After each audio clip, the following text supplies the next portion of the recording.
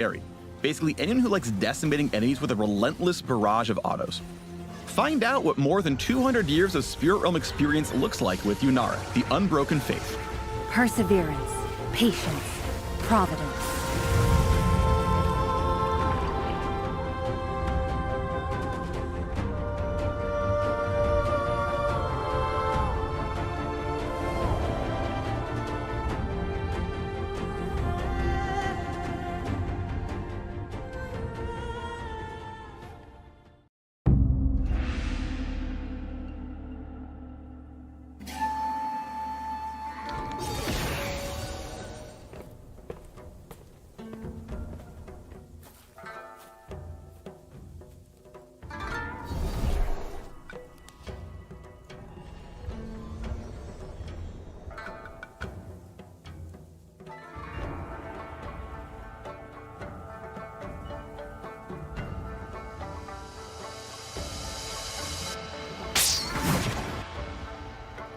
ここに集まったのはそれぞれが力を試し神殿の巫女の力を最もふさわしく扱えるものを決めるためだ。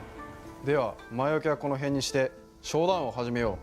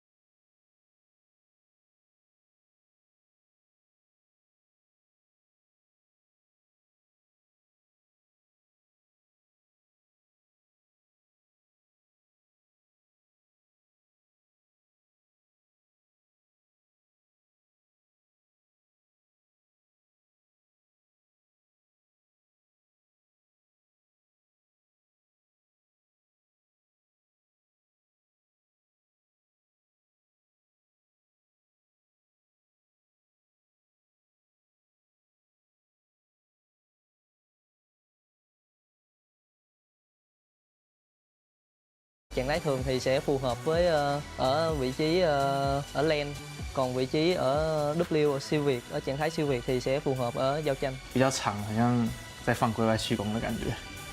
ユナーラの E が思ったよりも早く動けるし、クールダウンも短いので結構連戦でも積極的に使っていいんじゃないかなっていうふうに感じました。哎，他们那里ブッシュ你近づけ还在睡觉啊？对啊，哦，这不是来了。好，那第一个走好不好？啊！哎呦，W，哎，可以直接杀他吗？でウルトのダッシュの挙動もすごく速いので相手からしたらすごいやりづらいだろうなっていうふうには感じます。我觉得他的大招有点像，就是他把他的3招都强化了。まあ個人的に感じたのは、ゼリのウルト中かなっていうふうに感じました。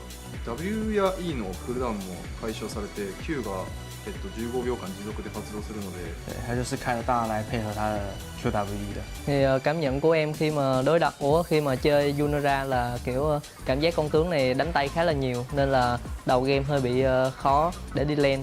Còn về giữa game và cuối game thì tướng khá là mạnh. Theo em nghĩ thì nếu muốn chơi vị tướng này thì mọi người cần giữ vị trí trong giao tranh phối hợp với đồng đội. 我觉得对上他角色的话，就是趁他在 Q 还没有叠起来之前跟他换血。 상대 막 이즈카르마나 이런 견제기가 좀 좋은 챔피언 있으면은 힘들 것 같다는 느낌을 받았어요. Theo em nghĩ là tướng để phát huy tối đa sức mạnh của Yunara là những vị tướng có khả năng bảo kê trong giao tranh, ví dụ như là Rakan hoặc là Lulu. 他感觉是需要发育起来的英雄，但在赛场上就是下路不太适合太发育，他需要有一点能够战斗的能力。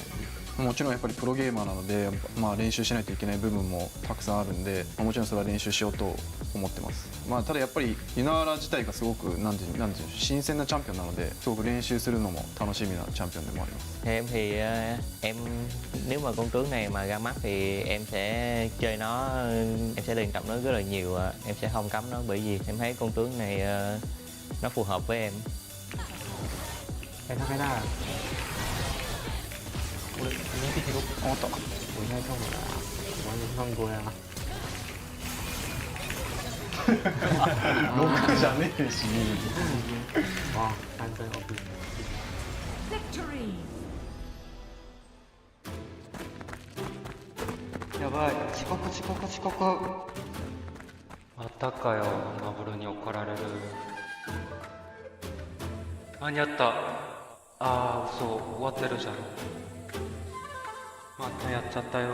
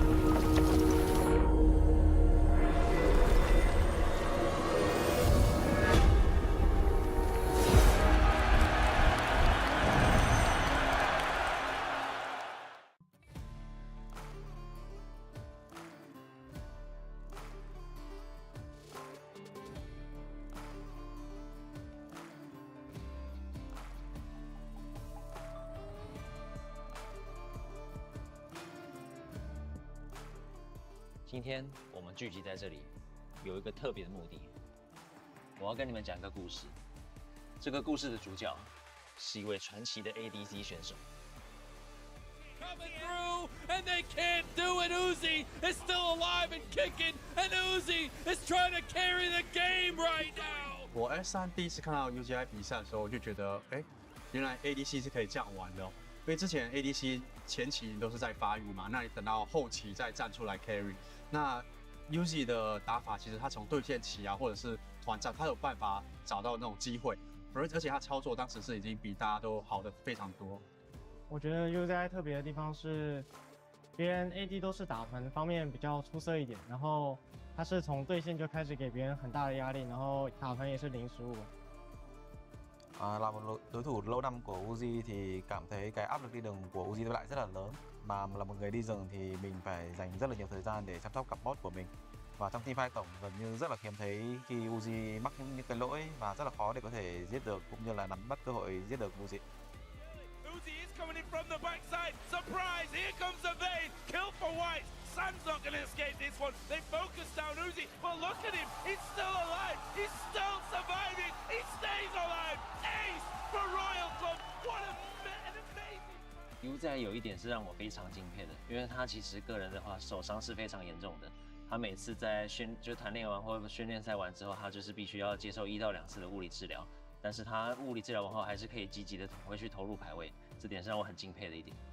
我觉得当一个职业选手，你休息了2年再回来职业场上，其实是非常非常困难的一件事情。因为其实你这1、2年的时间，你已经不习惯了这个高压力的训练。因为其实我们职业选手训练量是非常大的，而且你还要打比赛，你面对的压力其实是很大很大。那这2年，我相信 UGI 在休息的时候再回来是非常難的一個決定。那我想看他回來的時候，我覺得就是他對於打電競這個事情是非常的熱情。Sau khi nghỉ 2 năm thi đấu chuyên nghiệp thì khi mà quay trở lại thi đấu chuyên nghiệp thì rất là nhiều điều mà mình rất là tự tin trước đó, hay là những cái mà luyện tập hàng ngày mình luyện tập rất là nhiều thì cũng không còn những cái lửa như đợt trước nữa, cũng không thể nào mà theo kịp được những cái thời mà mình từ trước đó mà mình luyện tập nhiều hơn, mình tự tin vào những cái phần này phần kia và thật sự là một quá trình mà mình phải bắt đầu lại từ đầu để có thể tập luyện cũng như là làm quen với nó. Take second blue, but that's going to be about the end of it. Instead, it's going to be bottom lane. Gorilla going in onto Uzi, dropping the ignite, able to find the initiation. Uzi with an expert dodge to get away as Ming gets out as well. S13我跟他在 EDG， 那是他生涯的最后1年，但是我还是能感觉到他的胜负欲特别强，我也从他身上学到了很多好的地方。 Uzi đã ảnh hưởng và truyền động lực cho mình thì mình thấy là sự nghị lực và chuyên nghiệp của anh ta khi mà mình thấy những trận thua của anh ta thì anh ta sẽ không bao giờ bỏ cuộc và thường thì mình thấy là sau mùa đó thì anh ta sẽ trở lại rất là mạnh mẽ nên là mình học được tính cách đó từ anh ta. Whenever I watched him play in the past, whenever he made his plays, I'd say he always looked super confident. So I think whenever I try to perform on stage or practice scrims, I always try to play with full confidence in all my games. 之前的话，我可能是作为一个观众的视角在看 U 仔比赛，然后 S8、S9的时候，我是作为队友在他身边看他打比赛嘛，然后实际上看了他的操作之后，就发现这个人的技术真的是精湛到一个不行。 EDG are backing away. Uzi is still looking for it. Can't get it. He's going in now. You've got to watch those prey seekers as 1x in all by himself will get hit down by Allah. And Cal, can he do it? Uzi, the flash away was huge, and Allah now wants to chase down Cal, and he gets him down. Flash that vein emote as EDG go clutch.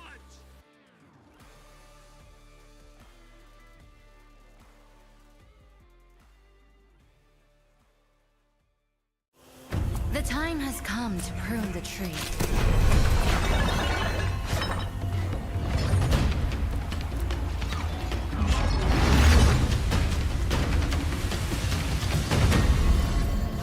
Much has changed, and I do not understand why. Not truly.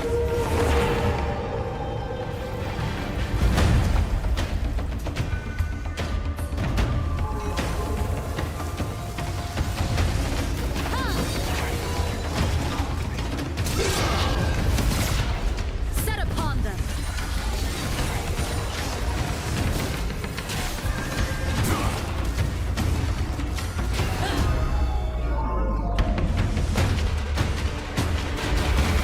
The eye sees, the fist crushes.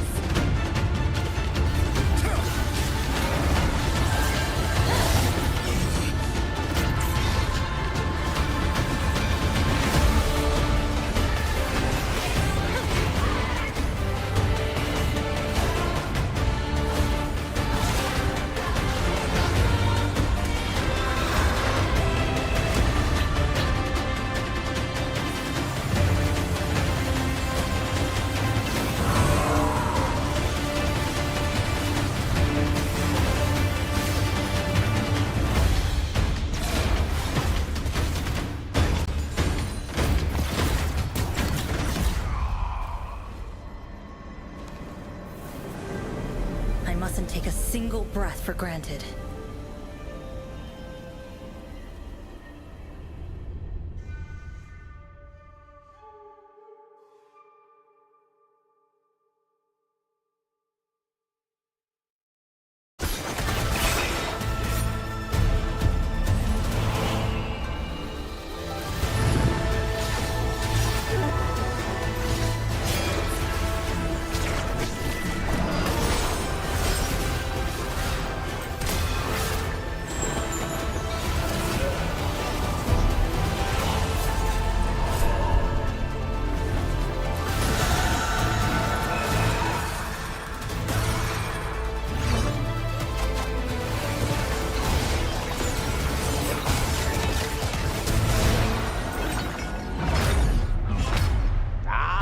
It's okay. Let's go, let's go.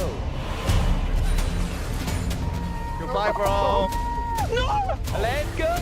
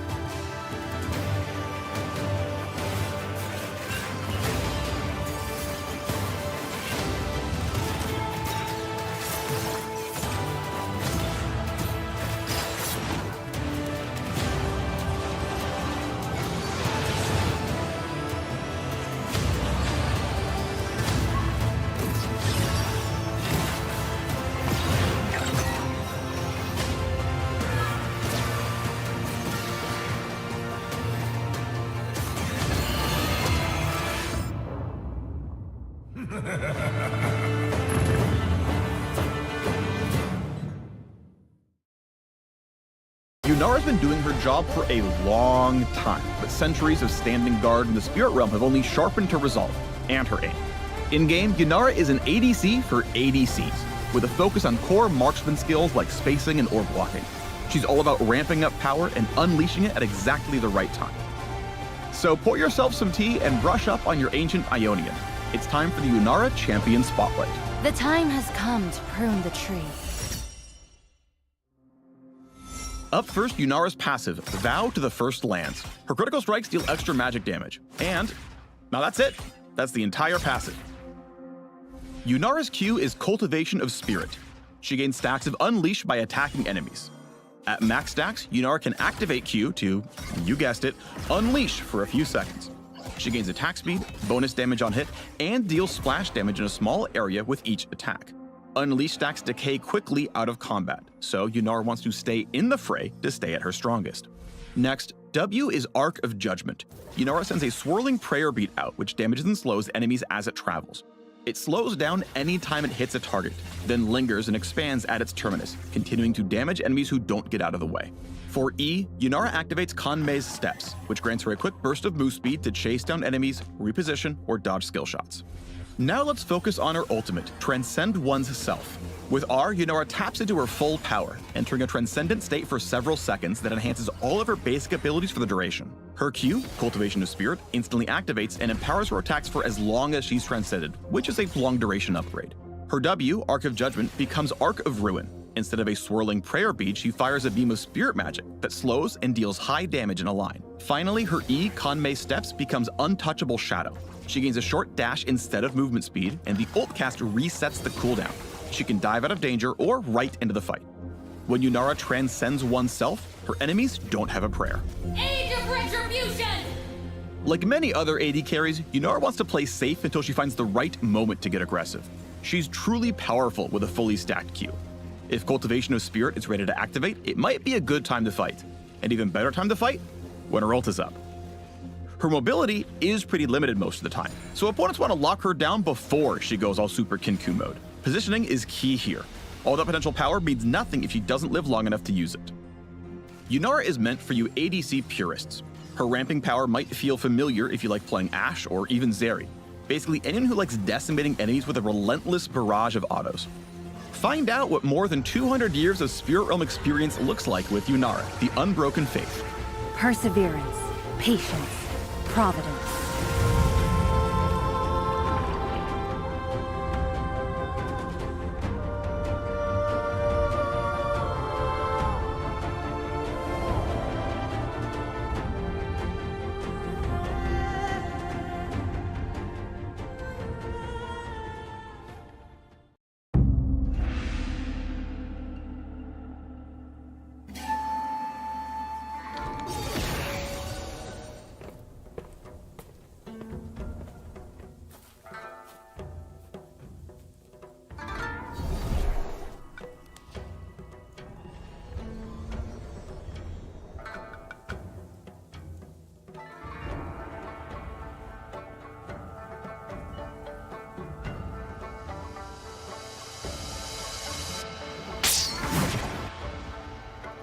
ここに集まったのはそれぞれが力を試し神殿の巫女の力を最もふさわしく扱えるものを決めるためだ。では前置きはこの辺にしてショーダウンを始めよう。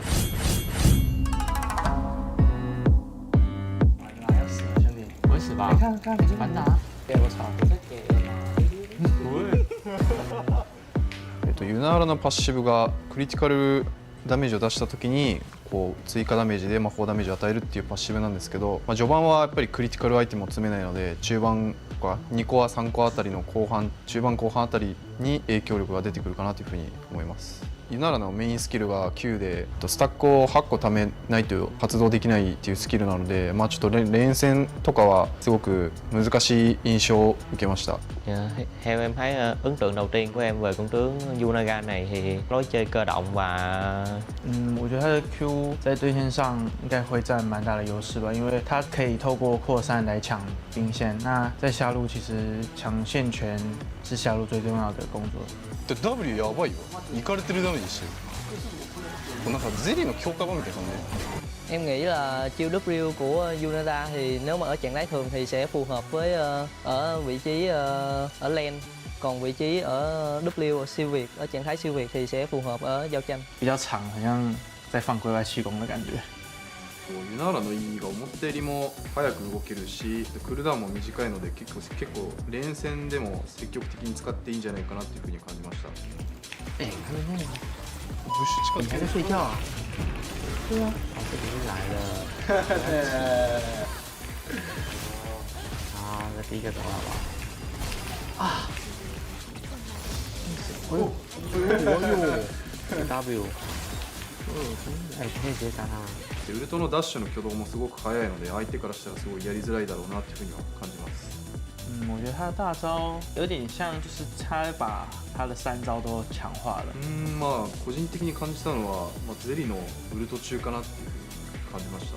W や E のクールダウンも解消されて Q が15秒間持続で発動するので，对，他就是开了大来配合他的 QWE 的。Thì cảm nhận của em khi mà khi mà chơi Yunara là kiểu cảm giác con tướng này đánh tay khá là nhiều nên là đầu game hơi bị khó để đi lane, còn về giữa game và cuối game thì tướng khá là mạnh.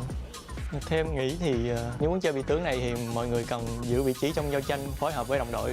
我觉得对上那角色的话，就是趁他在 Q 还没有叠起来之前跟他换血。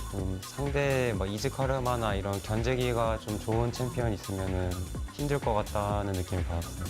Theo em nghĩ là tướng để phát huy tối đa sức mạnh của Yunara là những vị tướng có khả năng bảo kê trong giao tranh, ví dụ như là Rakan hoặc là Lulu. 他感觉是需要发育起来的英雄，但在赛场上就是下路不太适合太发育，他需要有一点能够战斗的能力。もちろんやっぱりプロゲーマーなので、練習しないといけない部分もたくさんあるんで、もちろんそれは練習しようと思ってます。ただやっぱりユナーラ自体がすごくなんていう新鮮なチャンピオンなので、すごく練習するのも楽しみなチャンピオンでもあります。 Theo em thì em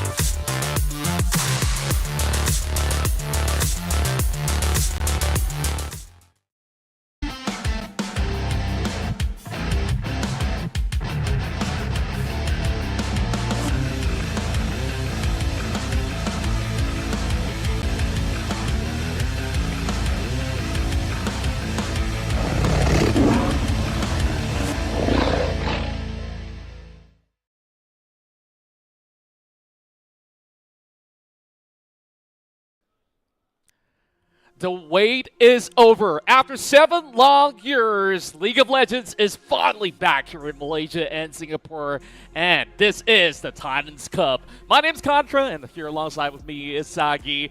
It's such a great pleasure to finally be able to cast League of Legends again.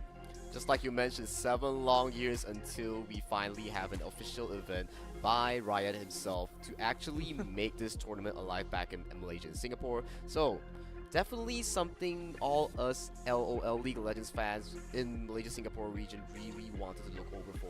That's right, and of course all this is powered to you by Riot Games themselves, and of course big shout out to our official chat partner Secret Lab, and all this also was executed by Easy on Air for us to have a great time all together. So we'll be broadcasting our quarterfinals over the course of this weekend, and next weekend is where we're getting our semifinals and of course our grand finals. Man, I'm already stoked to jump right into the rift, but before we even get there, let's take a look at the brackets real quick on who are we having for our top 8. So for today, we're definitely looking at Charisma and Fairy Charm in the quarterfinals, along with our second match being with Sparky and WNY, also known as Win and You here. So that will be our first 2 series for today. Following tomorrow, we'll be seeing Meow Gaming versus SYNAU. And the last series of the weekend will be with Mana Potion and All Luck 2. With the tournament format, it is a single elimination, best of 3 all the way until before the grand finals, which is a best of 5. And the most important part, we are playing with the new addition, which is the Fearless Draft. That's right, and 72 teams have to go through the gauntlet, and now there's only 8 left. Speaking of the Fearless Draft, all these teams out here, you can say that they don't really have coaches, analysts to actually navigate around the draft, so it'll be really important. But what's also important is that these teams are fighting for the prizes, and that's 5K on the line. 5K on the line with the champion bringing home 2,000 ringgit back to their pockets. But I think the real deal here is winner advances to the LCP wildcard playoffs here. You talked about it, 7 long years of wait, and finally, this is shining onto our future players right now. So that is their shot to becoming a potential pro in the near future. That's right. I'm definitely looking forward to see who's the new names that will be taking over the throne and represent MYSG well throughout the LCP wildcards. And of course, kick things off, we have the charismatic 5 of Charisma to take on Fairy Charm, who will be looking pretty charming later on. And up next, it's Sparky versus Win and You to wrap up this series for this evening. But to kick things off, we're looking at a very stacked roster for both of these sides. Fairy Charm fielding Nico Desu, and Charisma has also got a solid stack within them. This is definitely going to be a tough fight. It's definitely going to be a tough fight here, but bringing back the topic of the Fearless Draft that you mentioned here. So all these strong picks, the one-trick ponies coming into the tournament, they might be a bit nerfed based on their hero pool, so we have to see what they have in store for their large champion pool. Not a champion portal, but we have to see a champion C coming into this tournament. Yeah, especially in the grand finals when it's a best of 5, that's where we get a wide range of variety. But in the best of 3, game 1, they get to pick whatever's best fit for all these teams on what their idea is in the form of execution. So I really want to see that full potential coming out for both Charisma as well as Fairy Charm. While looking at game 2, if it pushes all the way to game 3, I think that's where these teams will tend to struggle a little bit. I do have to agree with you as well. It is about the long term, right? When you go into the game 3 is where your hero pool starts to shine. How many champion mastery do you have in the back of your pocket?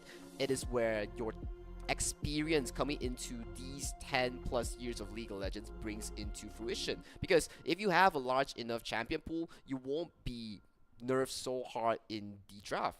Yeah, true enough. And what's exactly meta? Are they really well adapted to it? Especially now with the very current patch where you have buffs to a lot of all these AD items, such as Blade of Ruin King. So it definitely allows room for even more wide varieties than your usual Ezreals that's been dominating, you know, the MSI circuit in that essence. And of course, that being said, this ain't no Gen G, but we're looking for, you know, the next prodigies. And out of all these 72 teams that have participated, I'm pretty sure that we're going to see immense talent coming out, because a lot of all these names are absolutely fresh to us, where even some ex-pro players, they tried as hard as they could in those best of one grueling format throughout the past couple of stages.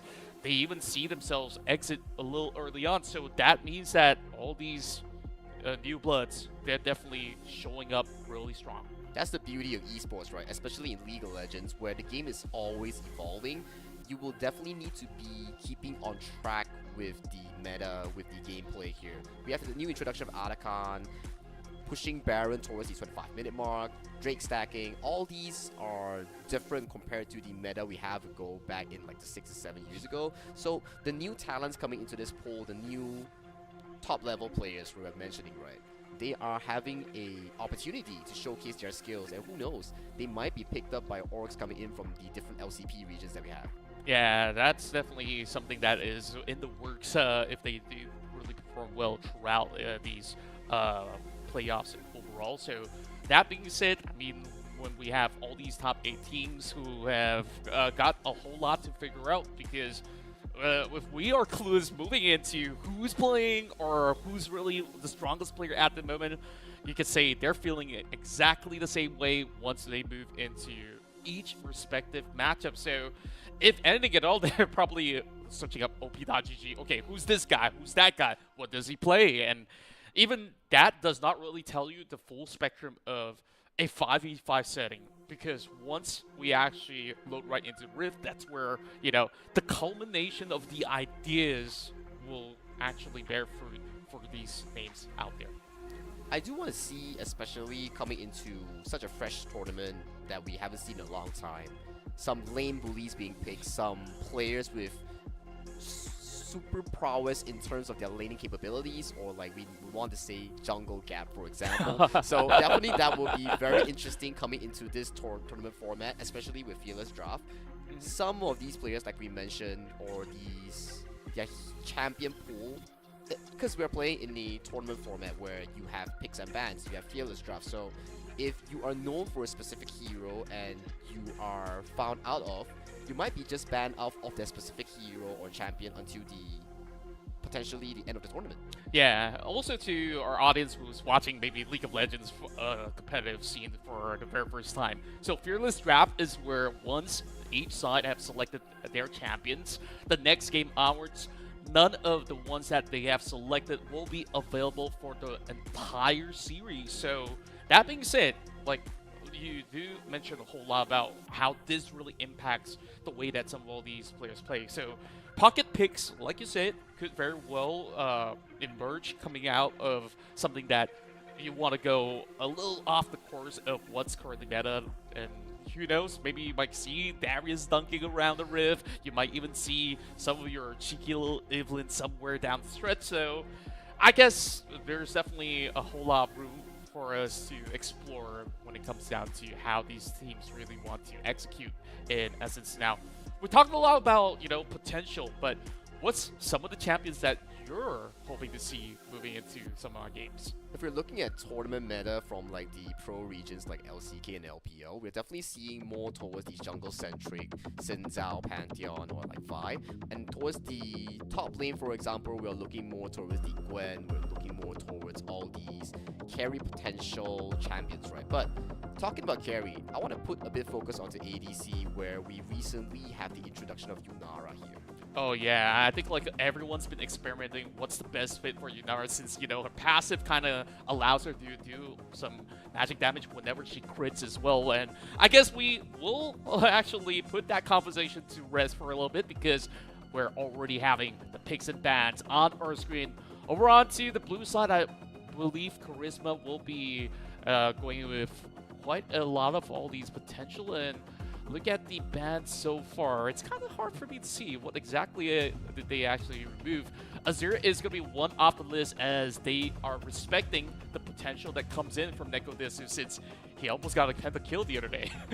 Well, that's the beauty of coming in from League of Legends, right? You can never ban out a specific player if he has a deep enough champion pool here. And just right off the bat here, we're already seeing like 2 champions on the mid lane being locked off that are very popularized in the pro regions, being Azir and Talia. Yeah, and as we quickly follow suit, there's definitely a lot of consideration to really deny all these hot route control at the very same time. So look at the list. It's going to be a Caitlyn ban as well, since, you know, she could still, you know, abuse some of all these trades in the early game, and it just generally have a smooth process to really hit her item spikes heading into the mid game as well as late. So I guess that's something that the rest of Charisma is hoping to navigate around, so that there is just going to be a little bit more priority for them to get the bot lane going for Kina. Yep, exactly. And we are looking at another Aurora ban as well coming into this first game draft. And I'm loving the Sivir pick being picked up coming in from Charisma, because this hero, this champion has been buffed in the patch right now. Your spell 2, your W can now bounce twice on a single enemy. So that's definitely going to be a form of a buff here coming into the laning phase, especially on the Sivir pick. Yeah, true enough. Once you actually get the util up, you can already see the power spike when it comes down to wave clearing, and it's also a draft that doesn't really tell you the full spectrum, especially when you're on that blue side. So still, Charisma can really look around what else could they actually add to the table. While with that Rumble pickup, it definitely gives a little bit more of that pressure in those team fights when you have pretty much the equalizer drop right in between the field. And now to also layer it upon what the Varus can also offer. So the moment that he shackles everybody with his ultimate, it is going to be a very tough way out for the rest of Charisma, and that's where I guess those spell shield comes in handy for the Sivir. Coming in from Fairy Charm, like you mentioned, right? The Rumble and Varus being picked up. Yeah, definitely looking for absolute lane domination here. Coming in from an analytical perspective here, these 2 champions, they have a very strong laning prowess here. So being picked up on the side of Savasky and Ice Lemon Tea here will add on to a lot of lane pressure against Charisma as well. But talking about the last 2 picks here, we are seeing Karma and Gragas on the blue side of Charisma as their first phase. Yeah, I really do like that. There's just a lot of all these flexibility that's upon what they are currently feeling. And in essence, with the Karma being picked up, very likely than not, you're going to be seeing the Karma going into support role. Although, you know, some people will be cheeky to park it up mid lane or even in top lane as well. But it pairs very well with the Sivir, where you just essentially negate whatever poke potential that there is coming from the Varus with the piercing arrow. And they also have to be very careful, because now that the Silas have been brought up, then they gotta think, is there going to be more big plays that they're thinking of on their final 2 picks? Because you could easily just steal it away. They can steal away indeed. Like, just now Charisma did show or did highlight that they do have an intention of going for the Twist of Fate here. So Nekodesu hovering towards that Silas does make sense, because with the ultimate you can steal away and mimic the ultimate of the TF here, so you can match the map pressure coming in from this pick here. But talking about the Varus pick here, a very good point that you pointed out here. Varus, why is this so strong here? Aside from the laning dominance coming in from this hero or this champion, he can also pivot around 2 builds. The poke build coming in from the Vitality build, or the on-hit build if he's required to go towards that mid-game power spike. Yeah, one build that I'm not hoping to see is the AP build. I mean, they've already got so many AP champions on their side. So it's also great that they've also banned out the Galio, so that Nekodesu can actually have a little bit more of that safety net, and there's hardly going to be much more form of a threat over mid lane. So on the second phase of the draft, that's where we're going to go on to the side of their charm to really see what do they really want to secure, because they have yet to actually lock in their jungler as well as their support. So probably a little bit more beefy frontline could be essential for Fairy Charm to really look for those dives, and hence why that Nautilus is currently being presented right here. So this is looking super scary. I see your eyes just got pretty much widen up for a second. Tell me, what do you think about it? Okay, imagine you're a Nautilus. You cast your ultimate onto one single carry here, and the equalizer just comes blazing in, coming in from the Rumble from Fairy Charm here.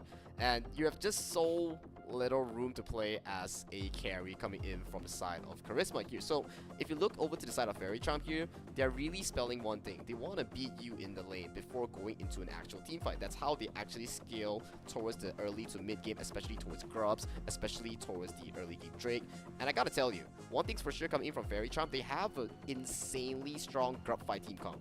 Yeah, I really do like that you actually point that one out. And look at the current situation, plenty of crowd control as well coming from Charisma. And I really do fancy this Sejuani pickup, especially with the Glacial Prison. You can just easily charge right through and being perhaps supported by the Gragas to also bail you out with, you know, the explosive cast. There's plenty of ways that Charisma can actually poke and prod for some of all these team fights, and I think that's pretty much the name of the game for them. But tell me about Fairy Charm, that final Jarvan pick. How is this one going to go? What exactly are they focused? Is it going to be those early game prio that we're looking for coming from FC? I think this Jarvan really rounds up the team comp coming in from Fairy Charm, and it also counters the side of Charisma. Because one thing's for sure, you're looking at immobile carries with no solid dash coming in from the side of Charisma. You have the Rise, you have the Sivir here. Yes, they are really strong coming into the mid to late game stages of the game, but that's what Fairy Charm wants to forbid. They're extremely strong from the early to mid game team fight. Once you unlock the Cataclysm at level 6 here, you're locking the enemy mid and ADC into your Cataclysm here, and they cannot escape. Once they burn their flash, rinse and repeat, you'll be seeing a mountain, levels, and layers of engage coming in from Fairy Charm. That's right, and this is definitely looking super exciting on how this one actually plays out, because honestly, it's so technical in terms of execution on both ends, right, when it comes down to those 5v5s, but essentially, in terms of tempo, I really do like that there is a little bit more of that early game prio on each respective lane for the side of Fairy Charm. So perhaps if they could actually take it to the next level, then they could just snowball out of control. So Fairy Charm, this is what I really do like about the draft, where it's still pretty much effective moving into the mid and late game. But let's talk a bit more on Charisma as well, right? We talk about how strong Fairy Charm's early game is, so they will definitely have to rely on Grub stacking, on Drake stacking to actually force Charisma to fight them. Because if you look at Charisma, they have an insanely strong front to back team compositions with very solid scaling coming in from the Sivir and the Rise here, and you have sufficient peel coming in from the remaining 3 champions as well, like the Karma, like the Sejuani, like the Gragas here. So if we look at it that way, if Fairy Charm does not really secure a solid lead in the early to mid phase here, in towards the later stages of the game, probably like we are looking at 4 to 5 items here, Charisma will be given a time to scale up, and that is where they will shine here. So it's a battle between how well Fairy Charm secures their early to mid game, or how well Charisma can negate that aggressiveness coming in from FC. Yeah, I think like we're really spot on the explanation, right? Because the moment that you allow even those leads going over onto the side of Charisma, any form of misstep as well, that just allows them to really get those spike even faster, where they're already looking for the long game. And we also have to keep an eye on that mid lane battle overall, because Rice, specifically to match up against this Silas, he could just easily just rune prison him and just get back into safety. So it is definitely a very huge consideration when you could just also port out of the battle if push comes to shove. So Charisma, I definitely think that they are having a really solid long-term game plan overall. They indeed have a very long-term, like, solid game plan here. That's why for the side of Fairy Charm here, they will be looking at a few things. Early game dominance at the Grubs, Drake stacking to make sure that once they are at soul point, they are forcing the side of Charisma to come forth and face check them, because with the amount of setup coming in from Fairy Charm, that is going to be so scary for the side of Charisma to actually face check them. That's true. I mean, all this talk, we really want to get some action going. Of course, those of you guys who are either co-streaming or even watching right now for Titans Cup, tell us your predictions in the chat right down below, as we will get this one underway when we load right into Summer's Rift. Man, I just can't tell you how much this actually means to us, as we are finally getting some of all the competitive scene back here in our shores for SG as well as MY. And we're also seeing a wide variety of all these teams really having a mixed bag. I mean, with players coming from both sides of the region, really actually formulating their own 5-stack. Some of them have always played Flex altogether already, so it's actually great to see. You know, like we have a wide variety of different kind of ranks, but even right now, 5v5, sometimes those ranks don't really matter. It's really how well the bond actually molds them all together. That is exactly true here. Especially, I want to see who will be our new star coming in from the MYSG region. Will it be Nekodesu? Will it be Sparky here? What are they looking to prove coming into the series here? Because they were once almost like, I think they were ranked 1 as well in the MYSG ladder here. So coming into tournament format, coming into the competitive scene, at least semi-pro for example, they will definitely want to prove themselves. They are not just a bunch of ranked pros, they're an actual player that can convert themselves to a competitive landscape. Yeah, that's what we really want to see, and how far will they take it? I mean, by right, in the Thailand's Cup, everybody in the top 8 is already considered winners, but we really want to see a representation that could actually take it to the next level, and perhaps we might even see them play right in the LCP as we now move right into game 1. It's Charisma to take on Fairy Charm, and already we're seeing a little bit more of an aggressive approach to really drop in a vision of work right over onto the camps, and it seems that Kai being spotted out is not going to even budge at all. Well, the early ward does give a lot of room for Nekodesu to play the lane aggressively. At least there's information on where Kai on the Sejuani is starting the jungle camp here. So it gives Nekodesu and Ben a lot of rotation advantage here to make sure that they can play aggressive, especially at the Skull Crab or at least at the level 3 mark. Yeah, really proactive approaches coming in from inside of Fairy Charm to really get those deep vision right through. So they could always track wherever the Sejuani goes, and Hino's just going to do exactly the same, just in hopes that this is not going to be an invading Jarvan right at mid-3 onwards. So over onto the mid lane, Rise versus Silas. Now, this is definitely a little bit of a tough hustle. I mean, early levels, you can just have the E to really zone out your enemies if you're going to be on the Silas, but even so, that Rise is going to be absolutely respectful, and Pikachu it's going to be a big spot about for it, and Prudence is going to be able to please get some of all the exchanges done with a little bit of poke already on Sparky. And look at that deep work coming in from the side of Gruded on this Karma here. It's planted so deep into the side of the red side jungle here. So at the very least, they have information on Ben on this Jarvan. Where does he start in the jungle camp here? And we might not be seeing so early on this Jarvan 4 coming up with a flag and drag gank like we see the level 2 famous gang style of the Jarvan 4. Flag and drag into the flash, making sure that this Rise or these solo laners cannot be able to step up.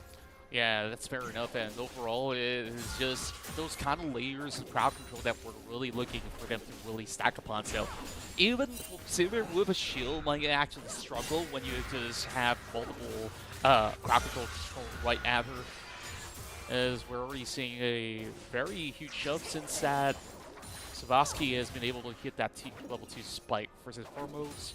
And Sivir, as Sivir, you don't really want to push your lane so early, so that's some really good safe play going on. While mid-side, we're already seeing a little bit of a CS lead going in favor of Neko.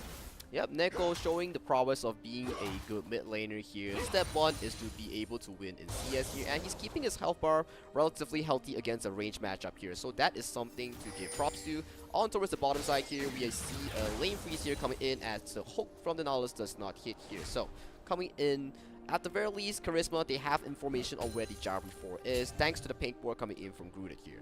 Yeah, great spatial awareness is the key to really have some of all these early leads. And look at the exchanges. I mean, Rumble traditionally is a lane bully with the flamethrowers and the this fight. So here comes the first gang right over the top side with the arrival of Kai, looking to secure first blood for Charisma. Ooh, timely gank here coming in from Kai here. Mid lane gets chained up and gets executed here. Kills going over to the mid and bottom side coming in from the side of Fairy Charm here as they secure 2 kills on the board.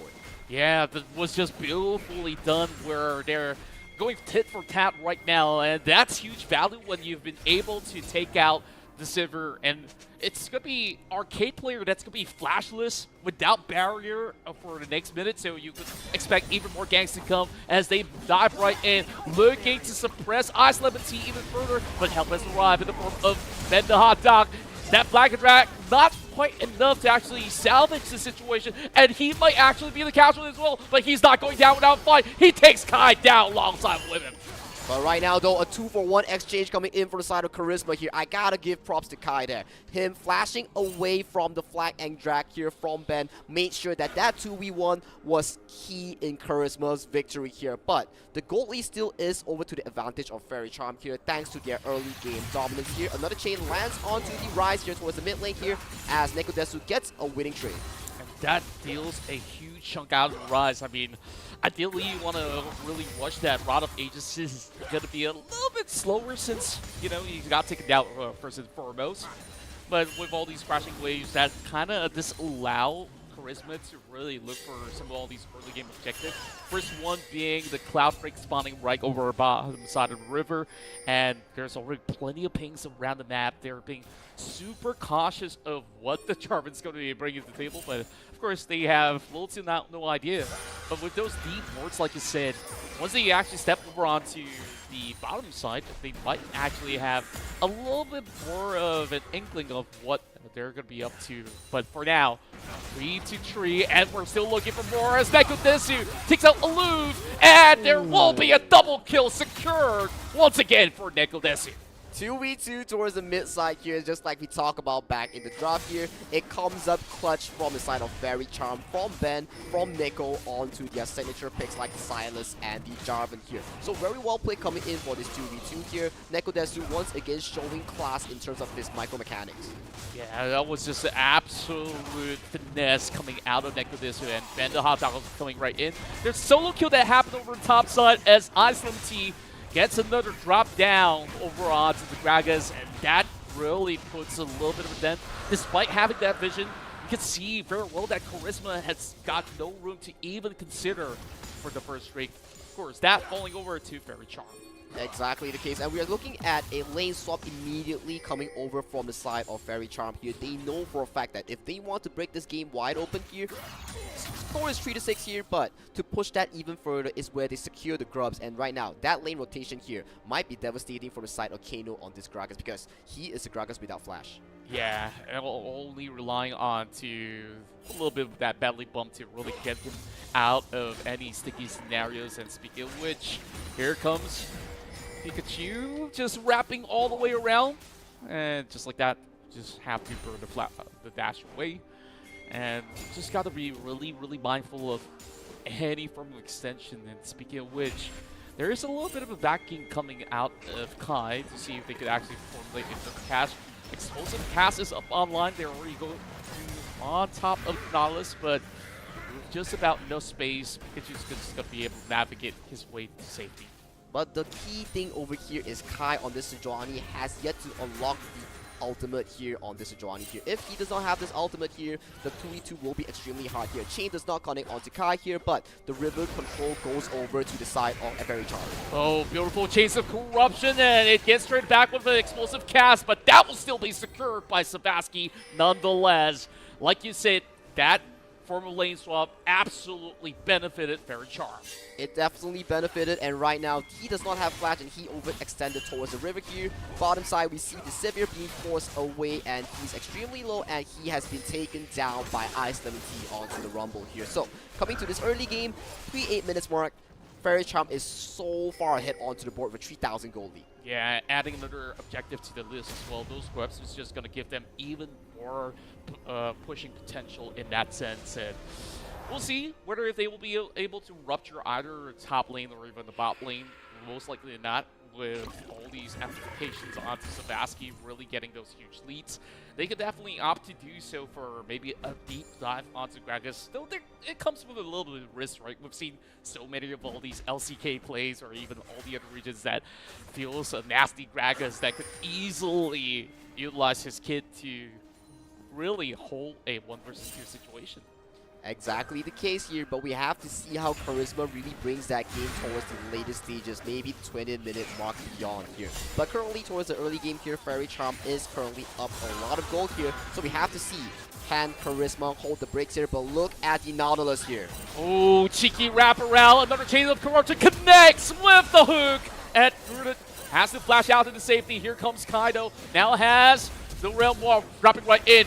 Aloof moves forward with a flash, and they will really peel out of the way, and just about enough to clip onto Sparky, not enough to bring him down just yet. Ooh. And with that snipe, he gets the killing spree. Savaski forced to use the barrier here as Arcade player flashes with the boomerang here. So a 2v4 play expended here coming in from Fairy Charm here as Pikachu looks for re-engage onto Kai here. And they managed to get both of them at the very same time. Nikodesu looking for a deep dive, but it is Kai locked out of play, and he will go down. It's now 10-3 in the form of Fairy Charm's full dominance, and a deep dive from Neku. Neko secures another one in the list, but that's a little bit of cheeky coming in from Pikachu as he gives one consolation back to Charisma.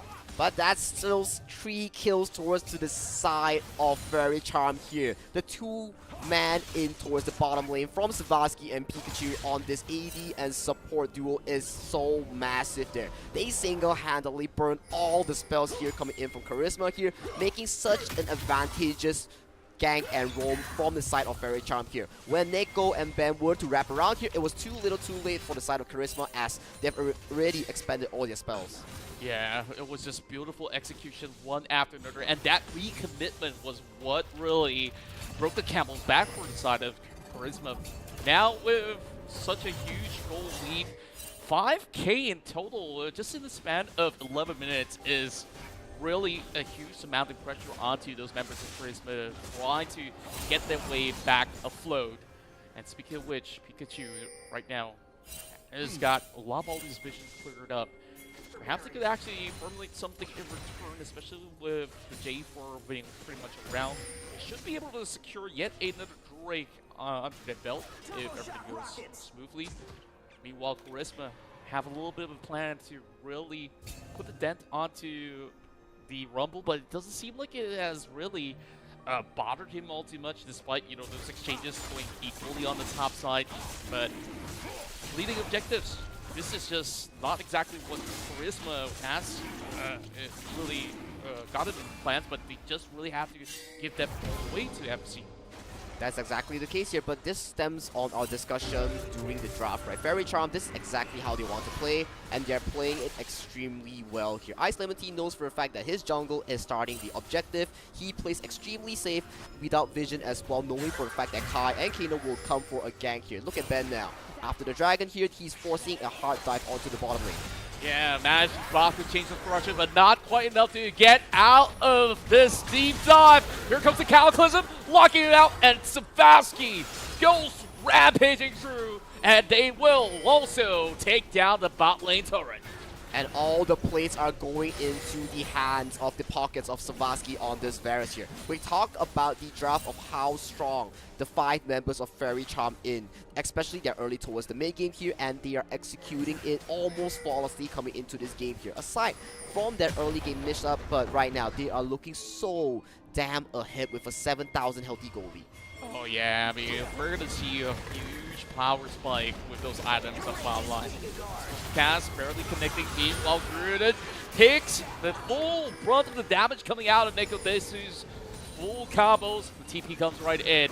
Barely enough space for Kano to even get anywhere out of that situation. And another TP comes through, and now this Rise has got himself stuck as well.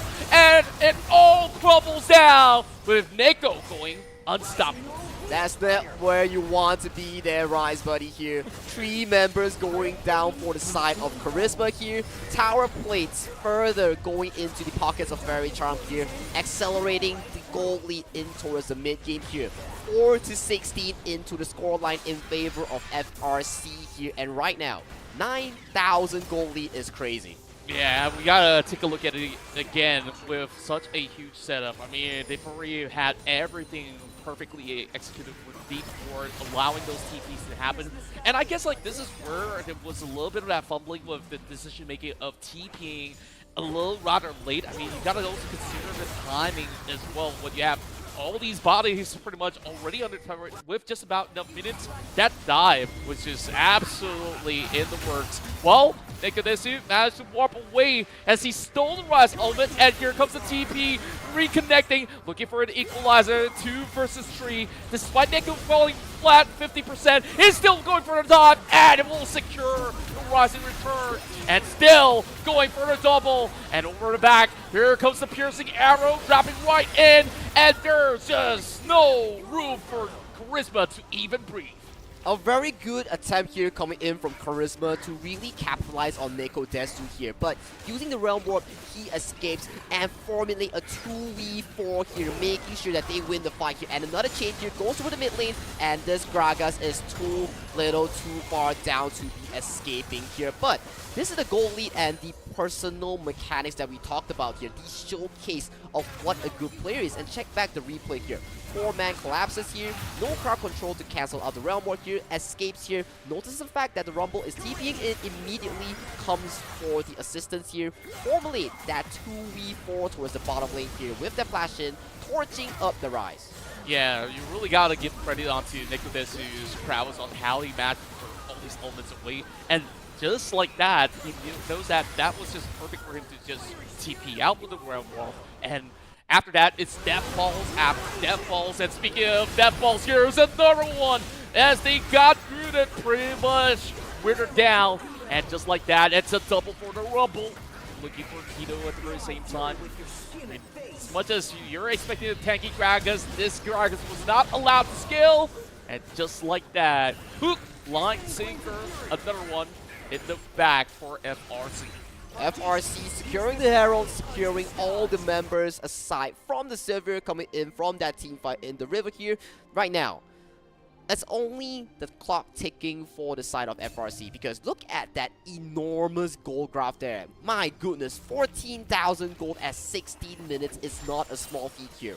Comparing to what they have right now, they have the Herald here. So the next two pushes coming in from the side of FRC will spell disaster for Charisma, because that will be the game-winning push. Yeah, I think like we want to see a little bit more of that cohesiveness coming out of Charisma, right? Like any form of pickoff right now does give a lot of value, because each shutdown is at least 500 gold at the moment. So perhaps they could actually work on just getting one and bailing out of some of all these fights. They're already finding Sparky, so that is going to go over onto the Sejuani. Kai needing to actually look for even more, but here comes the collapse with the rest of FRG charging right through. Locking it in place, Kai's going to need to knock all the way back with the explosive cast being stolen away. The equalizer follows through, and they're looking for the deep dive onto Aloof. And Aloof looking to turn it around, but the Cataclysm just drops right through. Bend the hot dog will secure them the ace to wrap this one out. 4v5 coming in from FRC, but they have so much goal lead here, making sure that that 4v5 was not close at all, even without Sparky on that Varus here. That just shows how far they are ahead coming into this team fight, because one thing's for sure, FRC, they are all stacked with items right now. Yeah, look at all the items as we're already having the Thunder Sky as well as Black Cleaver up online. But, you know, plenty of assists coming out of Banda Hot Dog throughout it all. But more importantly, you take a look at the rest of these builds coming in from the rest of the effective members. I mean, Sparky, you know, getting all those kills, he's got only 2 items, and it's already dealing a chunk, right? Can you imagine just slotting him in the queue? He wasn't even present in that team fight just now, and for the side of FRC, they won that 4-0 clear here, and another exchange comes towards the bottom lane here, but come on, FRC is so damn far ahead as of this point. Oh, they cannot even get any form of trading being done, and just like that, Arcade play got melted down, and here comes Sparky. Chains of Corruption does connect. Perfect for Nikodesu to set up the dive, but he gives his life up for it. Grudit will eventually go down. He's just got to take his sweet time. He misses the arrow. I mean, he's just playing with his food right now. He is indeed playing with his food, but he misses the arrow here. Grudit does give him that penguin dap up to actually show him who won that 1v1 battle here. Herald has been spawned towards the bottom side here as the side of FRC. They are looking to further cause structural damage on towards the map of the side of KRZ here. So, right now, it is looking kind of grim coming in from Charisma, because FRC is so dominant. Yeah, this could very well be the last fight if it cannot really hold firm. But thankfully enough, Shelly's just going to be able to do that big chunk without the presence of huge minion wave. They will be having a little bit more of a reprieve. So Charisma now really have to let the dust settle for a little bit, get those farm up whatever camps that they have to clear out just to get, you know, a few more items, whether defensively or offensively. They just gotta ensure that they don't get collapsed upon with any form of those big plans of pickoff coming in from FRC. Speaking of pickoffs, here comes Neko. Neko looking for the 1v1 onto Kano here. There is no members coming in from the side of KRZ to really support this lone Gragas here. Cannon does send him to the backside here, dodges away from the barrel here. Troops are coming in from the side of the Rise here, but still, too little too late. You guys are all scattered here. The Rumble burns down all members of the backline of Charisma here. 4 kills towards the pockets of FRC. Kai, lone survivor onto the Sejuani. That is the last remaining member. With 20 over seconds on the death timers as well, so this really does allow FRC to take full control of their base right now, securing themselves another, the first inhibitor of the game, and looking to also tear apart the top lane. We have seen games like this before where the Sivir are allowed to inhibitors, and then the Sivir, she just starts scaling up with the ricochets, making sure that she gets all the gold that she needs here. So, coming into this final stretch of the game here for FRC here, they're extremely lively in terms of their gold. They're super stacked in terms of items here. We gotta see, can Charisma stall enough time for this Rise, this Sivir to scale towards late game, as Kai might be caught out here. Yeah, it really feels like they're just trying to stop the recall, but Kai gives his life up for it! That does not work well. Meanwhile, Glacial Prison being stolen away allows Neko to also get Grood in the process. That's who looking for the entire squad and the scuffle, as it's going to be that Cataclysm blocking out Arcade Player. That is going to prevent him. Barrel being dropped right through. Kato's going to be the last member standing and leave none to bits as FRC is in full control of Game 1, taking out the first game of the series.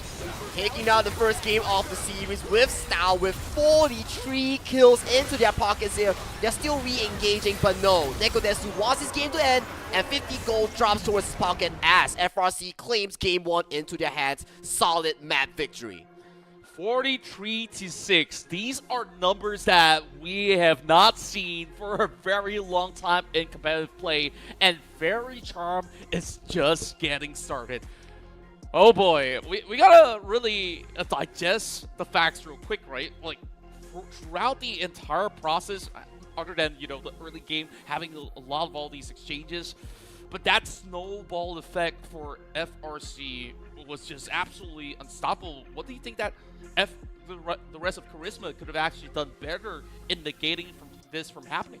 I do think that Charisma did not really respect the early to mid game power spike coming in from the side of our boys in the red. With the picks such as the Jarvan, with the picks such as the Varus and Rumble, they are extremely strong for the side of FRC into early towards the mid game. So for the side of like Charisma, you gotta really respect them in the early to mid phase. Make sure that you give up some form of the objectives here, do some proper warding, make sure that you scale towards a comfortable marker where the Rise and the Sivir get to do DPS in a very safe environment here. But it's FRC we're talking about. They're extremely good in making sure that if you give them a gap, they're gonna tear open the gap and make sure that have a very big goal lead. Yeah, I think like now they really have to go back to the basics, right? Because when we take a look at even the early game, there was small nuances where, you know, just micro mechanics that allows Neko to really get some of all these slow build-ups ahead of where we're seeing those deep dives happening over the top side, getting those first bloods for FRC, and then it was getting a little bit more unimaginable, despite, you know, Kai actually putting a lot of effort on his Sejuani to truly try to get this Gragas up online. Perhaps what they really needed to do is to really ensure that the mid lane is going to be in the firm control, then you can actually have more impact, especially on the Rise when you're supposed to use that realm walk efficiently to really help your team out. I do have to agree with you because one thing's for sure, the snowball happened right after the 2v2 win coming over for the side of Charisma. They really lost the game at that point because the 2v2 was so solid coming in from the side of Fairy Charm here. But let's check out the highlights real quick to see what really happened here. But this is also a pivotal point here coming from the side of Fairy Charm here. 2v4 and getting a response kill coming in from Sparky thanks to the arrow here sniping rooted on this Karma here. As of this point, all of Charisma had no spell at all, and the cavalry coming in from FRC is just wrapping right around the corner to collect the final few kills as they expend all their cooldowns. Yeah, they also quickly realized that they were pretty much funneled right after that botch approach of a dive, and that just allows the rest of FRC to also go in for a dive of their own, just like that. And that's where it really shuts down the Silver entirely out of this matchup, where you're, I believe, trying to let his skill, but there's just nowhere else that's actually safe for a farm. And then objectives after objectives, they were slowly being taken down, and that was just a clean cataclysm into the equalizer setup that really propels them even further ahead. And thanks to the Thunder Sky coming in from Ben, he survived that fight until the very end here. And Kano on the single Gragas here, too little too late, covered by all the members coming in from FRC, just fighting around the objectives and taking this 4v5, for example. Sparky was taken down, but the goal lead is so massive coming in from FRC here. The 4v5 coming in from the core members such as Ice Lemon Tea, Ben the Hot Down, Nekodesu, and Pikachu with the clutch engages was just so easy in these team fights coming in from FRC. Yeah, it was just beautiful stuff coming out of each respective member out of Fairy Charm. And, you know, the very last pick of Jarvan really proved so much value, and especially when you have so many of all these crowd control layers. The Flag and Drac does not care. Like, you could just easily reach out to the backline. And speaking of backline, there was a point where Savaski, it was, of course, playing around, getting some of all these kills going into his back, and just trying to push themselves to the limit for a little bit. So Fairy Charm right now in the driver's seat. I believe that they got even more up their sleeves going into the upcoming draft, so I'm absolutely excited to what they bring to the table next. I am excited to explore here, especially we're talking about the Fearless draft here coming in for this tournament format. So I want to see, will the side of Fairy Charm continue their aggression with a different playstyle and draft here, because they are proven to win you over mechanics and early game team fights here. So the way they formulate their draft into the game 2 here, we have to see what kind of hero and champions they actually draft that allows them to repeat the same success in game 1.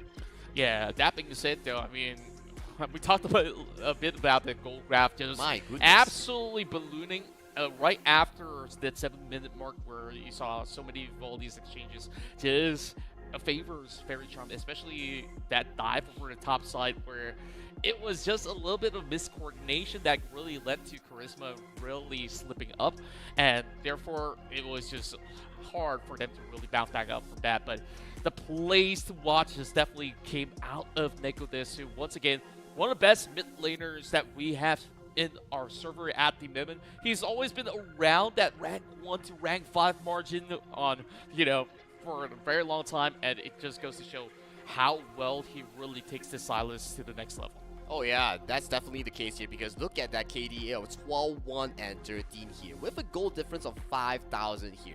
You were talking about ballooning the gold graph at 7 minutes here.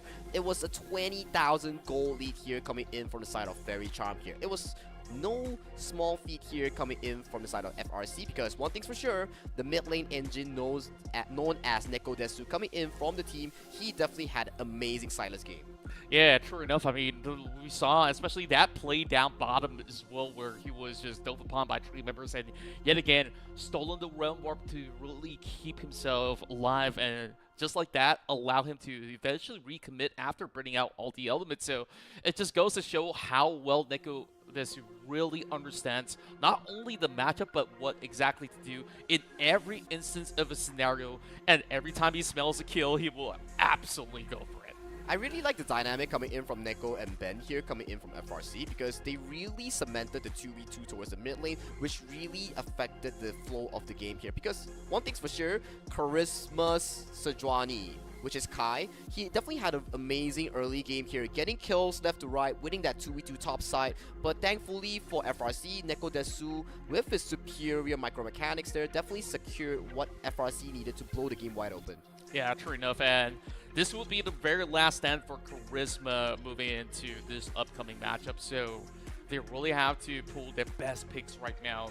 Arguably, you know, Sivir has been away from the meta for a very long time. Now that she's even relevant, and in game one, that pick was being burned away. So what else would you be looking at in the form of ADCs in the pool? I'm thinking maybe Yunara could also be shown up if they're comfortable enough, but that champion has only been released, you know, a couple of weeks ago.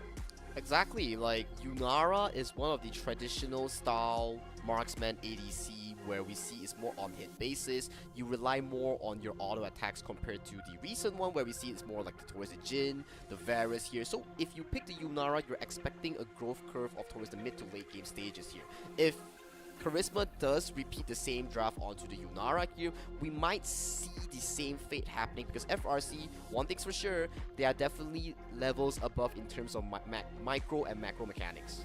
Yeah, that being said, I mean, perhaps this is where they really want to switch it up and play a really high-tempo matchup with, you know, strong early game picks to try to create a little bit more of a situation where they can trade evenly, despite, you know, we saw micro-level decision-makings that may have resulted to what eventually became an FRC win. So Charisma, they got the right ideas. It's only down to execution at this point. I have to agree with you because one thing's for sure, their draft last game was really well-rounded. But the only thing that they have to do, it's a big difficulty as well because you have to stall out the early towards the mid game. Make sure your Rise and Sivir has sufficient gold and space to do damage here. But the snowball coming in from the side of Fairy Charm was so massive that all the fights were really forced onto the side of Charisma here, so they really had no choice here. So the main thing coming into Game 2's draft for Charisma here, they have to fight fire with fire here because if they want to compete in terms in the early to mid game, that Kai, the Sejuani that we saw in Game 1, he really proved that in terms of early game tempo, he was making moves around the map. Yeah, it's all about that kind of conversion that can actually propel them up ahead. And despite getting a couple of W's in the form of those exchanges against the Rumble, it doesn't really put too much of a dent on top of the Rumble because ideally the bigger threat right now is like the Silence. Nobody was able to really control Nekodesu at a certain point in time, despite, you know, you dropping the Glacial Prison, you dropping everything else. It was pretty rough, but, you know, that was game 1. Game 2, right now, we're going to see, you know, a new iteration from both ends, and we're already seeing a switch of side. Fairy Charm will be starting on blue. Fairy Charm will be starting on blue here, and once again, Talia has been banned out in the pool here, along with the Vi here. We've seen the Vi-Ari combo here, so that won't be available for this draft here, coming into game 2 here. And it's fearless draft here, ladies and gentlemen. So map 1 picks coming in from both sides, at the very least, are not available for their respective teams. Yeah, and there's still perhaps certain consideration of thinning out the pool of what specific mid lane champions could be played by Neko, could maybe give them a little bit of better time for Aloof to be able to really get slight edges when it comes down to how they really want to play this one out. But Fairy Charm, you know, Barry is going to be starting things off with the first pick. I really do wonder if they're going to go for something that's a little bit more flexible, just like what we've seen so far on the ideations of Charisma, because when you're on the blue side, you either really want to secure something really strong, unmovable for your very first pickup, or you just don't want to reveal any from your card. So we'll have to see Ice Lemon Tea on the pick right at this moment, as they're still in consideration. There's about 5 seconds, and we're looking at a Scion already, and very likely to not, we're going to have a little bit of bossy time over on the top lane. We might see the full damage Scion here coming in from the side of Ice Lemon Tea here, or the traditional tank build here to be the pressure absorber here. So there's also a potential where we've seen so far, if you're a Scion, you will utilize the level 1 Decimating Smash here on your Q and roam down the bottom side. Once you get that gank in, you will teleport immediately back to your lane here. So that's a form of cheese or strat that we can see coming in from Ice Lemon Tea here. For the side of the bans here, I think the Gwen ban coming in from the side of Charisma here definitely allows this I-70 pick here to be really realistic here, because one thing's for sure, you're not fighting against an insane scaler like Gwen. Yeah, overall, there is definitely a lot of all these answers into how you really want to match up to the Scion in the form of, you know, the side lane pressure as well. If you allow the Scion to really, you know, chunk out your turrets, or even allow those grubs to fall in favor onto Veritram, it could be trouble up ahead for those members of Charisma. Now we're looking for that double pickup of Elise as well as Tristan. So you can see that the game plan right now, dive. FRC is going to play extremely aggressive, while for the rest of Charisma, you have maybe a little bit more of a mixed bag right now. Zach to go in for the engages, and we're seeing, well, I'm not too sure if Mistport is going to be the answer, but if it's going to be the case, then it's a lot of poking for the bot lane. Well, that wouldn't be the case here, Contra, as the Nocturne has been locked in for the side of Charisma here. The Elise here coming in from Fairy Charm here, they definitely want to repeat the same success that they have back in the laning phase of Game 1, because one thing's for sure, this Elise might be going towards the hands of Pikachu on that support role, because one thing's for sure, this support Elise is so strong in laning phase. That Cocoon hits, you're gonna see a Tristana hopping right towards your face with the full burst here. So, Charisma, if you want to avoid the same fate as of Game 1 here, you gotta amp up the laning phase here. Yeah, I really do love that kind of game plan as well. I mean, it's still a flex pick. You might even see it in the hands of Ben overall. That's going to be on Elise. So we'll have to see on the phase 2 what kind of bans are we actually getting. Xayah, just to negate a little bit more that safety net, especially when you have a Nocturne that goes in with the Paranoia, it makes things a little bit more simpler in the form of engaged tools that they have. And also keep in mind that this Zac being flexed right now, either you park it as a support, or even you put it up against, you know, the Scion, you can always disrupt whenever he wants to go into hammer down all these minion waves. So that could be a decent answer, but I'm not really thinking that it's going to be the best form to really go up against the kind of output that Scion has. I think one thing's for sure coming in from a Zac in towards the top lane here, it has a very stable laning phase where if you go for the Conqueror setup here, you can actually win out the Scion thanks to the blobs that heals you up and the combat ability towards the early game here. So that is still an available option, because locking in that Nocturne does mean that you are cementing it towards the jungle. So early game pressure coming in from the side of Charisma here will be very seriously heavy, because you're not like the Sejuani that can be making plays pre-6 just like what Kai did last game. You're playing a post-6 jungle along with the mid lane here. So we are looking at a Nocturne and Twisted Fate setup. And these two are global ultimates we're talking about here. And what better way of matching it is than the Galio that's been hovered from the side of Fairy Charm.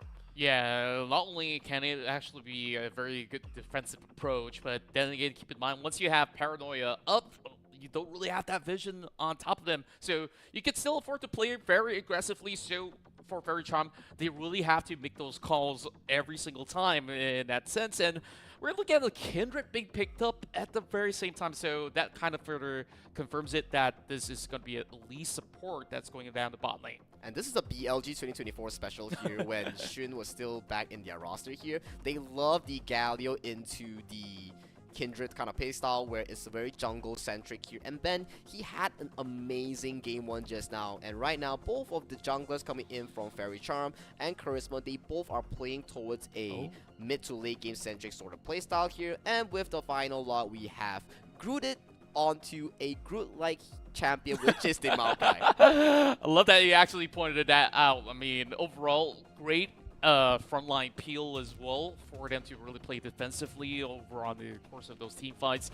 Now, I really want to see how well could they allow Ben to also skill onto this Kindred at the very same time. You allow her to steal a couple of camps, she's just gonna get more and more lethal with, you know, all these massive attack speed, as well as her ability range, as well as attack range will just increase the longer you allow her to play in the Rift. So a lot of pressure now surmounting onto those members of Charisma, right? So it's all down to Kai. Whenever he calls for that Paranoia, they need to secure something in return. Exactly, lights out, and they will have to secure something in return here. But you gotta think about one thing as well here. Picking that Kindred means that they are gonna be fighting a lot for the jungle resources, such as the Skull Crab, such as the early game Dragon here. So it's a rinse and repeat coming in from the game 1 success that Fairy Charm actually has here. So we have to see here. Will the side of Charisma be able to handle the pressure that Fairy Charm wants to be putting on them? Because this Kindred definitely, this pick will want to be invading your jungle, getting those marks, making sure that these Scuttle Crabs are in their favor here. Because one thing's for sure, Scuttle Crab revolves around your lane priority here. And coming in from Fairy Charm's team composition, they have a lot of lane priority. Yeah, and you know, you talked a little bit more about the mid and jungle duo setup that we have.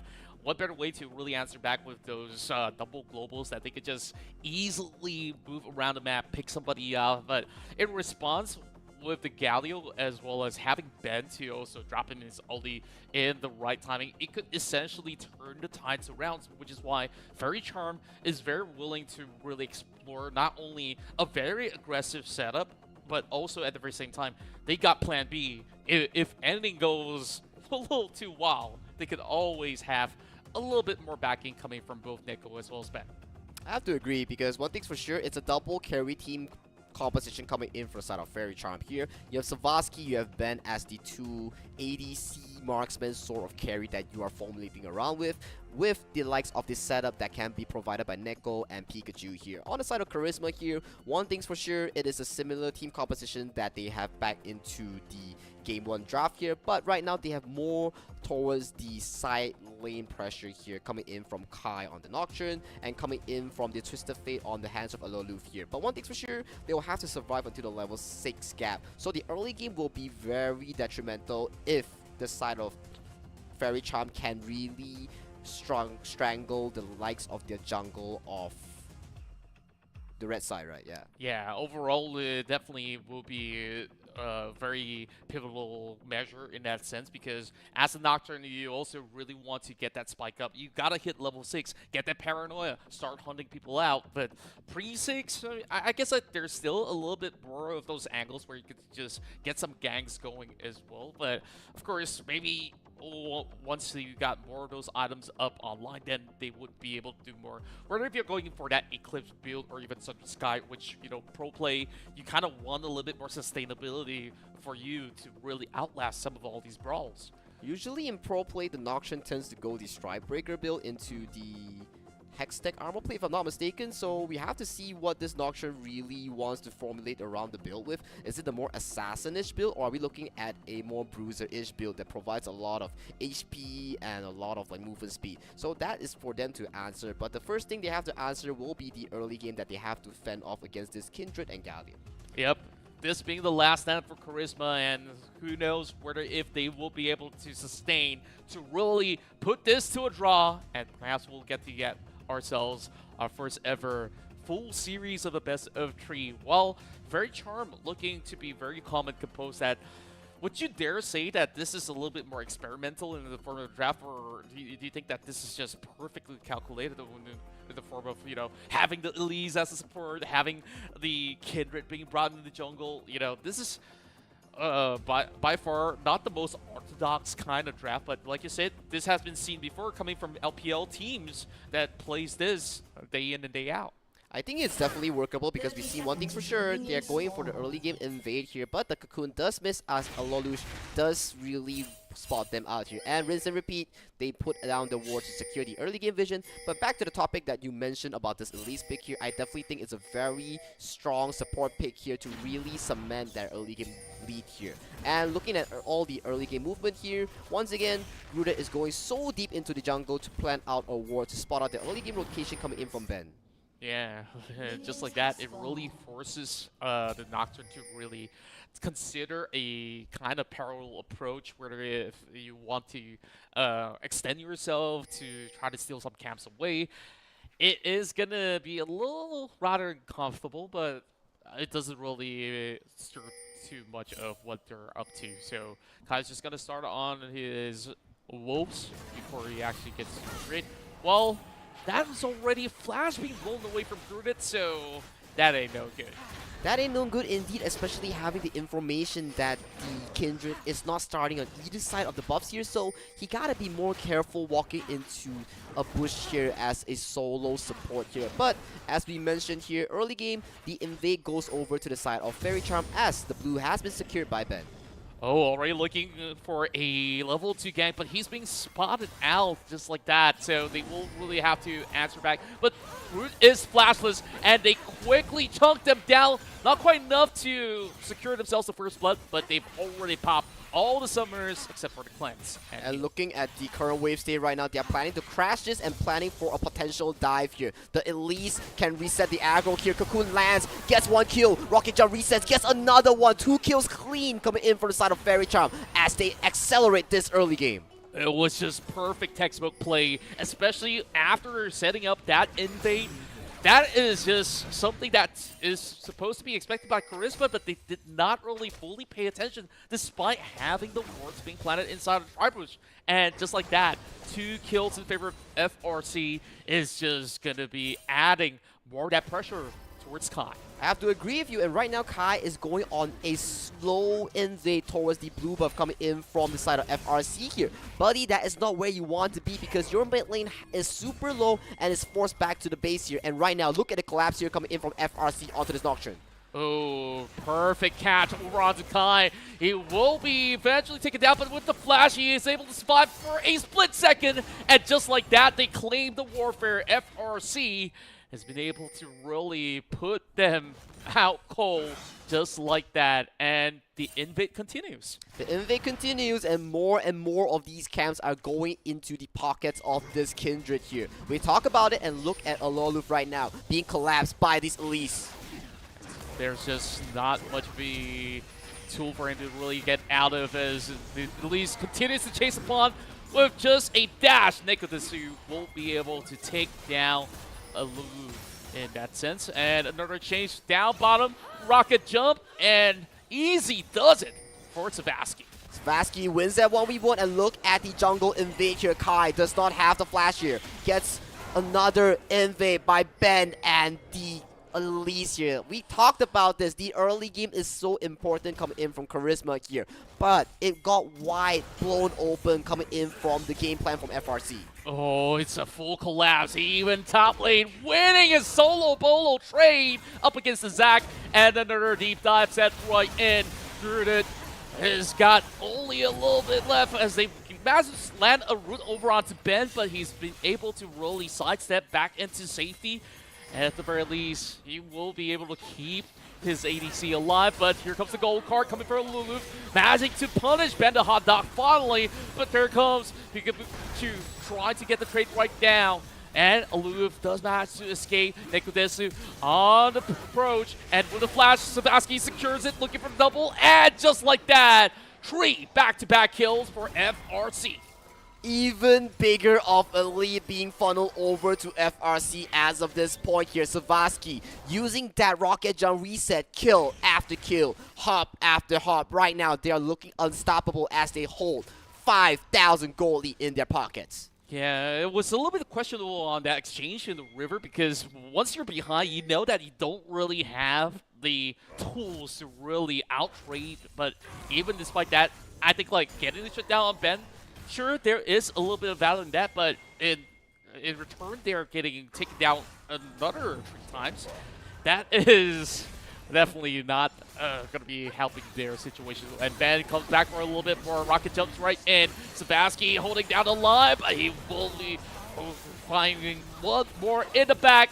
Looking for Grudit. Grudit slowly murders down, but Ben the Hot Dog willing to give his life up underneath the turret for them to also secure Kai in the process. That's what I call baited coming in from Ben here. He sacrificed himself, baiting Kai to come forward to save his support Grudit, but sacrificing himself as well, making it a 1-for-3 exchange for this Kindred here. And already, 8 minutes on the clock, we already have 14 kills going over to the favor of FRC. At this moment, I'm not even counting the goal right now as the dives just keep on coming, and easy does it with that final. Well, he got exploded, and oh, Pikachu there, you know, not so careful with the turret shot there, getting poked out, but Gruda though looking for the 1v1. Oh, he managed to turn the tides around and gets a massive shutdown onto Sparky. And for the fact that he has to cleanse available, he knows that he's not going to be able to survive that. While Ice Lemon Tea tries to fight back, Kano has to flash away with the arrival of Ben the Hot Dog from the back to turn it around once again. FRC still in dominant control. The Scion is a tanky boy there, and without the scaling coming in from the Nocturne and the Zac here, you don't have enough damage to really take down this Scion here. And Ben, he's always lurking around his laners, making sure that he gets the help. And right now, another dive goes towards the mid here. Buddy, Alolu, you get taken down once again. And Gruda, you do not have flash here. Do not engage onto this, as you will be taken down as well. Oh my goodness, Cocoon after Cocoon, it does connect, and here comes the hero's entrance. It really locks Kai out, and with sure confidence, FRC hits the big 20. They hit the big 20, 21 kills towards to the side of FRC at just short of 8 minutes, right before Grub spawn here, and there's no dragon stacking to be talking about as of this point. And look at Sparky, he's going for another engage onto Arcade Player, but a failed flash comes from Arcade Player as he gets taken down by the rocket jump. At this rate, I don't think they even need those dragons, right? Like, sure, Cloud Drake maybe is a little bit of less value, but over here, Ben the Hot Dog forced to commit his ultimate. Kano looking to secure it for Aloof, flashes away. Can they still land the last killing blow onto Ben the Hot Dog? It seems like they have enough space, but Zac is just going to be pouncing upon him. Ice Lemon Tea knows that, well, I don't have my ult, I'm not going to participate. The Elastic Sling does hit, and right now, Ice Lemon Tea eyes on strong towards 4 members coming in from KRZ here. But look at the Nocturne, only level 4, and once again, bottom lane, it's a no man's land coming in from KRZ, because if the Kai'Sa does walk forward, you're going to be in for a treat. Oh yeah, it's a big treat. We're talking about Ice Lemon Tea, 1v treat. It's a Scion after all. It's going to take a while before you could actually chunk it down. Here comes Nico Desi. He still has does the not passive. really have the hero's entrance to actually join right in, but here comes Ben. They still have the Grubs online, and Gruda is going to be the first target. First one goes down in the hands of Ben the Hot Dog, and Kai has to flash away. Another flashing response, and just like that, it's going to be Nico pinning him down, gets him taunted up. Just waiting for the waves to crash, and Keto pretty much got himself stuck, so he knows he's got to trade with Nico Desu right at this moment. Right as of this moment, but the screen does pan over to the bottom side as Savaski gets the first turret off the game here. Panning towards the top lane, too little too late. Kano is so far extended towards the lane as the 25th kill goes over to the side of FRC. 9 minutes, and it's already a legendary Nico Desu. It is just no holds barred coming from FRC, where they're just multifaceted when it comes down to how they've been drafting at this Galio. Just this pick itself just holds so much value, and he's playing it super aggressively. Speaking of aggressive, Ice Lemon Tea kind of extends himself right underneath the turret. And as a Scion, you're happy to, of course, go blow for blow, get those craft stacks, if you will. And you always have a little bit of backing. And here comes the ult charging right through, still tanking under the turret. Arcade Player absolutely vulnerable for all the Buster shot to also connect as Savaski secures another one. And at this rate, it's going to be multi-kills per minute. It's hard to even count right now. It's hard to even count as they are approaching their 30th kill of the game here coming in from FRC here. They're looking to crash this wave, but Gruda, buddy, you have nowhere to go as you are covered by 3 members of FRC. Gruda goes down, and down goes the mid turret as well in a short moment.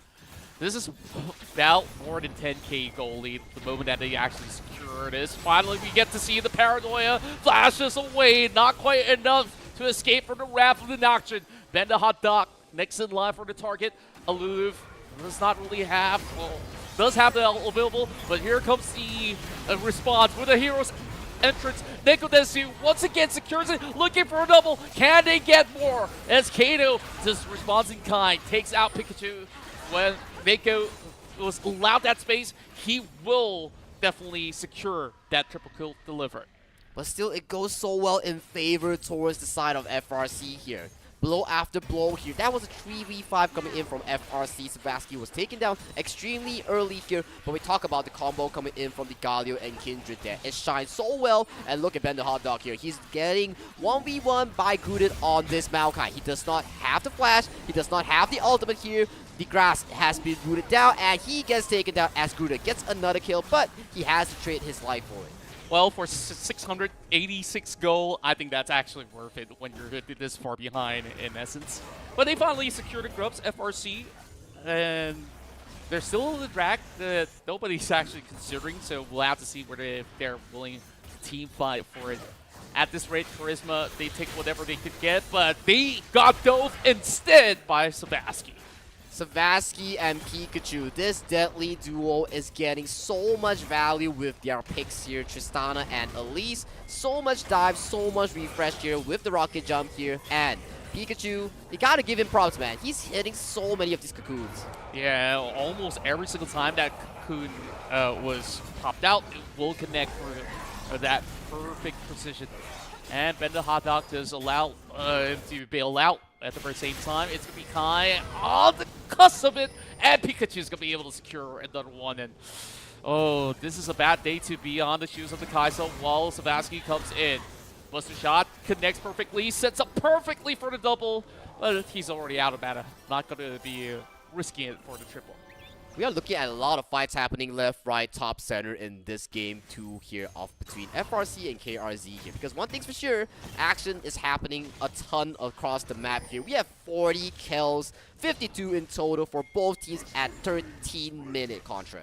Yeah, it's absolutely rough. We're looking at a 110 Nocturne. He's only got the Eclipse up online alongside with his boots in essence. So it's really hard for them to even consider trying to go for those objectives when your enemies are like 2.5 items up. Here comes a little bit of response as Grudit does actually lock on to Ben the Hot Dog as he overextends over the turret. And this allows Charisma to turn the toss around. Ice Lemon Tea. I mean, as a zombie, you can only clear some of all these waves, so perhaps this could be a little bit of a glimpse of hope for Charisma, if anything at all. I would have to agree with you because that was 3 clean kills going towards the favor of Charisma. They're pretty solid engaged here, and they were rewarded fruitfully, as right now we are looking back at the replay to see what has actually happened here. So we look at Ben here, overextending quite a bit here, being bounced back by the Maokai towards the turret here. Destiny Call, stun lock on to Sparky here. He does not have the cleanse, so he is forced down as well as 5 members takes down 3 members of FRC in this instant replay.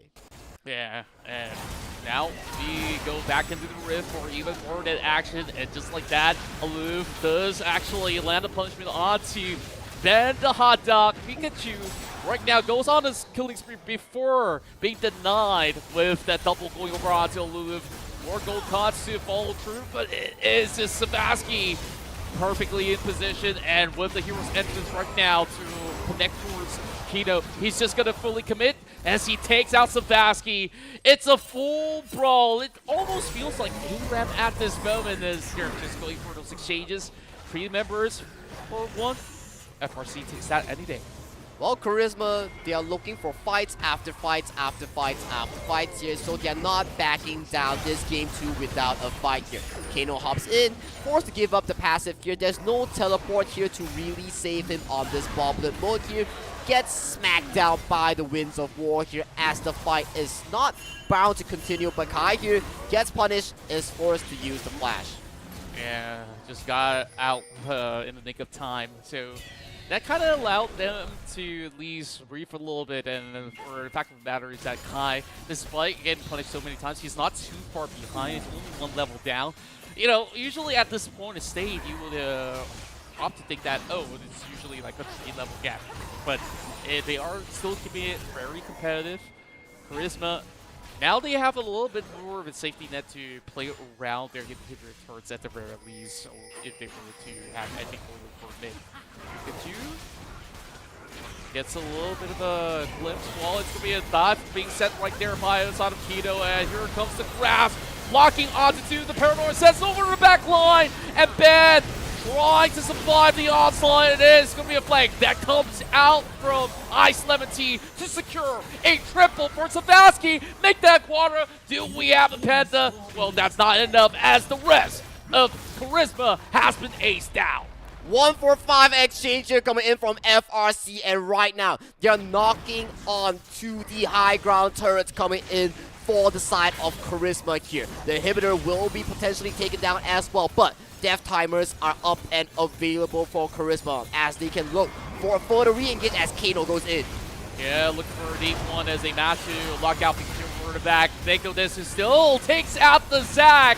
And with this collateral, despite Sparky being so low, he has to really get himself back into safety. They're still having Neko Desu charging right through with pure confidence. And that's a 3-man taunt that sets them all apart. And twice in a row, they get ace. FRC is gonna book their ticket for the semifinals. Beautiful 3-man taunt here coming in from Neko Desu. The flash taunt was so on point, securing the potential game-winning pusher as the Herald charges right towards the fountain here, making a U-turn as he fails here, but the fight erupts here. The Scion gets taken down. Zombie form is proc right now as we see Ben in the mix of it gets taken down as well here. So another breathing room here comes from the side of Charisma, but it is a open Nexus. My. I thought that it's actually charging towards the turret, but I think that FRC, they decided, you know what, let's have a little bit more fun. I mean, we got all day. 55-2, they're already looking to break the record that they've set back in game 1. And man, you gotta do that guy dirty with the replay right into the fountain. He gotta get himself a driving license or at least some driving classes, because that wasn't a very smooth U-turn there coming in from the side of Ben here. But another engage goes towards the mid side as we see Sparky getting caught out by the paranoia coming in from Kai here. So we have about 78 kills at 18 minutes here. It is absolute slugfest sure in a rip from MYSG. Pikachu at least managed to nap one as he does take down Arcade Player, an ADC for an ADC, and they're just charging straight for the Nexus. While they spotted Groot, and they definitely want more Neko Desu. Sets in the taunt, Kai's gonna be right there, but it's gonna be a 1 versus 3. Looking to take down Ben to the hot dog, but he is still gonna be able to secure that double kill. And there's only the Zac left, and all that there's left to do is to, well, clear up the rest of the turret. And they are looking at 3 times to also hit over on the Nexus. They really want to ace them once more, but I guess it's about time for them to lock in their slot into the semifinals as Fairy Charm will be the victors in the series. And Fairy Charm will be your first semi-finalist in our League of Legends Titan Cups Malaysia and Singapore. We welcome FRC with the Game 2 victory in this set as they were proven the much more dominating force. Man, I feel like dominating is an understatement right now. Like, this aren't your typical games where you're looking at, you know, blow for blow, where the results are, you know, 5k goal lead, 3k goal lead to really end the game. This is just an absolute stomp coming in from FRC to really set the tone that we're not just here for fun and games, we're here to absolutely crush the competition. Absolutely the case here coming in from Fairy Charm, because one thing's for sure, in terms of the micro mechanics coming in from the 5 players coming in from FRC, they definitely have what it takes to be looking as one of the strongest contenders coming in from the Titans Cup there. But the potential mishap coming in from their lack of discipline in certain games where they have too much fun might be a form that they have to take note of in the coming games. Yeah, of course, it's been a crazy wild ride in our very first series. We absolutely thank Charisma for participating and making it to the top 8. Well, Fairy Charm, I mean, they've earned their rights right now, looking to be not only victors, but absolute monsters in the lobby. So the rest of these teams definitely have to pay attention to them. I will definitely have to agree with you, because one thing's for sure, we have to look at how Fairy Charm dismantled the likes of Charisma in this game too. Because look at this team fight here coming in for the side of FRC, because one thing's for sure, this Riot is so damn tanky, and look at Nekodesu just marching up and making sure that this fight goes in favor of the side of FRC. Yeah, and when you look at the kind of target priorities, right, a lot of the times towards the mid and late game, Charisma has always focused on to bend the hot dog because he's always vulnerable, but keep in mind there's always those big ults coming from Nekodesu to also turn it around, and it's just all these dive bombs that really allow FRC to just really go absolutely unstoppable. Exactly the case here, and at the certain point in time towards the mid game here, we see FRC being more and more comfortable with their game here. They're just going blow for blow, having fun with their game here as they know the victory are in their pockets here. Just look at Sparky here. Resets after resets here, so confident. Yeah, great rocket jumps overall, and they were really extending themselves to the limit, to the point that there was this kind of events where it could be a potential turnaround for Charisma, despite them being very far behind. They still managed to really look for all these openings where we finally get to see that Paranoia and Destiny combo really bear fruit. And despite that, I thought that perhaps getting those few casts was enough. They looked to also recommit, and they actually got quite a number really done, until the point that there was just FRC going for that reset. Those item differentials were too hard for them to really deal with. And I have to agree with you, and just look at these engages coming in from the side of Neko here. He's looking for the damage here, and as the final nail in the coffin here, he positions himself slightly towards the right here, and that key moment, flash taunt for 3 members and securing the game. Back-to-back ace in less than a minute. That was absolutely crazy to even think that's actually possible, but here in MYSG, it is a lot of all these demons in the lobby, and some comes in a really cute form, such as Fairy Charm. So, goal lead, well, we're not even batting an eye in the form of that, where they've actually surpassed more than 10k throughout the process. I mean, there was some slight dips overall, and you can already look at the items that was being churned out, not only by the Saya, but everybody else on board for Fairy Charm just absolutely item diffed them. Item diff them due to the goal lead here, and they are extremely well fed in terms of items coming in from Fairy Charm here. Just look at the KDE here coming in from the Galio on the hands of Nekodesu. 16, 0, and 16. That is a lot of kills here on this Galio and a lot of map pressure. Yeah, and we just look at the track record so far. He even bests himself on the form of his performance on this Galio, just absolutely flawless. 16 to 16 assists, and just like you said, he was almost everywhere in those in the map with 54% of the kill participation. And this is just a full charge coming in from a Galio, where you're expecting Galios to be maybe playing a little bit more defensively, but not for Neko.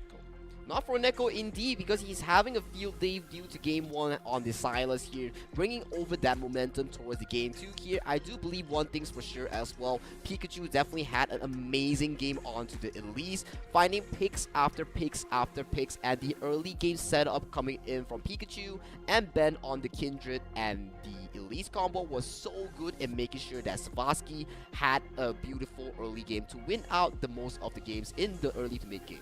Yeah, I absolutely agree, especially on those cocoons that kept on connecting. So that really made those dives so much more possible. That level 2 dive really have been able to really break this game wide out open. So that being said, our series have concluded for our first set. So later on, we'll be moving over to Sparky versus Win and You. And Fairy Charm is our first semifinalist to be booking their spot. And of course, we also do look forward for what happens tomorrow, where Mel Gaming will take on Sino, Mana Potion versus All Luck to You as well. So that being said, man, we really got to catch a breather. I mean, those games, absolutely explosive. I'm just glad that Fairy Charm is really setting the bar real high. That's the standard if you're looking to play competitive here. There are no easy games coming into today's schedule as well. Quarterfinals, top 8. You lose here, you will be sent home immediately. And for Fairy Charm, they progress to top 4. Coming into the second set, Sparky will be facing off WNY, known as Win and You. So that will definitely be an interesting series, as the victorious team coming in from that series will be looking to face off Fairy Charm in the semifinals as well. That's a scary afterthought, especially when you've just witnessed what they just did to Charisma. Once again, thanks to Charisma for really joining in to the Titans Cup, but right now it's all about the biggest Titans to prevail, and I'm hoping to see some of all these other Demon lobbies to be able to really match up to the kind of tempo that Fairy Charm has offered back in Game 1. So with that said, we'll take a little bit of a short break, and when we come back, we'll bring you more excitement here in the Titans Cup.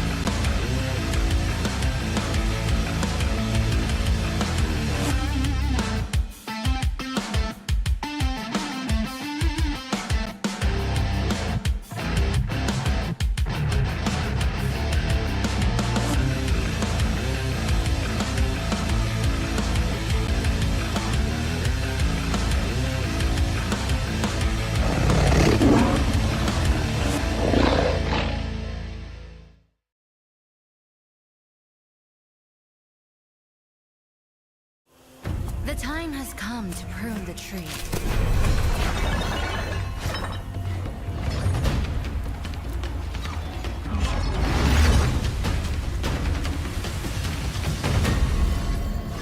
Much has changed, and I do not understand why.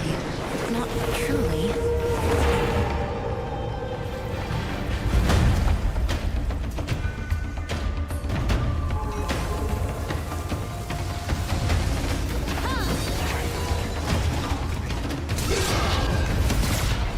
Set upon them.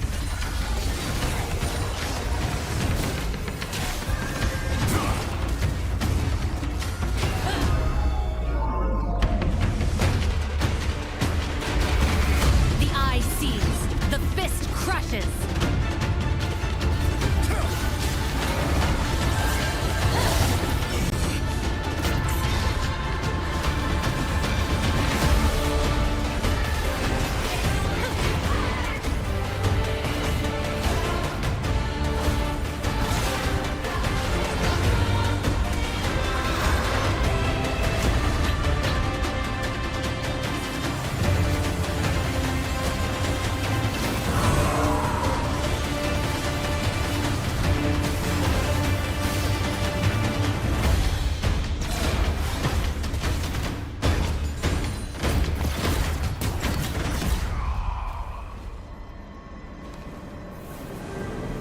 I mustn't take a single breath for granted.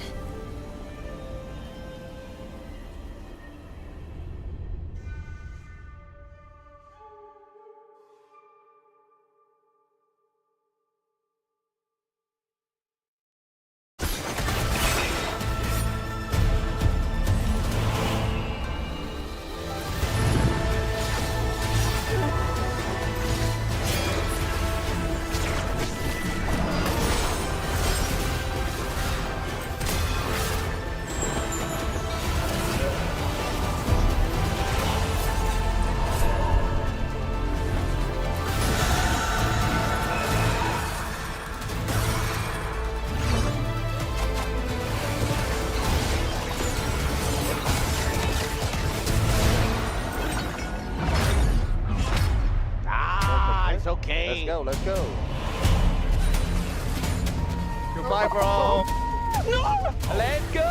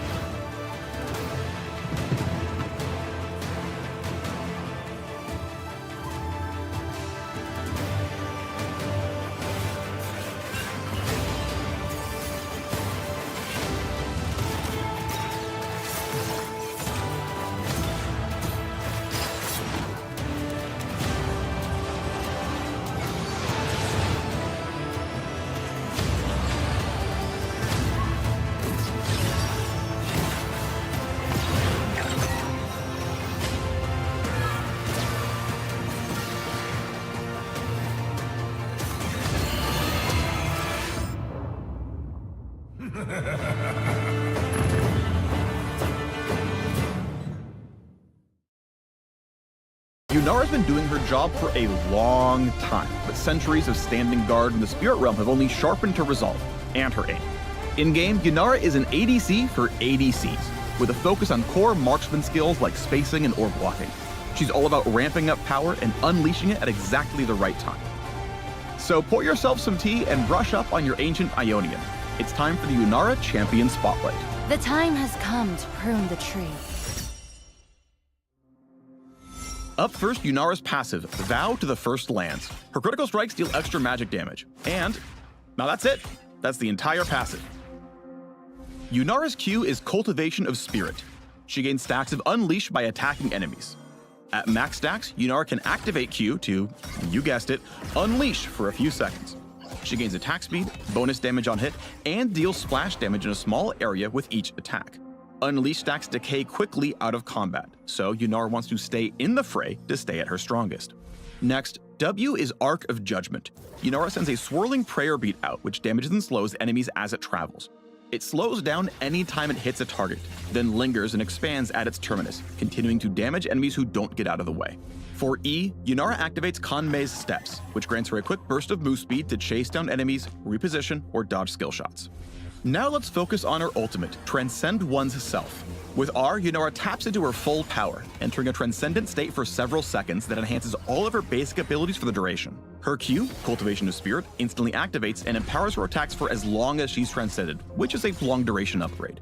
Her W, Arc of Judgment, becomes Arc of Ruin. Instead of a swirling prayer bead, she fires a beam of spirit magic that slows and deals high damage in a line. Finally, her E, Kanmei Steps, becomes Untouchable Shadow.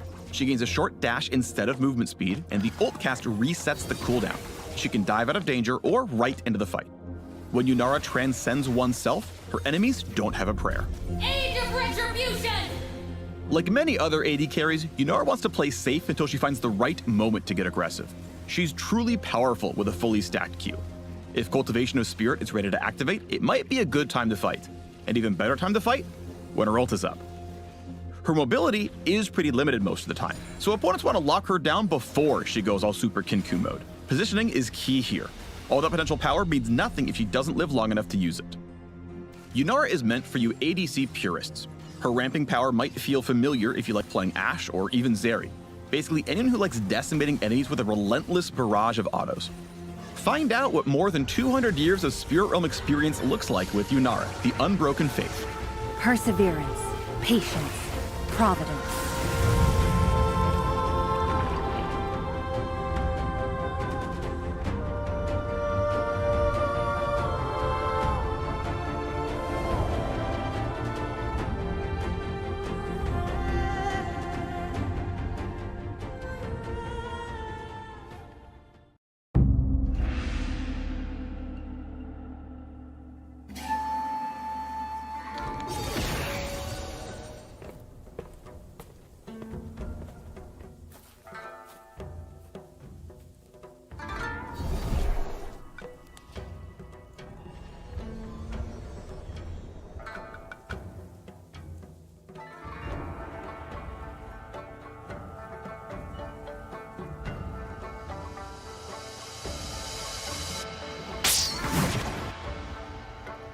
ここに集まったのはそれぞれが力を試し神殿の巫女の力を最もふさわしく扱えるものを決めるためだ。では前置きはこの辺にしてショーダウンを始めよう。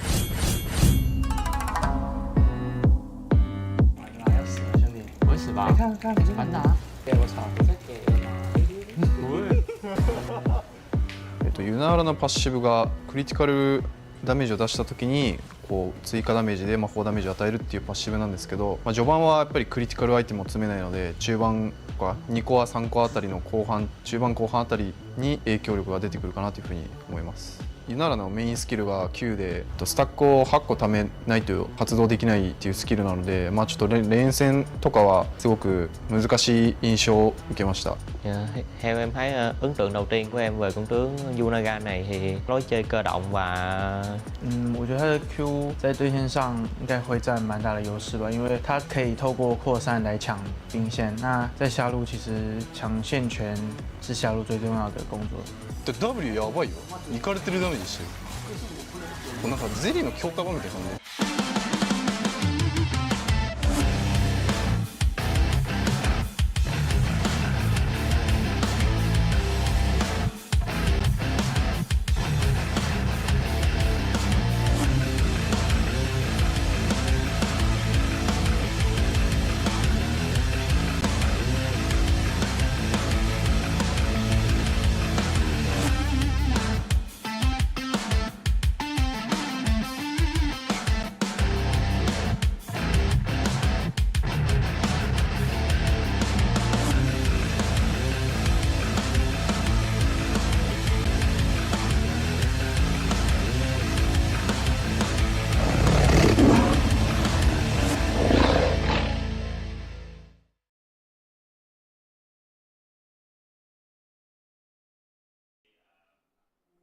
Welcome back, ladies and gentlemen, to the League of Legends Titans Cup Malaysia and Singapore, where we had that bombastic game from set 1 between Charisma and our favorites, Fairy Charm, which was, man, a slaughter coming in for that series. What do you think, Contra?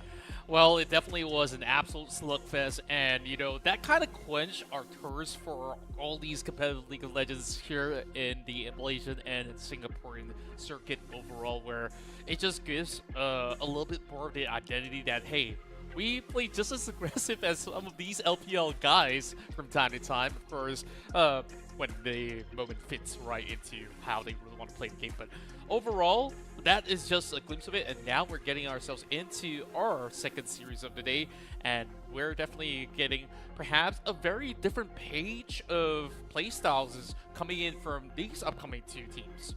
I definitely have to agree with you, but let's check out the remaining last series of today between Sparky and Win and You, which will be the upcoming battle of today's final series. Following tomorrow's schedule, we'll be looking at Meow Giving versus SYNAU, with the last series of tomorrow being Mana Potion and All Luck 2. It is a single elimination, so whoever will lose today will bid goodbye at the top 8. Those who win will advance towards the semi-finals to join Fairy Charm to contend for that grand final spot of the best of 5. Yeah, I've been looking forward all day towards this series because Sparky, they've managed to take out a lot of all these hot teams over on the best of ones, and same could also be said about Win and You, where there were one heavy favorites in the form of, like, you know, ex-pro teams or pro players that played back in COTF.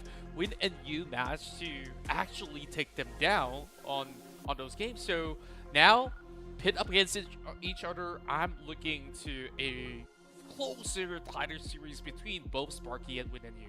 That will definitely be a refreshing breath of air to see a closer series coming into the set 2 of today, because we've seen a absolute slaughter coming in from Series 1 from Fairy Charm. But without further ado, ladies and gentlemen, let's head over to the quarterfinals 2 between Win and You on the blue side and Sparky towards the red side, as the pick and ban will be commencing shortly.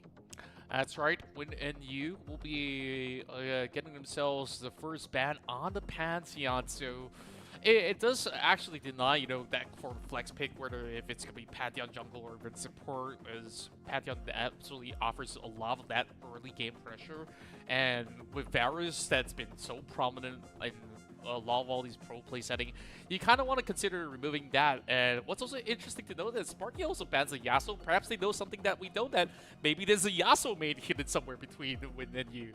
I definitely heard from one of my friends here coming in from the League of Legends community that Win and You, they have a previous one-trick Yasuo main coming in from their marksman ADC side, so that is a respect ban coming in here. For this side of the draft here, we are looking at a Talia ban and a Scion ban as well here. So a lot of these early picks here coming into the draft has been removed for both of these two teams here. Especially the Varus is so important coming into that series.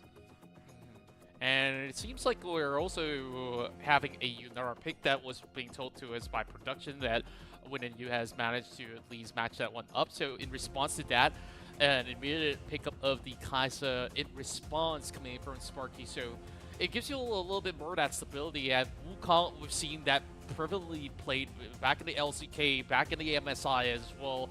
And usually the response is also that Sindel where you could just knock them back. And to couple on top of that, we're finally getting that orange. So we're seeing a very meta-heavy pick from both teams. I'm loving the team composition coming in from Sparky as well, especially playing the Xin Zhao, which has so much success back in EWC, back in MSI here, and it's a very hot pick right now in the LCK and LPL here. So a very good pick here being picked up by Sparky here. They have a lot of front line, they have a lot of brawl capability to play with this Kai'Sa here. And towards the left side here, the blue team here coming in from WNY, or otherwise known as Win and You here, the Yunara, which is the blank space onto Kiori, is being locked in by them here. We have to see how the laning phase stems out between the Yunara and the Kai'Sa, as the support roles will be devastating and important for the draft.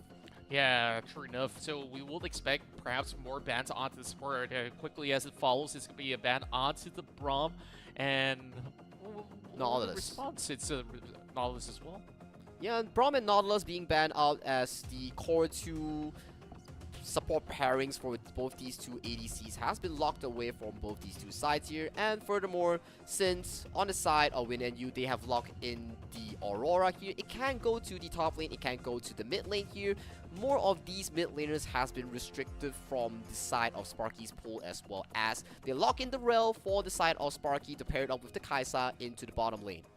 Yeah, you can see layers upon layers of ground control where you are expecting an engage in the form of a Magnet Storm coming in from the Sparky support, and then follow up with the Forge God. When you hear the all horn, you better run away in essence. But to also come into counter some of all these abilities, whether it's dashes or so, that Poppy comes in extremely handy, and I think that is a genius pickup. And upon that, to also have a smooth laning phase, he's considering the set, but opts to also hover upon this Ambessa. Now, if you were to be on Win and Yu, which pick, either or, is going to be better up against the Ornn? We have to really see the drafts here, and most of these picks really come from the hyper carries that the Ambessa can outscale. Because Ornn, one thing's for sure, he has a pretty decent laning phase, and it scales well towards the mid-game stages, but he falls off in towards the side lane here, and he's more towards the engage heavy tool here. So the Ambessa being locked in allows a lot of room for these players to really play around, catching that Kai'Sa, catching that Rise off guard. Coming in from the side of Sparky's draft here, they are definitely looking to play around the Rise and Kai'Sa dual carry here, playing around with the heavy engage setup coming in from the Ornn Horn and coming in from the Magnetic Storm of the Rail. Yeah, and on top of that, we're also looking at the scalability of having this Yunara on board, where Kai'Sa's also gonna have very similar power spikes in essence, so the bottom lane is gonna be heavily impacting the course of this matchup, or should I say the entire course of this battle. And Ambessa, you know, how are you gonna be able to sift through all these heavy frontline coming into Sparky's roster? Well, we have to see how well Ambessa from the side of Kiori gets to land that ultimate flank towards the backline here. Because one thing's for sure, once he hits that ultimate button and he gets access towards the backline on the Ambessa, then he will get a direct access there and do a ton of damage as the backline threat here. So coming in from the side of WNY's Team Con, Win and Yu, they have a lot of backline access as well. Coming in from the Aurora, coming in from the Wukong and Ambessa. Let alone, they have the Poppy as well to use the hammer to smash away some of the opponents back to the base. Yeah, it's just a great disengage tool, and also at the very same time, plenty of all these recommitting potential coming in with, you know, the Aurora, the public execution coming out of the Ambessa at the very same time. So they could also seek for those heavy dives if they really want to really amp out a little bit more of that tempo. Whereas we're looking at Sparky, they're telling us we're looking at the skill, and once that Ornn does hits level 15 onwards, you can see all these empowered items come into play, and then that just makes it a lot harder for Win and Yu, because once they do scale, well, you can already see that what the idea is coming from the Ornn is just stack plenty of armor and hope that this Aura is being kept in check throughout the whole game. I have to agree with you, one thing's for sure, as the late game potential coming in from the side of Sparky does guarantee them more of a safety net. So we have to see how on the side of Win and Yu they get to formulate around their Yunara here. Because one thing's for sure, without popping the ultimate onto Yunara, you do not get a dash on your E. So making sure that this Yunara consistently get caught out by the side of the Ornn Horn, by the side of the Magnetic Storm coming in from the rail is a game changer for Sparky here. Which, on the flip side, Win and Yu have to protect this Yunara from being caught up by all these engage spells. So we have to see how both these two teams play around their core carries. Yeah, true enough. And overall, I also want to see the impact of Jackson Lau on his realm orbs as well. Where are they going to be considering a little bit more of the aggressive approach with those realm orbs, or are you really just looking to, you know, peel out of those really tough situations? Because we're looking at a very huge AoE setup coming out of Win and Yu, so there's definitely plenty of variations that they could actually fall back into. So that makes this entire matchup so much more interesting on the amount of layers that these two teams are offering. Compared to the first series between the two teams that we had in the quarterfinals. I think it's a battle between like early game and mid to late game. Coming into the second series of this two teams draft, it's more towards mid game scaling and fighting around objectives that we can see. So the early game jungles between both sides will be really important on who can find the correct pickoffs, who can find the ganks and secure these early drakes, early grubs. That will be very pivotal for both these two teams to control their pacing towards the mid game.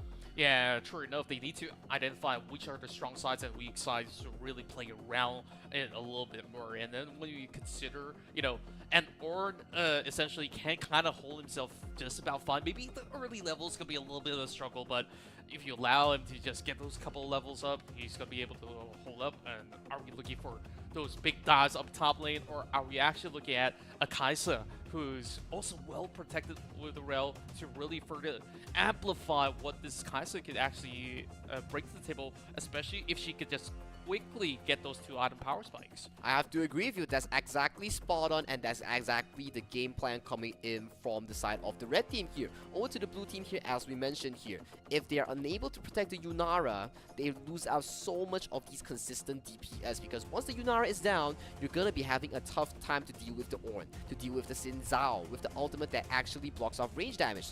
So on the side of Win and you gotta be figuring, how do we keep this Yunara alive? That is the game plan. Yeah, I mean, overall, she does also have, you know, a little bit more mobility in her kit that you could still have, you know, a little bit more reprieve where they're having the flash available or the dash, but it's just still susceptible to all these kind of early game pressure, especially with those heavy dive crowd controls. And that's kind of one of the weaknesses of Yunara, where if she's allowed just about enough room to really get those pokes down, and her W is absolutely annoying, you could just really perma-slow somebody on the spot, and it's kind of hard to get out of. Well, we definitely have to find out once the game starts in this short moment here. Both teams have locked in their draft and they have the clear game plan of how to execute it. So it's really down to both teams' execution on who gets the edge in these objectives and who gets the upper hand in formulating these team fights. Because one thing's for sure, both teams have a way of accessing the backline.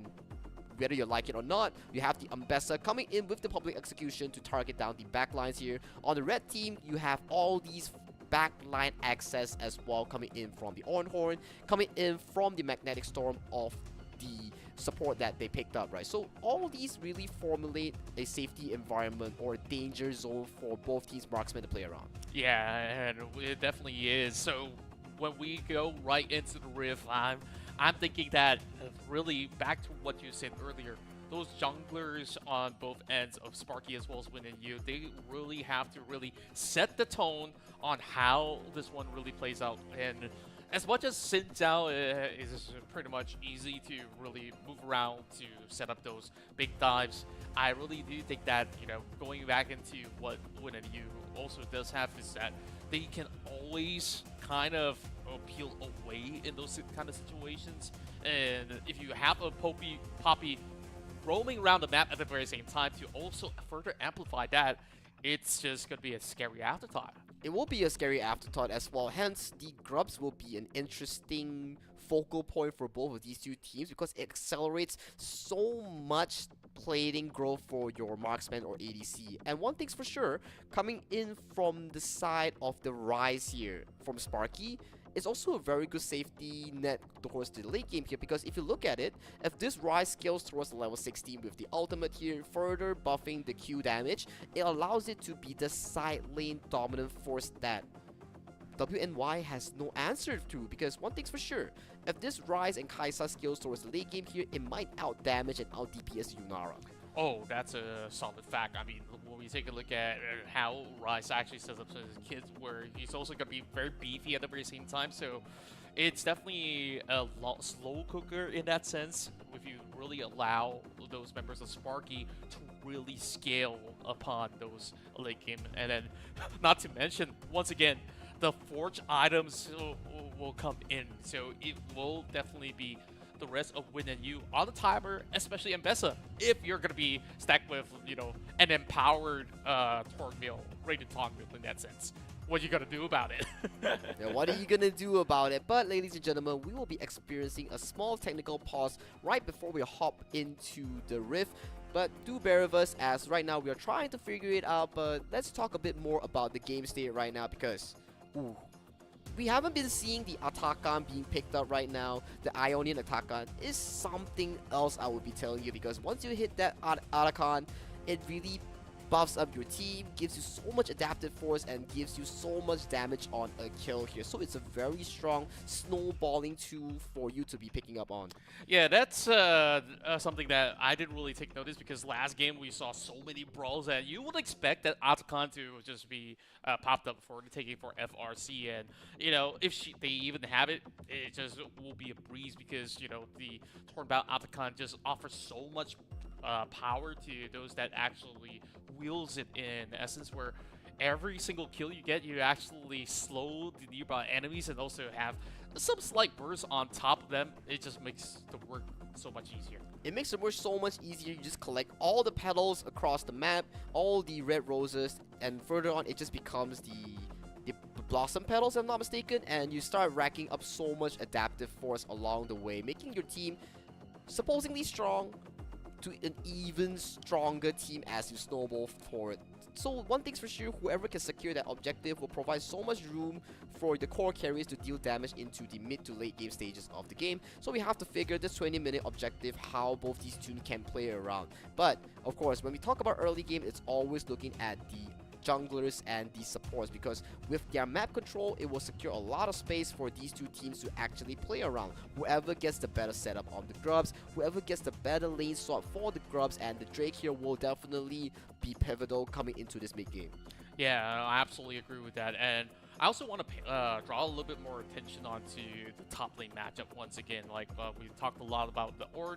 I think like the Mbessa pick was pretty bold, especially matching up against an Ornn, where you would be able to have a little bit more of that level 1 or 2 dominance in essence versus the Ornn. But overall, I really want to see how mechanical does it get for this Mbessa to really leapfrog ahead, because once Mbessa's playing from behind, it is super difficult. Whether if you're going in for public executions or so, then it is going to be a very daunting task where you will tend to hold back. But if you're going to be up ahead, this game's just going to balloon out of control for the rest of Win and You.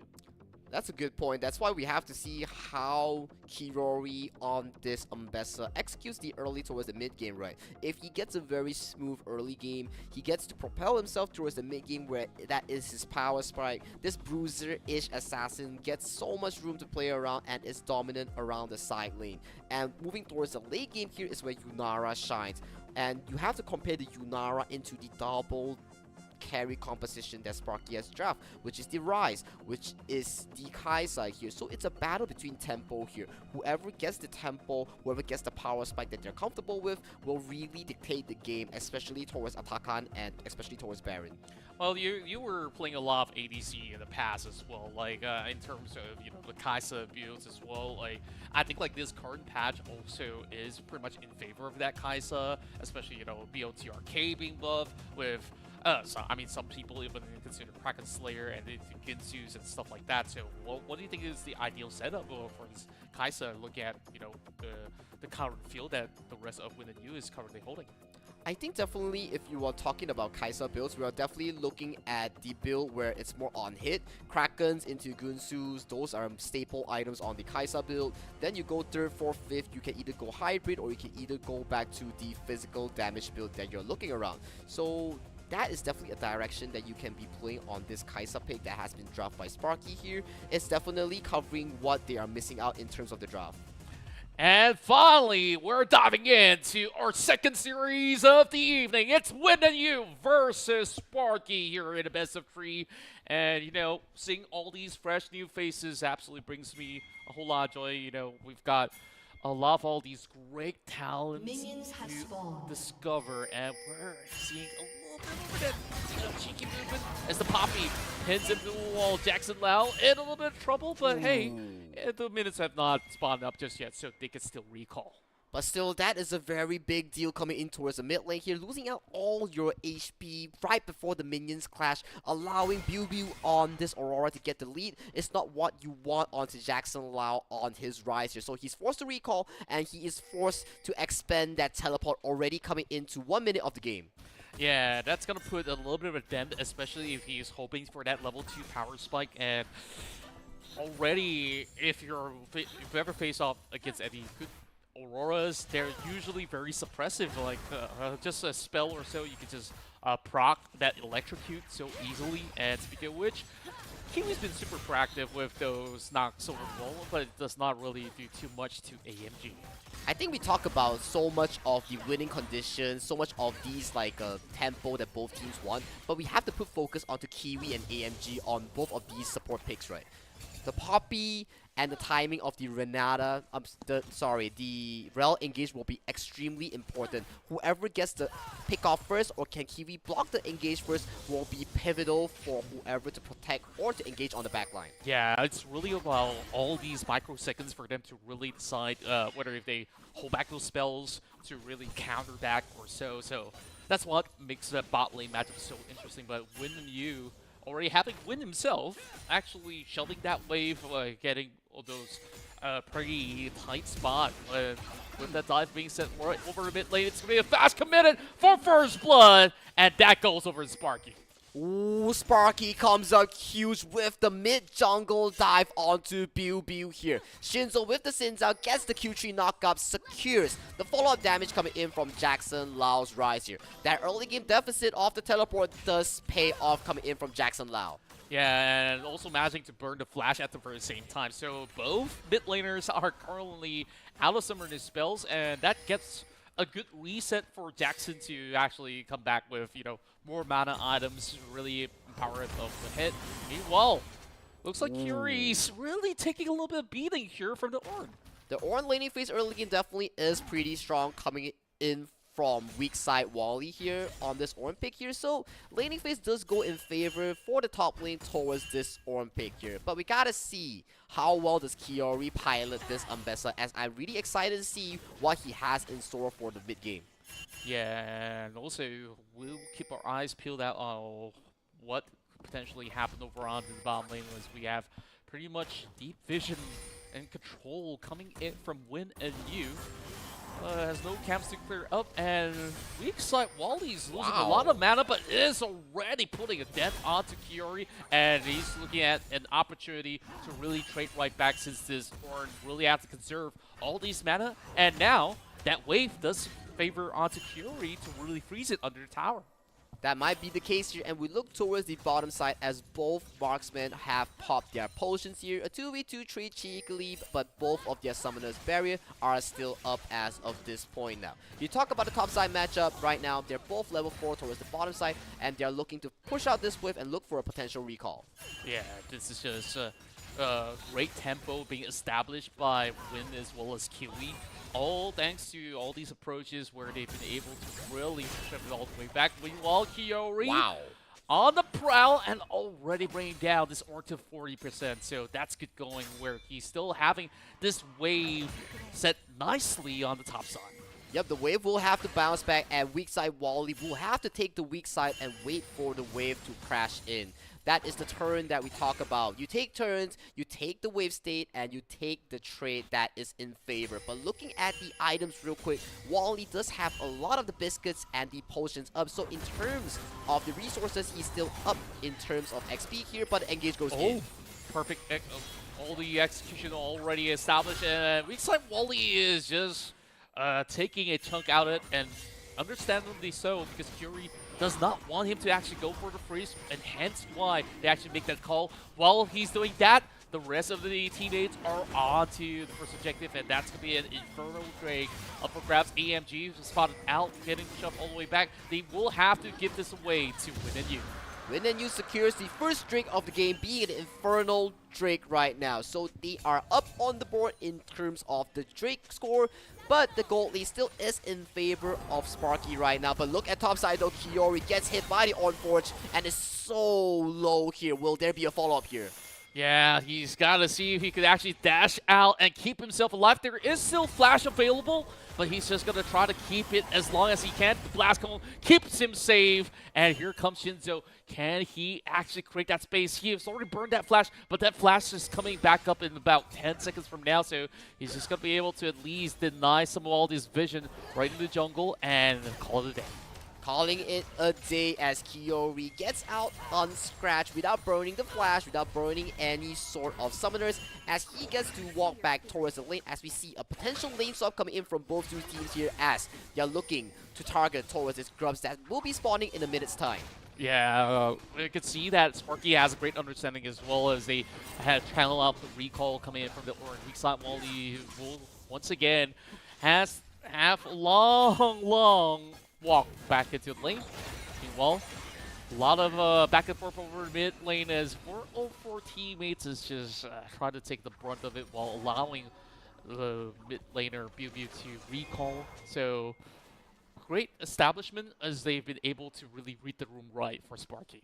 Gotta agree with you, and for the side of 404 teammates here on the Wukong here, clearing out the wave, allowing Biu to get that recall is so crucial here, because once that wave spawns in the river for the grubs here, it's gonna be a big issue if you're not there on time.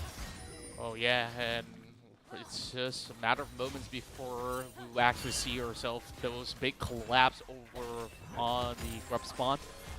Meanwhile, with TP up available for Curie, that Ambessa could actually have an impact when it comes down to the brawl. Here comes the flash, and Kiwi quickly denies them from actually pursuing further. And once again, looking for another collapse as BB comes in with the ult, tunking down AMG. Kiwi gets one more back. That's going to be the first kill for Win and You. Kiwi comes up huge in that exchange here. We talk about the importance of this Poppy W. Him making sure that Win does get out alive is so pivotal in that exchange. Yeah, that just brings so much value, denying that escape and then just allowing that flank from happening with the perfect arrival coming in from Pew Pew. And just like that, they just scored themselves those 3 free grubs perfectly. Perfectly indeed. Going back home with 3 grubs does make sure that your early game, your tower pushing potential is so smooth. And don't forget, they just secured the dragon a few minutes ago as well. They are definitely on board in this early game in terms of objectives. Yep, as much as Sparky is having some slight little nuances of the lead, but that is a little bit of a cause of concern when it comes down to how they actually manage some of all these team fights, because so long as that Poppy's going to be somewhere up in front, it is going to be much harder to do. It's a battle between reaction time between Kiwi and how fast AMG gets that engage onto Aurel here. So we gotta see what they have to do in terms of that battle, in terms of support. On the side lane here, Kirori is definitely having a fantastic time in the laning phase against that Ornn. Hence, he is forced out right now back his lane. He has to back off here. And Kiwi, with the Hex Flash, does not find a lot. Yeah. Just maybe providing a little bit of jump scare from time to time, and that's pretty much it. Just look at how Kiwi's just trying to be so reactive to the Rel. I mean, technically you could just counter whatever combos if she's looking for, like that Storm. Another Hex Splash comes right in, setting a dive over onto Curie, as Curie has to respect that space. But here comes Kiwi, tries to join right in with a couple of all these plays already gathered by Sparky. Very good map read here coming in from Kiori, making sure that he backs off, giving space to the other members of the side of WNY to play the map safely and consistently. That's how you make sure that your early game doesn't break apart. You don't have to take all the fights that are presented to you. Knowing when to back off is a good countermeasure. Yeah, now they're also getting some grand resets going right before the next spawn of Drake, so it is going to be pretty huge. I mean, the last we saw was an Inferno that falls in the favor of Win and You, and they did manage to get that without too much of a pressure in essence, but Sparky, they've already lost 2 objectives. If they lose one more, that's going to be feed for Win and You. So it is slight pressure, and with Biu already having the range advantage, it's chunking down this Ornn so easily. That's so much damage onto the Ornn just by this one Aurora here. And looking at the map state currently, we are looking at a potential Dragon Secure coming in from the side of Spiky, but engage goes in. He dove right in and stole it, running it into their noses, and Sparky has got punished for it. Shinzo goes down, and just like that, Win and You has managed to bounce back up. beautiful engage here coming in from 404 and Kiwi there. Kiwi sending one member straight back to the back line. 404 securing that crucial steal is so important. Stacking Drakes is the name of the game between these two teams because that is so crucial. As we check out back to the replay. Yeah, all this time, Kiwi was just drawing the attention that they did not suspect that the Wukong was swooping in from right below because all this really is being denied, and right now, call the full shot, drops right in, he wants blood, and he's looking for Pew Pew. Flash committed, weak side Wally finds it. Weak side Wally, weak side no more as he wins out their 1-for-1 exchange as the Cavalry arrives to secure weak side Wally's escape path. Winning that 1v1 and forcing away the members of the side of WNY. Sparky comes out on top. This Ord is going absolutely heavy. You just love to see it. And great discipline being shown as well coming in from the side of Win and You because we saw that Wukong was ready up there, but he's not willing to burn those Cyclone. I mean, he doesn't even have the Cyclone up. He's already used it during the Drake, so it's kind of hard to really get things done there. Exactly the case here, but you cannot look down on the brittle damage coming in from the Horn here. That is so much damage being committed onto weak side Wally, but the damage calculation was so crucial coming in from this Horn, securing that solo kill onto Bubu's Aurora. Yeah, and I felt like perhaps it's also a little bit of overstepping of the line when you're playing as, you know, a mage. You gotta still respect some of these tanks out there, especially with this Sunfire already established coming in from the Orn.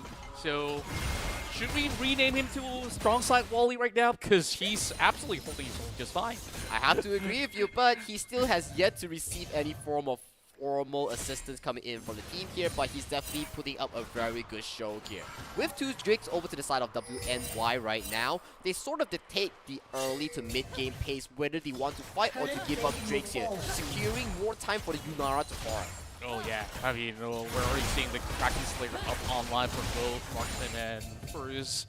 All the free boots also coming up online, so it gets a little harder for them to catch with those movement speeds available. And look at Win and You, they've been able to, you know, go for those lane swaps once again. This time, it is still going to be pretty much decent for both the Rise to also stall for the moment, and it's just going to be a little bit more of a witch hunt because over onto the red buff, it's going to be a quick visit coming in from Within You. A quick visit coming in. They do not secure it as it does go over to the side. Wait, hold on a minute. They did secure it. 404 teammates did steal it away. I thought that was actually slightly available for, you know, Shinzo to be able to actually get that in hand. And they say, you know what, you can have my red buff. I'm going to go for your blue buff instead. And it's just going to be a little bit of a haggling for that space as they crash that wave. And it seems to be that Shinzo, he walks away not even with the blue buff. Not even with the blue buff indeed. And looking at the timer real quick, 1 minute 20 seconds onto the next Cloud Dragon here. That will be sole point if WNY can secure it. But looking at Shinzo though, he's looking to salvage some form of resources. Grom being secured by the side of Sparky here as a consolation prize. Yeah, also great lead where they also expected that kind of rush right in the jungle. Kiwi now on top of the ward, which he's going to be having a whole lot of duty to clear it up right before the Herald is. Shinzo has already taken it down to a quarter of it being removed. So it's all about those big sets right now. Big setups right now. We have seen TPs being popped by both teams here. Hammer goes wide coming in from Kiwi here as Engage goes through. Forge God right now collapsing onto Kiwi, and they managed to take out the support while there's still going to be the public execution stopping all the way to the back line. And it's just a full rupture. Shinzo goes in for trade. Not quite enough to knock the wind out of his lungs. And it is still going to be Win and You that does manage to go for that 2-for-3 trade. 2-for-3 in favor of Sparky as that claimed the warfare for the boots upgrade here. But the Herald does go over to the hands of Win and You right now. They will look for the recall and we will look at the replay to see what has happened right now. A Magnetic Storm goes in by AMG. Forge God lands onto the Poppy here and the entire battlefield erupts. But Win on this Yunara was constantly untouched and ramming through the battlefield with the DPS here. And WNY comes up on top in this exchange with a 2 for 3. Yeah, you gotta say that it was immaculate positioning coming from Win, and also all the carries, especially Curie, to be able to space and recommit. This time they try to answer back, trying to secure a Cloud Drake of their own. They've been lost 2, so they really gotta ensure that they please bounce it out. So far, Sparky is not out of the ballpark just yet. This is just a slight 1k over goal lead right now for Win and Yu. So with that Dragon, they should be able to set themselves back into a stalemate. I like it coming in from Win and Yu. They know for a fact that they do not have the summoners, they do not have the spells to take on the dragon fight. They choose to back off, giving even more space for this Yunara to outscale this Kai'Sa here. So we have to see this upcoming second dragon, this upcoming Atakan. What kind of setup will we see by both teams here? Because it will be a crucial breaking point in securing the later stages of the game. Yeah, we'll have to, of course, look forward to that. Well, so far, weak side Wally playing the perfect Warren game, as he's been able to really uphold the pressure over on the bottom lane despite maybe being around, but I don't think he has an inkling of where 4-4 is at, but even so, it's gonna take a while. He's also got the flash online. Weak side Wally doing the weak side duties here. No vision of enemy jungle, we do not go in. That is the weak side mentality coming in from Wally. Discipline. Here. Discipline coming in from Wally. You just absolutely love to see it coming here from some of the best top laners here in the server. So Atakan's going to be spawning onto the top side, which means that's where we're going to be getting a glimpse of all these big action maybe in another 5 minutes or even 10 minutes ago. We'll have to see. Well, right now, a lot of respect being shown on both ends, not really overstepping out of line, because more importantly, you really gotta scale, funnel those resources back to their marksmen, those 80 carries. So far, really showing decent impact, especially on Win on that last scuffle. I have to agree with you, and right now we're looking at the current timer right now. 1 minute 20 seconds towards the Atakan. That will be spawned in a short moment. We'll have to see this stalemate. Will it be broken or will it be remain? Because right now, look at AMG as he's slowly walking towards, claiming vision with the sweeper. Yeah, well, they definitely expected a little bit more of that approach coming in from Sparky. So just quickly, course, map check them for a little bit.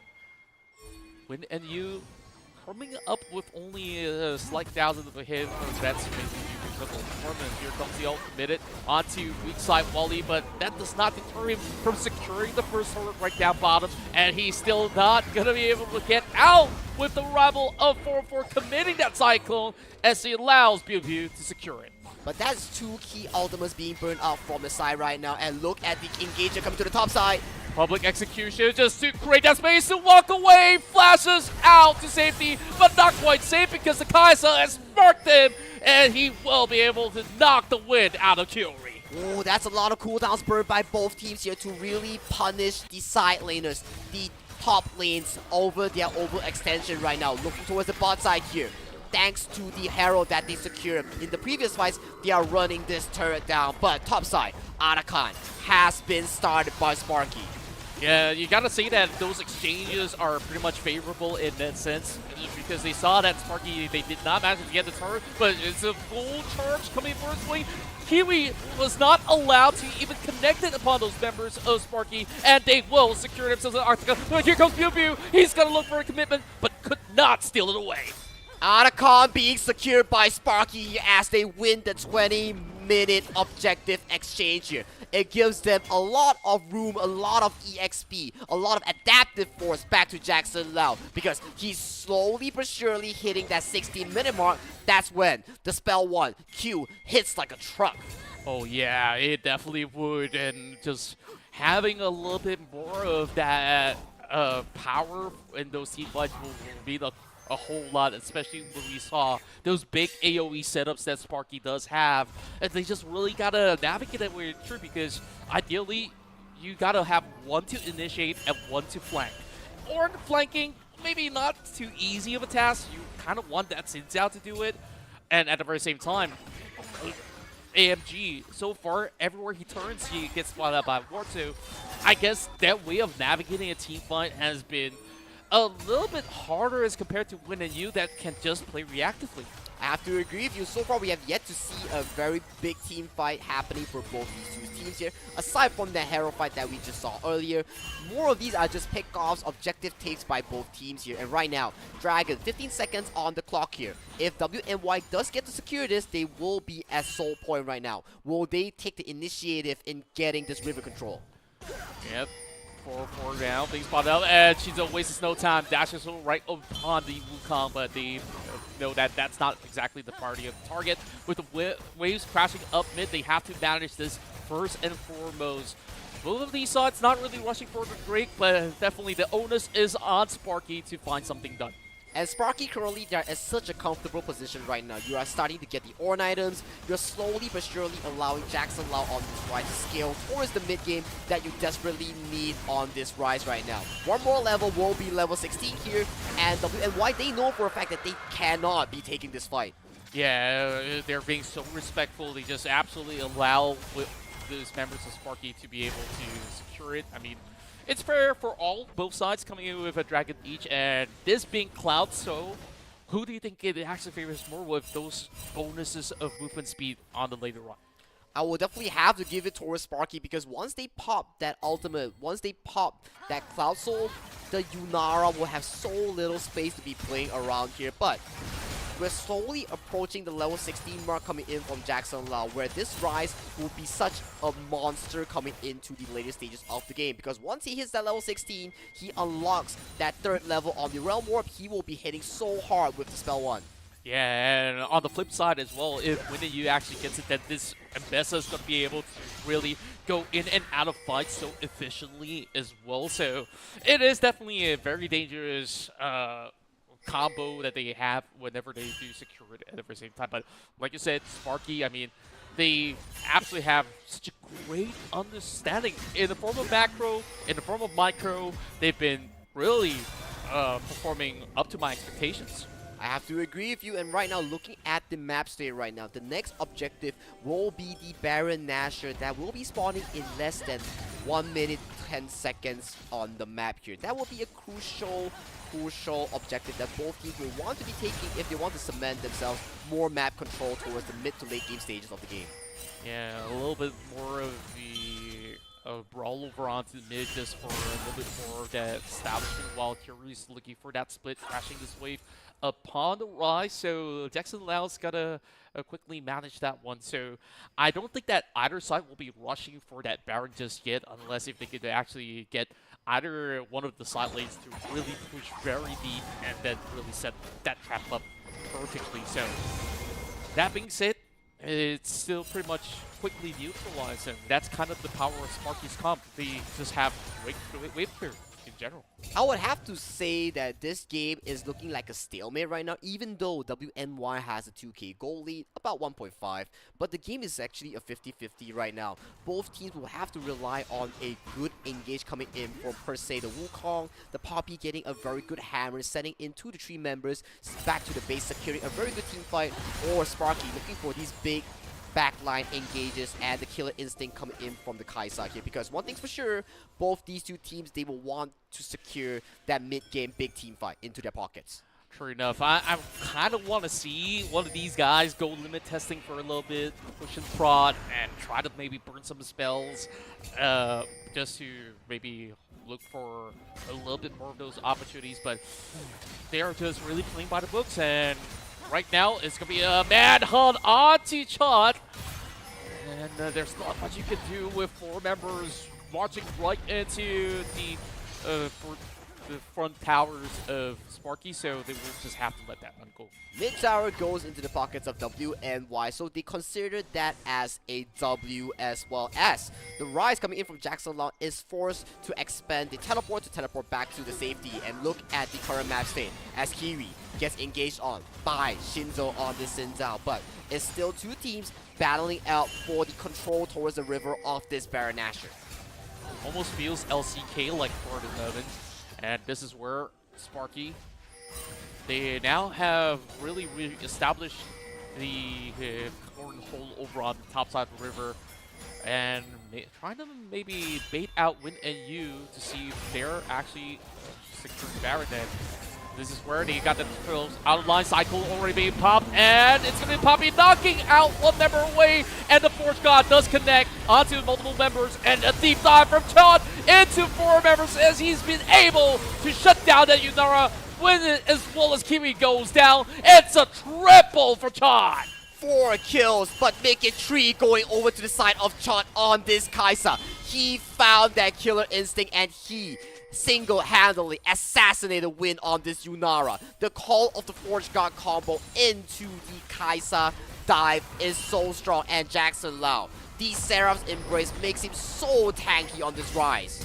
Yeah, that was absolutely beautiful, and it's not over just yet. He oversteps. Pew Pew. He's got no business being there. Jackson Lau with the sweet reaction time, re-engaging onto Biu and look at 404 teammate. If he drops here onto this Wukong, it will spell disaster because that opens up the objective on towards the bottom side and the Baron that is available on the map for Sparky. Oh, I really want to watch a replay of how all that unfolded overall because they absolutely called it right. Sparky, once they clear out all those spots, they know that if they sit around long enough, we can find a catch upon Win of You, and true enough, it happened.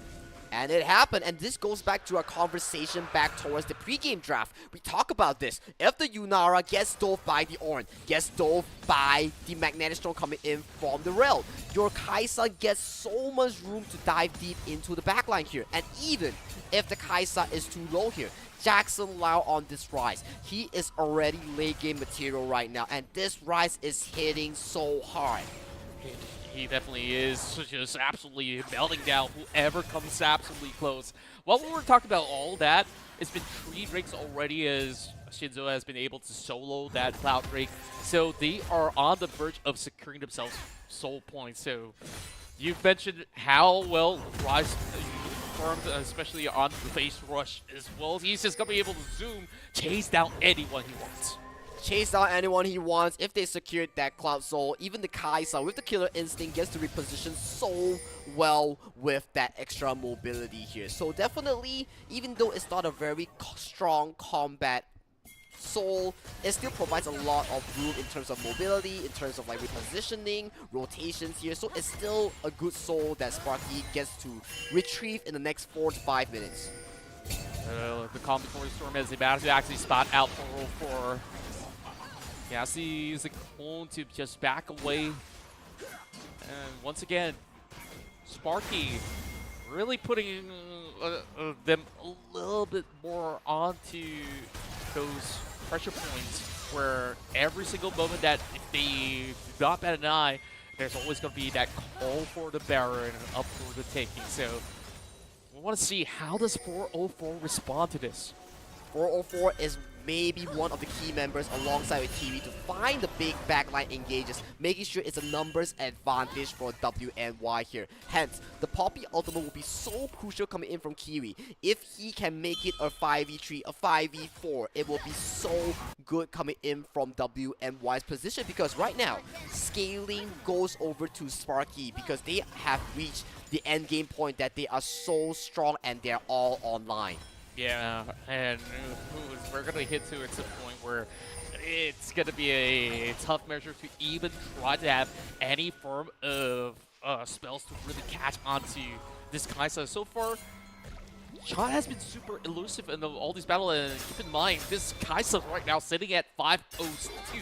So looking forward to back to the storm. They massive fight. 2 members caught up. Pew Pew turns golden, but he will be brought down to his knees. Forge God right now over the back line as they completely zone out the singular member. Kiori is the next one to fall true for a double in the hands of Shinzo.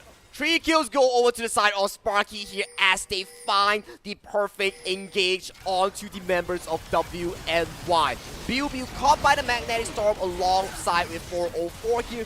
There was no counterplay at all.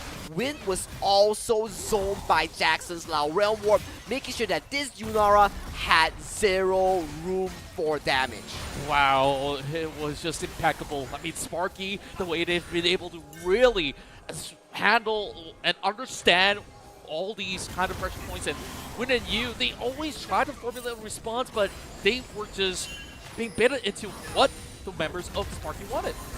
That's why I'm telling you right now, this goes back to our pre-game discussion. If Sparky is allowed to scale towards the late game, their late game firepower is so much stronger compared to WNY here. Because one thing's for sure about this Yunara pick, you do not have sufficient mobility to be playing against so much backline threat against the likes of Sparky Sin Zhao. You block out all the range damage coming in with your ultimate. You have Jackson Lau and Chot on the Kaisa and Rise. So much firepower here. Only on the hands of Win on this Yunara, you do not have enough DPS to outperform. Yeah, and on top of that, Curious is also losing a lot of his kind of impact into the late game, where the damage is going to be negligible towards those frontliners of Sparky overall. And then when you take a look at the rest of the field, who exactly could you easily target? Because the Rise, you try to pop him, he's also got the Archangel up, so, or Serpent's Embrace for the matter of fact. So it's just clean plays after clean plays that we're looking at from Sparky. Exactly, and you look at the item build that they are bringing up to the table here. Chot on the Kaisa has a Seeker's Arm Guard. Jackson Lau on the Rise has the Zonya's Hourglass as well. So it's even harder from the side of WNY to find the perfect chain CC to lock down these two core carries that they desperately have to right now. And look at the map state right now. There is zero room for the side of WNY to steal this objective away as Sparky and team secures the Cloud Soul. Just like that, and 4-4, he also burned a Cyclone on his exit out, so now there's not much actually stopping this Baron power play coming out of Sparky, and they're not going for the grand reset just yet. They are trying to put that pressure right down the bottom lane with those members pretty much primed for the taking, so the rest of Win and Yu have just got to back all the way to the base. And look at the minimap real quick. 2v1 against the Ornn, but the Ornn is so darn tanky right now. It will take so much time for the members of WNY to take down this Ornn. It is not suitable target for you to be picking off as the Baron power play coming in from the side of Sparky here. They expanded the goalie and expanded it to a 6,000 wide. Yeah, and it's just going to be a really tough for now, because overall, they need to really take those proactive measures to really deny some of all these space from being taken away. And the moment that they can find that value pick, ideally onto Chot, right? So if they could actually get that catch, then perhaps a lot of that power will be taken away, but not quite there just yet. I mean, we still see that jostle control, and this Ornn is just running wildly down bottom. This Ornn is running wildly, and he is so tanky right now. Already 3 items completed, working on that 4th item, starting to dish out all these Ornn items towards the teammates off the side of Sparky here. Sparky right now, they're in total control, unless, like we mentioned before, WNY Kiwi, 404 teammates, or Kiori can find that crucial backline engage. If not, it is looking so difficult for the side of WNY to find a comeback potential. Yeah, they're just hoping to see if there's going to be an angle for them to really turn that fight around that base, if there's ever going to be a dive. But look at the nature of Sparky on how they actually play out some of these team fights. It's very unlikely that they will just kind of give those kind of leeways. Speaking of leeway, I mean, it's weak side Wally that they're going up against. I'm sure that with 4 members, they will be able to do something, but it's going to be Sparky in response, coming with a flag. Call the 4th gun right now, knocking them down like bowling pins as they chase the backline. Kiori slowly going down with public execution, while weak side Wall is still alive. While the rest of the members of Win and Yu, they bite back, but they did not bite hard enough. It's a triple once again for Chan, and just like that, Sparky is looking to finish it off. Weak side Wally is still alive. He started the fight. He ended the fight with the remaining 10% health bar. He is the man. Weak side Wally showing us the strong side of this Ornn. It's just absolutely bonkers on how this Orc could take all that beating and still walk out unscathed. And that call with the Forge God has solidified their stats here in the series. Game 1 goes over to Sparky as they take on the decisive win over to WNY. Whoa.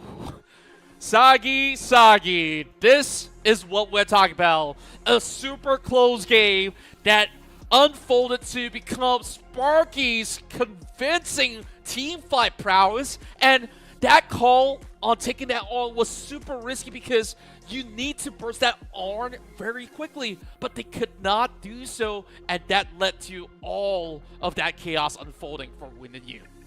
The late game potential coming in from Sparky is just remarkable. They know for a fact that if this game scales towards to their favor, once the Orn is online, once the Rise is online, there is nothing on the side that WNY could do to really tackle the late game team fights. Because we've seen for a fact, Yunara, yes, it's a very good late game hero, but when it comes to fighting with all these late game potential picks, it's still not enough. That's right. I mean, they have a super skilling comp that really took the spotlight towards Tillin. And going back to the draft as well, we saw, that hover onto the set. I was thinking that if and only if he actually went on the set, then perhaps there is another layer that they can actually go for a longer extended team fight for the rest of Win and You. And perhaps this is where they kind of lost out because they allowed those smooth scaling points to be reached by Sparky, and then it just got so much more difficult for them to even have a control or say on the objectives.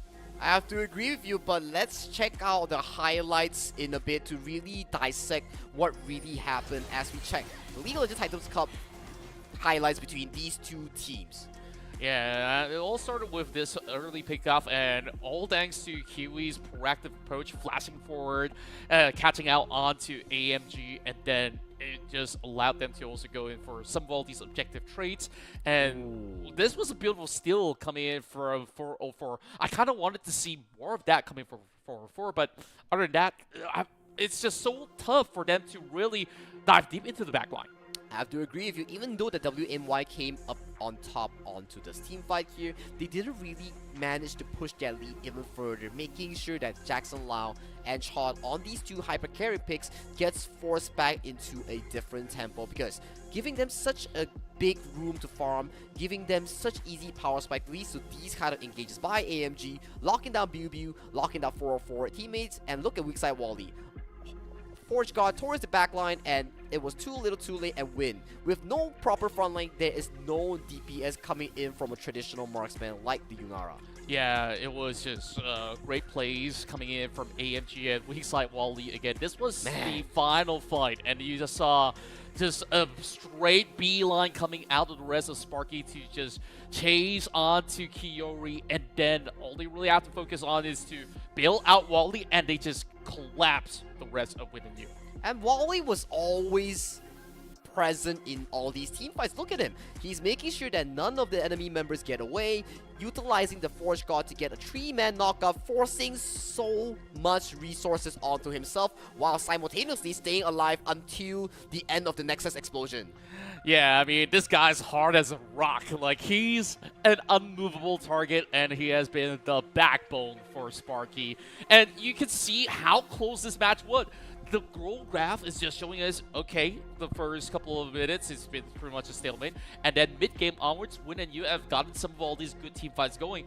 And then it went back into square one, where they're just having everything annihilated. And then that final team fight is what really broke it upon those members of Win and You.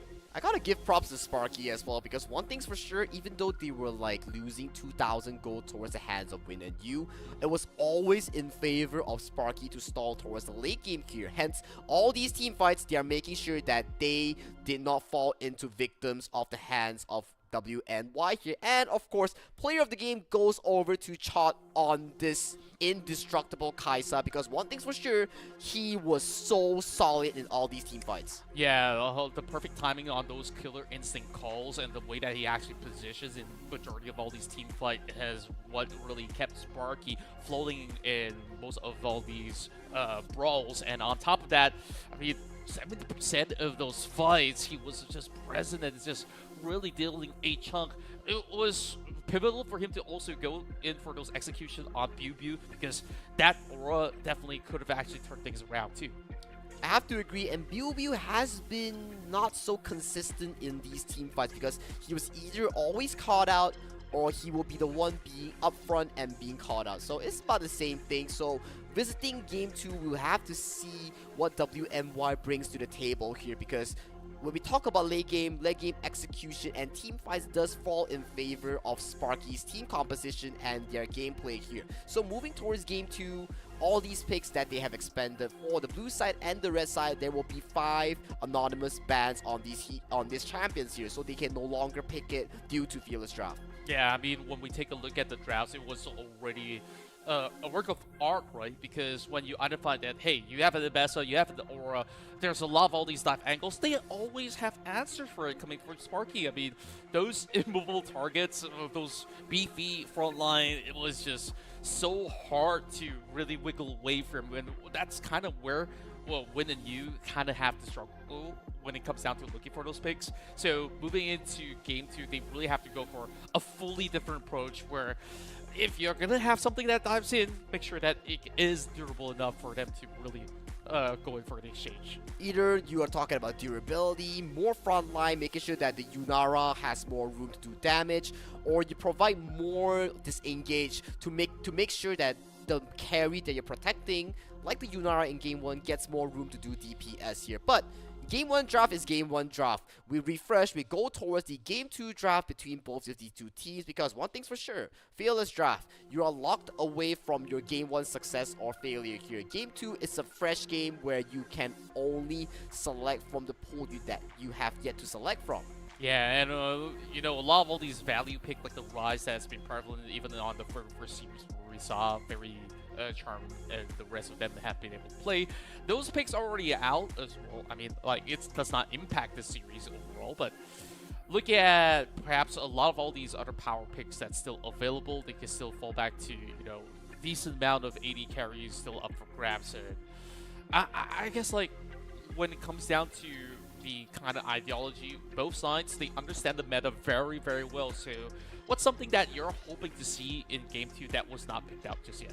Ooh, probably the Vi and Pantheon here, so we see a more aggressive early to mid game here instead of just fighting around objectives, waiting for timers, you know. So both junglers get to play a more aggressive play style. Look for all these flanks, look for all these engages, make sure that you get the early game advantages here. But of course, it stems back to both teams' play styles here. We have to see what they have in store for the game 2 draft here, because even though they have expended the Sinzao on the red team, the blue team can still take it away for their use for the side of WNY.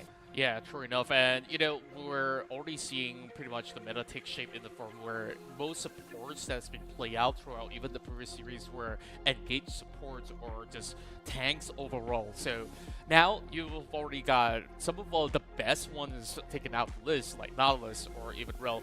Does that actually see some of all these supports to fall back to either enchanters or default into a Braum, default into an Alistar? Do you think that it's still going to be pretty much the similar trend that we're looking at moving into the second game?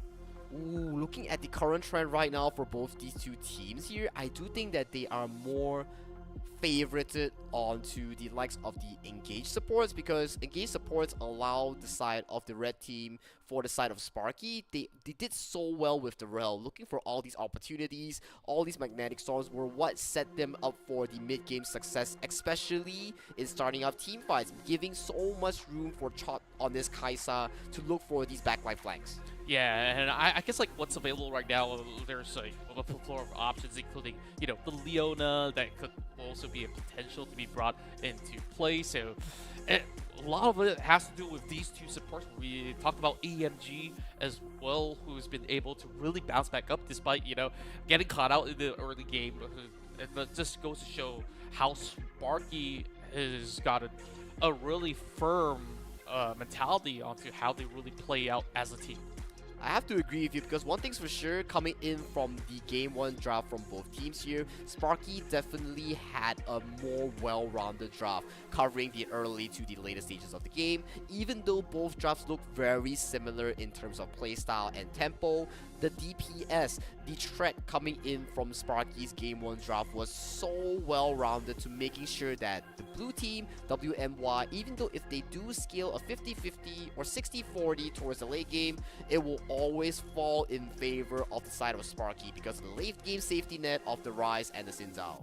Yeah, and for Win and You, I think like what I really want to bring up is that I want to see a little bit more tandem coming in from, you know, the mid-top, especially where you did mention like Biu was kind of a little off in some of these fights. Maybe on something that's a little bit more easy to execute, he will be able to perform much better because Aurora always need to look for those really tight spaces and angles to really find value in those exchanges. So we'll have to see. I mean, we got so many mid laners up for grabs that is still pretty much relevant meta, like Victor.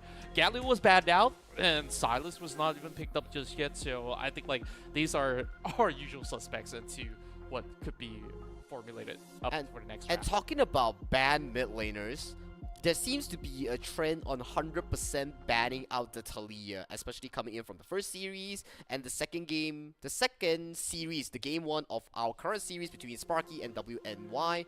Is still a 100% ban pick so far, this Taliyah pick.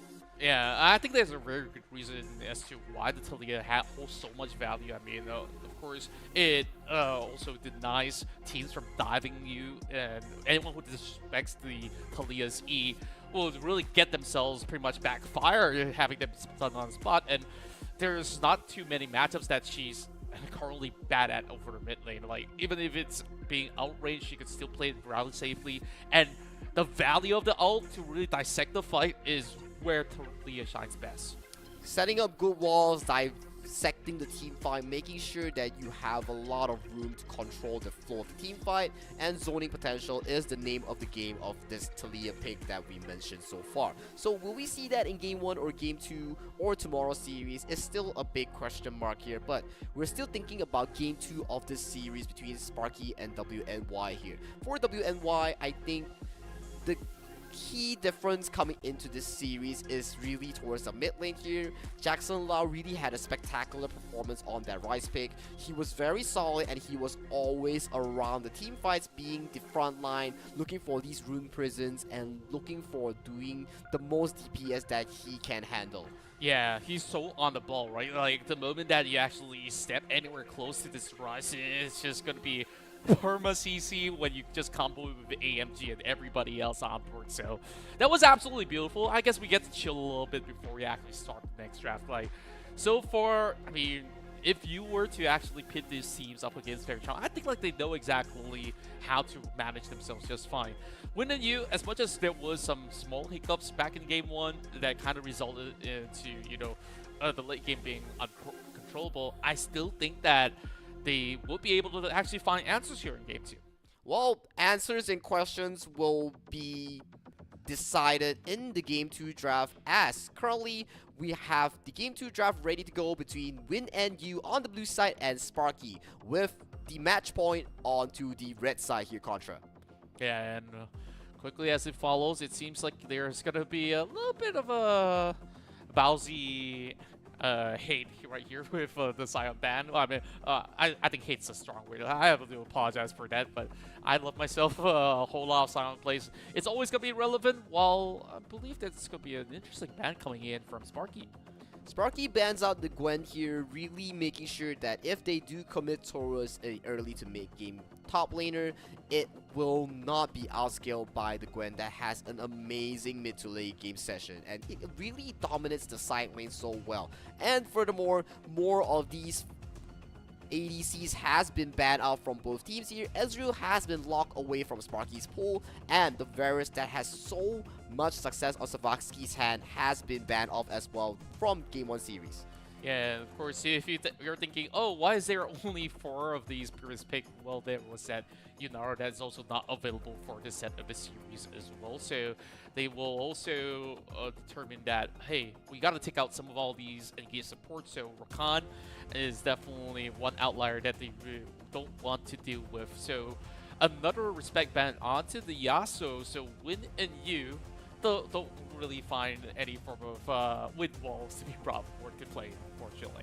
Well, when you are known for a hero that you one trick or have a very deep mastery with, you will receive a respect ban. So that is an answer coming in from Sparky onto the Yasuo pick here. On to the side of Win and Use first pick, it will be the Nico that can potentially go to the support role based on this meta, or it will go over to the flex towards the mid lane here. The Pop Blossoms are extremely strong coming into this patch. We will have to see what kind of playmaking we have in store. Oh, and just to answer back there, so it'll be a little bit more safety net, especially Corki being so relevant in to the meta, especially with, you know, the kind of power spike that he beholds in essence. So once you have the Pantheon just locking in the target, you can just really pounce the pump, but in exchange, they're just going to swap it over to mid lane to secure the Galio beforehand. Ooh, a very solid and aggressive 2v2 mid lane matchup coming in here for the side of Sparky here. Locking in that Galio, locking in that Pantheon here secures them so much half map control on their global ultimates here. So that is exactly what they're looking for, especially Galio works so well in setting up or following up on the Pantheon engages. Yeah, I really do love all these kind of global ultimates to really throw a little bit of wrench towards Win and Use, so that they have to be very mindful whenever they really want to either go in for a dive or just really have to be stepping within the lines of their own threshold. So to actually answer back to that, now this Zoe pickup is really interesting to me. I mean, we do know that if you were to actually face off against Galio, like, she can kind of slide, but you can always time those Sleepy Trouble bubbles, and whoever gets hit by that, they just gotta be nuked out.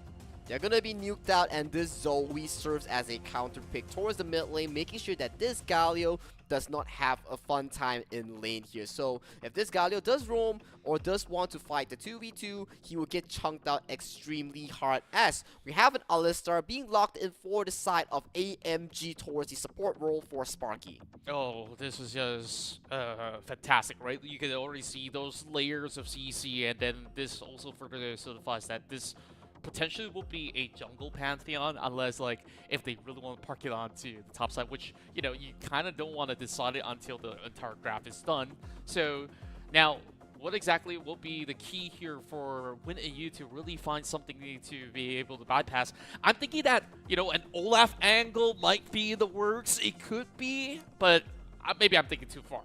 Olaf Lulu to round out the team compositions here does sound pretty juicy coming in from the side of Win and You, because one thing's for sure, Olaf definitely can run down the side of the Pantheon and Galio composition, so that might be a potential pickup here coming in from Win and You in terms of the draft here. And looking at the remaining picks here for the side of Win and You, they're continually banning out the marksman ADC pool, which is the Lucian, which is the Ezreal here coming into the second phase of the draft.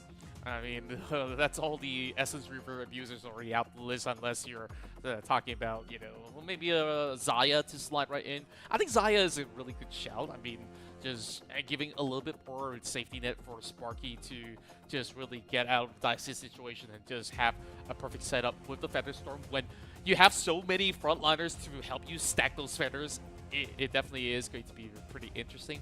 But of course, other options are still intact, where Sparky needs to first and foremost complete the rest of the draft. And what exactly is the final ban that we're looking at here? Was that a Hecarim ban or so?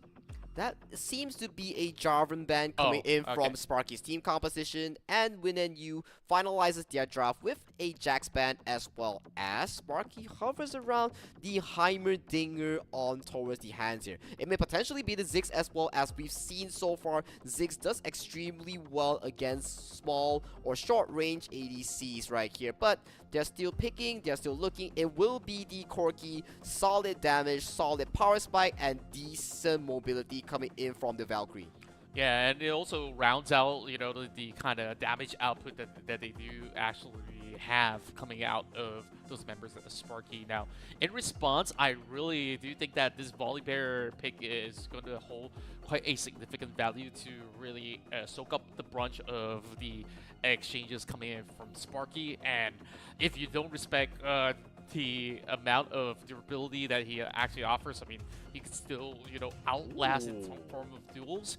And as much as, you know, you have Gwen taken out, there's also the other counterpart in the form of AD, and Fiora seems to be a pick that, you know, excels on split pushes, so there is at least a secondary plan for those members of Win and Yu. But, you know, picking in the Fiora as a blind pick is a very bold move there. Hence, the focus falls back onto the Aatrox, as Aatrox has been locked in by Kirori towards the top lane, with the jungle being locked in by 404 as the Volibear here. Coming in from the side of Sparky's final pick towards the top lane, it will be the Renekton for this matchup. Wow, this is going to be a really great classic matchup over on to the top lane overall. So I'm actually excited to actually keep my eyes on that lane. But I'm also thinking, well, the fact of the matter is that this Alistar has got a very important role. Either you keep that Aatrox away or really try to knock Volibear out of the park so that you can keep your backline alive. And then, you know, the rest of the teammates can do their work.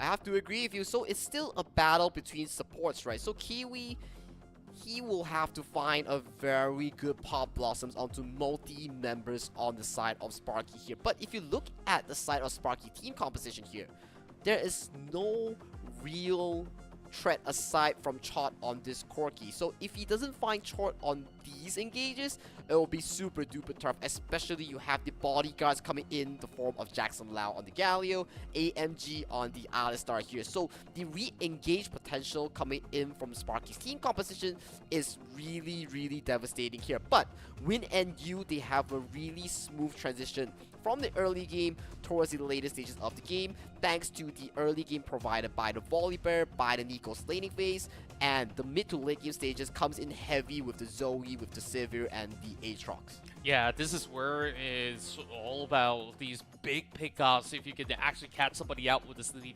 sleepy trouble bubble, or even those Pop Blossoms like you mentioned. So we'll have to see. They have to really play a little bit more cheekily in order to really surprise the rest of these members of Spark. So the draft's absolutely interesting, and then, you know, that brawl of the top lane. I mean, Aatrox is, if you really allowed just 1 or 2 kills to be vulnerable to him, he's just going to be able to really cause a tear. But up against Renekton, to also be able to match up where you have this monolith lane, they're just going to be trading for days. They're going to be trading for days, and they'll be fighting for the lane priority to assist their junglers in the early game, such as the Scuttlecrab. The level 6 here coming in from the Renekton will be very crucial in fighting the first objective. Yeah, indeed. And overall, I'm just liking that, you know, especially with what they actually draw with the global presence, they can actually command and control some of all these areas to really maybe set up a big team fight in that sense. So Sparky will really have to be very smart about that, and have to also watch out for some of all these timers in that sense. So down to a potential final game for Win and Yu. I mean, they are looking to really draw this one up, but from this perspective, though, I mean, there's another win condition that they have to actually look at. If they can actually get the perfect gank setup from 404 onto the mid lane and just have the Zoe to really cause havoc across the map, I mean, this is going to be a scary Poppy to deal with, especially on the amount of output that she has. on these team fights. I have to agree with you, Contra, but one thing's for sure, being in the state where WNY is currently at, they are facing match point in the elimination match coming in from Sparky here. If they do pick up the tempo in this decisive game number 2, in this decisive match point, they will resurge immediately and bring on the tempo from Sparky towards their hand here. So it's a very, very important game. They lose here, they fall off, and they are cemented as top 8 of the Titans Cup. They win here, they breathe life and gain back momentum, and potentially can push for game 3 for the semi-final slot.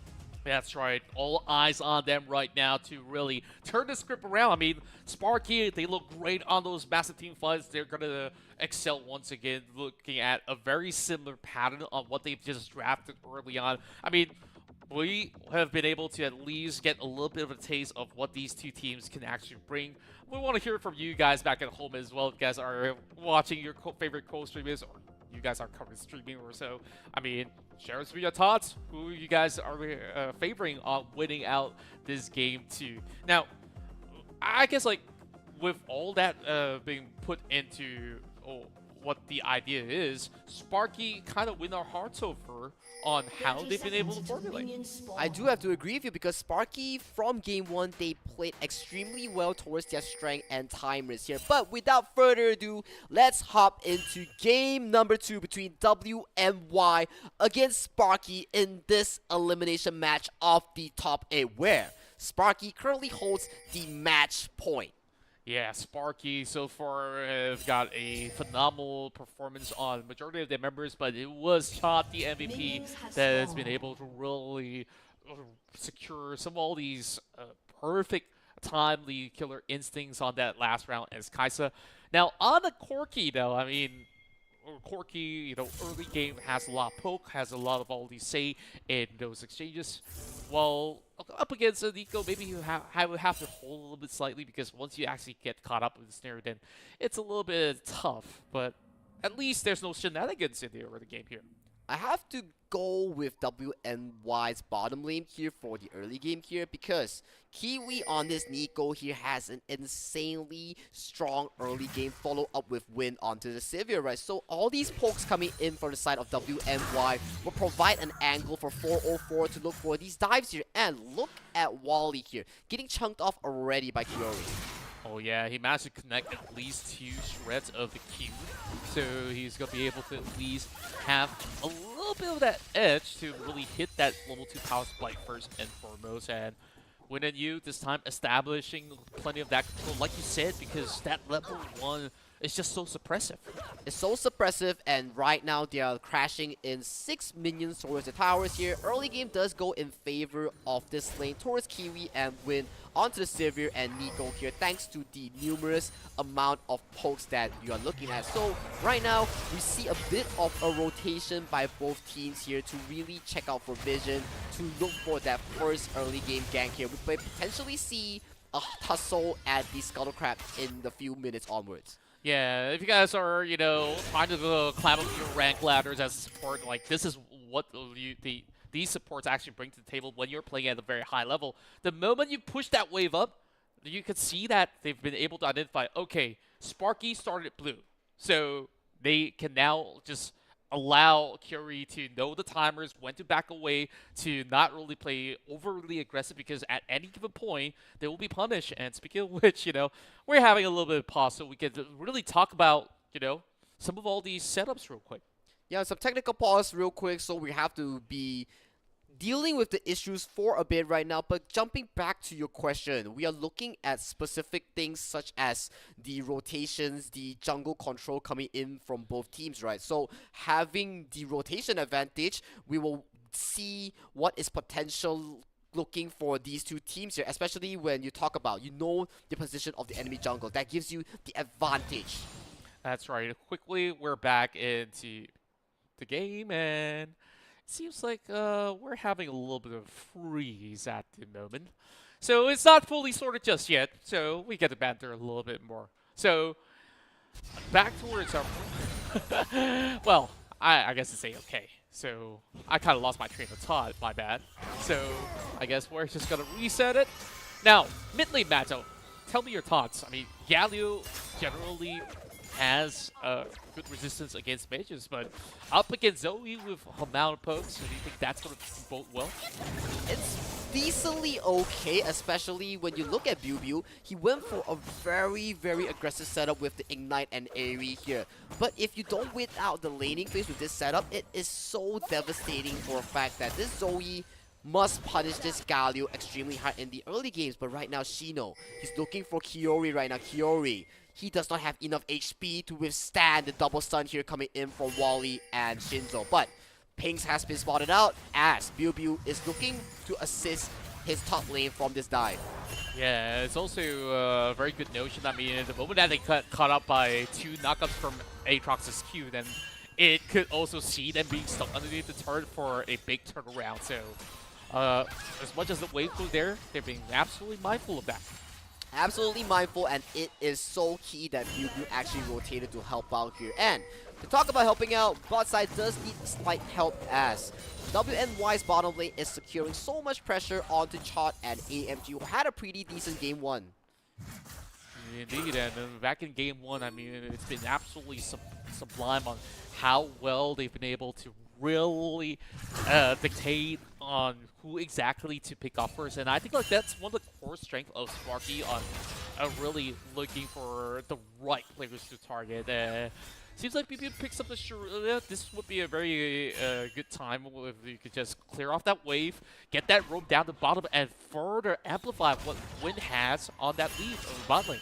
But before he has to do that, he definitely has to secure the mid priority first. But Jackson Lau, he's trading his HP to make sure that this wave is consistently stuck in the middle. But look at the hero's entrance being dove down towards the jungle side right now. But we don't get a replay of that.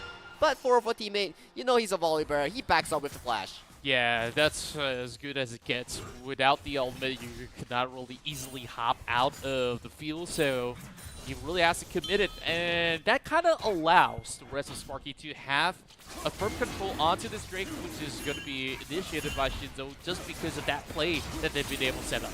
But looking for teammates as well, he knows for a fact that the Drake is started up, so he's looking for a form of return to take away the Raptors coming in from the red side jungle of Sparky here. So a bit of a consolation prize here, but Jackson Lau expanding the hero's entrance here, that is a 3-minute cooldown being expended.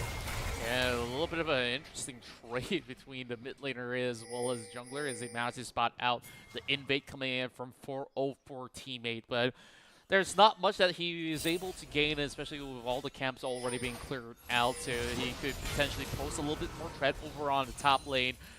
So, weak side Wally, yep, literally playing the weak side right now with 2-man watch. But, Biu, so far, Magic just absolutely fine. It's just slight elite in the form of CS for them. Slight lead is a good news coming in from Jackson Lau here, as you mentioned though. Wally playing the weak side though, goes in for the dive here, stuns goes through, dominance is popped. Kiori extremely low, one more hit, but he's taking down from the dominance here. Wally waiting for the cooldown here, but he doesn't get the slice and dice. Q2 lands onto Wally here. They are extremely low for both teams. Does AMG go for the invade? No. Kiori comes out alive. Wow, that was a very, very great trade coming in from both. Understanding what needs to be done in that 1v1 duel where weak side Wally will have burned everything that he could. So that kind of play around the alcove was perfect. And while Sleepy Trouble Bubble connects onto the members of Sparky, so they will be able to peel their way out. Ooh, big damage onto Chot here right before the objective spawn here. So getting that recall there is still very important here. But Shinzo securing this blue buff for his own pocket here does make up for some of the objectives that he has lost in his jungle in the Drake exchange just now. Yeah, we're looking at all these lane swaps in a very timely fashion, as well as the wave crash in for Win to really retrieve. And then once he's done, he can also opt to establish a little bit more towards the grubs, now coming right up. But it's going to take a while before either side really want to look for any form of commitment. The commitment will be at this 8-minute here contra, as Void Grubs has been spawned onto the map here. But as you mentioned here, both teams, they are playing extremely cautious. both teams do not want to be pulling the trigger without knowing the fact that the waves has been pushed out and without knowing the exact location of specific members, such as the flankers coming in from both teams. Yeah, right now, with you initiating onto the grubs, what is going to be the call coming in from AMG as he has to spot the current stance that you is currently taking. He's still getting a lot of damage. Here comes the Heroes entrance, dropping right in with one being taken out by the side of you. It's first blood for Sparky as they have been able to take out 404, and there's going to be a whole lot more done. A couple of knockups over onto the corner as Kiori secures it for Kiwi, and it's still a worthy trade with Win and You getting 1 grub and 2 kills.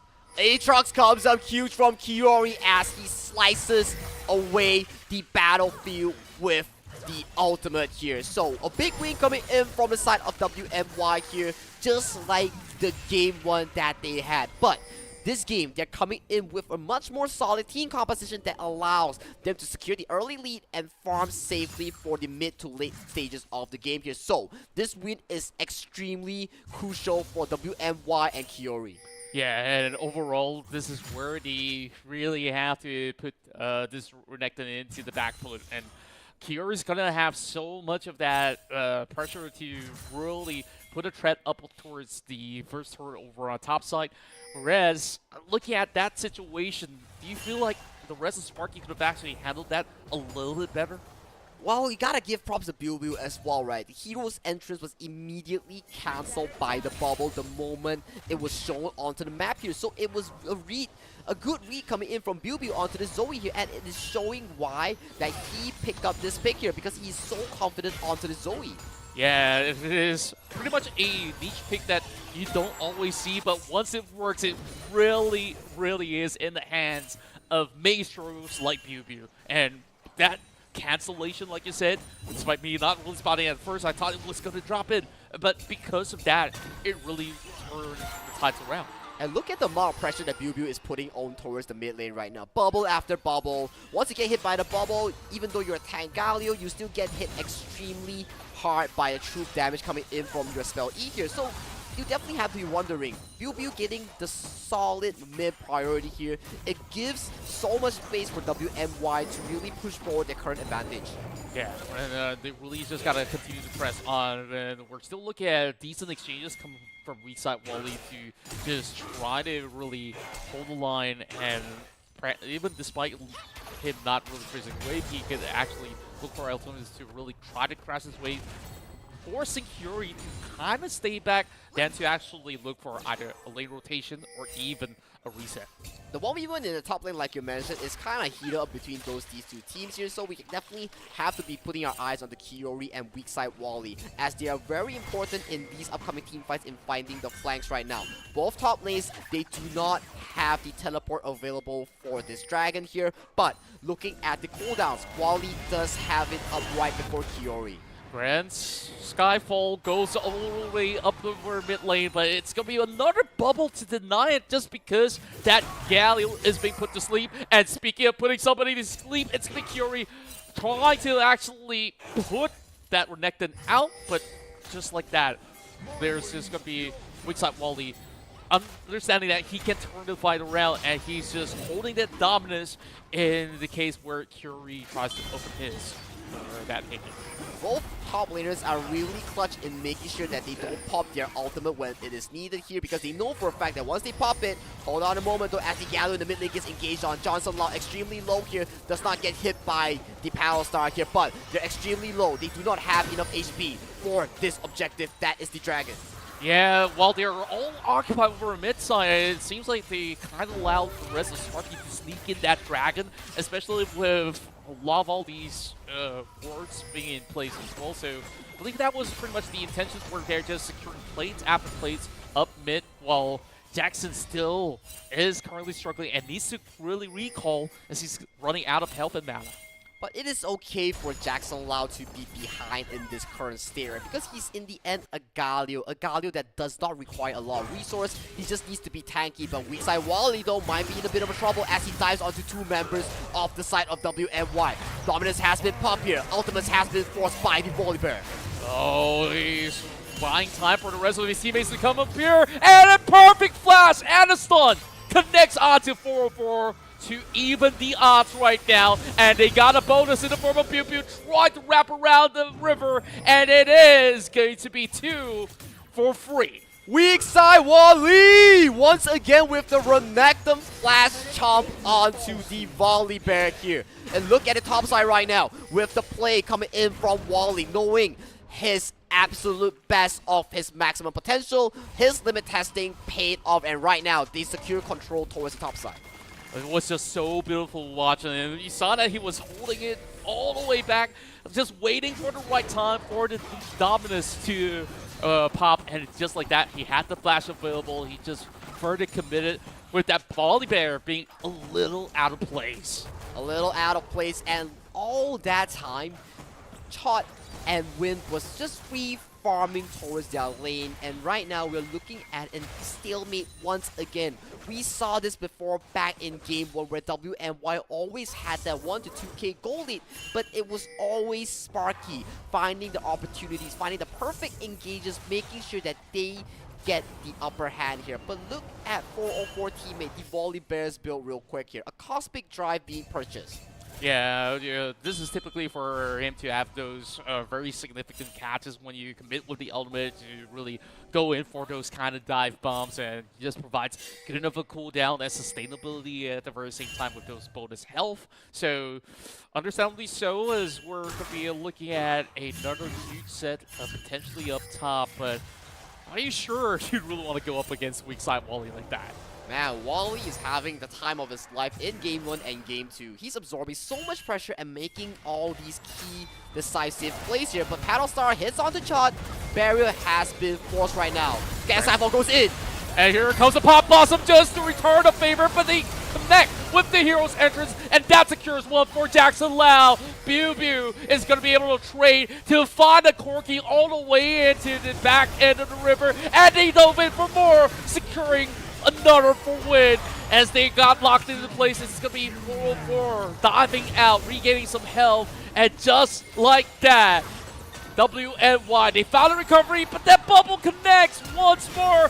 He's looking to really shred it up, but Shinzo about to tank it all once again. And Kiori onto the top side, making sure that Wally stay weak-sided as he wins out the 1v1 brawl here. Over to the map coming in from WNY. They win, and they win big in this exchange.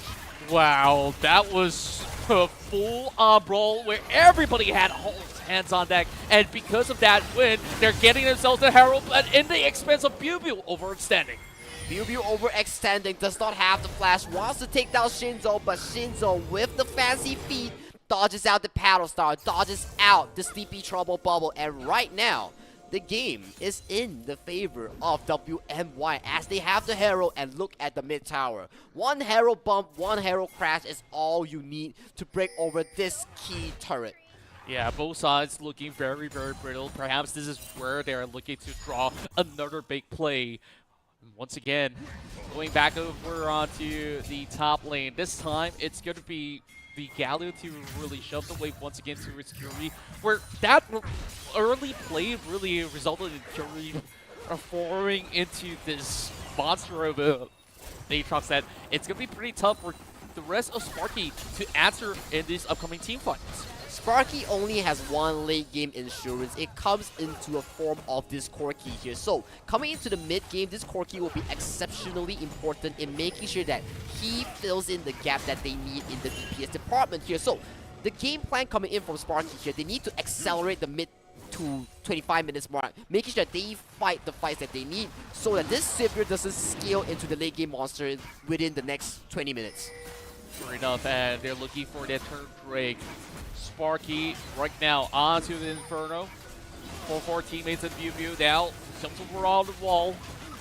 And it's just a little bit of a tight tussle. The bubble actually lands over onto Chot, and that's being blocked there by Shinzo. And just like that, they find themselves a little bit of an angle to dive even deeper. And the Grand Skyfall connects to the back line. Pop Blossom also defend for him, but weak side Wally finds Win, and just like that, the rest of Win and you, they crumble down in this scuffle, and it's all down to Curie. How long can he hold? Apparently not much longer. Not much longer. 4 kills goes over to the hands of Sparky. Beautiful team fight as they find the ace by Jackson Lau onto Biu Biu here. Once again, AMG finds such a beautiful engage onto the backline. Win. He went out, he dodged all the spells, but at the final moment, weak side Wally and Shinzo find the perfect flank onto Sivir. The calls were perfect when AMG have found that opening, and with that grand skyfall to be able to really connect over onto the course of Win, it just allows them to really breach over into the jungle and just had not much space. With a TP coming out slightly late from Curie as well, it makes matters worse. So this ace was just absolutely perfectly coordinated by Sparky. Perfectly coordinated and perfectly brutal coming in from Sparky. We were talking just 2 minutes ago that Sparky's team composition required them to win out the crucial mid-game team fight. With that fight, they secured the soul point, and they will be forcing Win and the members of WMY to take them head-to-head in the next upcoming Dragon in 4 minutes. Yeah, speaking of head-to-head, I mean, that team fight as well really empowered Wally once again. So this kind of duke out, which we're currently looking at, is going to be revolving around this top turret where they're having Shinzo to also back them up. So looking at the rest of the river, I mean, this is going to be a little bit of a later approach coming from Chop as well as AMG. They're just going to be able to hold mid just fine. Currently, if we look at the cooldowns here, WNY, especially Win, cannot be walking overly in front because one thing's for sure, he does not have the flash. He does not have the barrier here, so protecting Win will be so devastatingly hard here. On the side of Sparky here, Chot has everything up, Jackson has everything up, so one thing's for sure, Sparky has the current control up until Win's summoner spells being fully back online. Yeah, and that's going to take a couple of minutes in order to have that flash up available again. Now with the breach of the mid lane target, it is going to be a little bit harder for them to really jostle for some of all these lane priorities in essence. So that really allows Sparky to really try to cook up some of all these ideations. If they really want to crash onto Curie, they could actually find those opportunities to do so. They could find the opportunities, but look at Shinzo right now, looking for an engage. The Kiwi gets caught out by the WQ from the other star. Hero's entrance does not really find any targets. Curie have been able to really build him out with a couple of bait and switch. And with a few of all these ultimates down, they can now look for that Opticon or even the deep dive onto Kiori. So that really was set pretty much perfectly, as the rest of Win and You are looking to recommit. And look at Jackson Lau, he's looking for the flank here. Engage goes on to Kiwi. Kiwi gets taken down by the damage here. So much damage coming in from the side of Sparky here. There is no remaining tanks here coming in alive from WMY as double kill goes over to Chot. Just incredible. They've been able to really isolate the targets and once again recommit over onto the Otacon.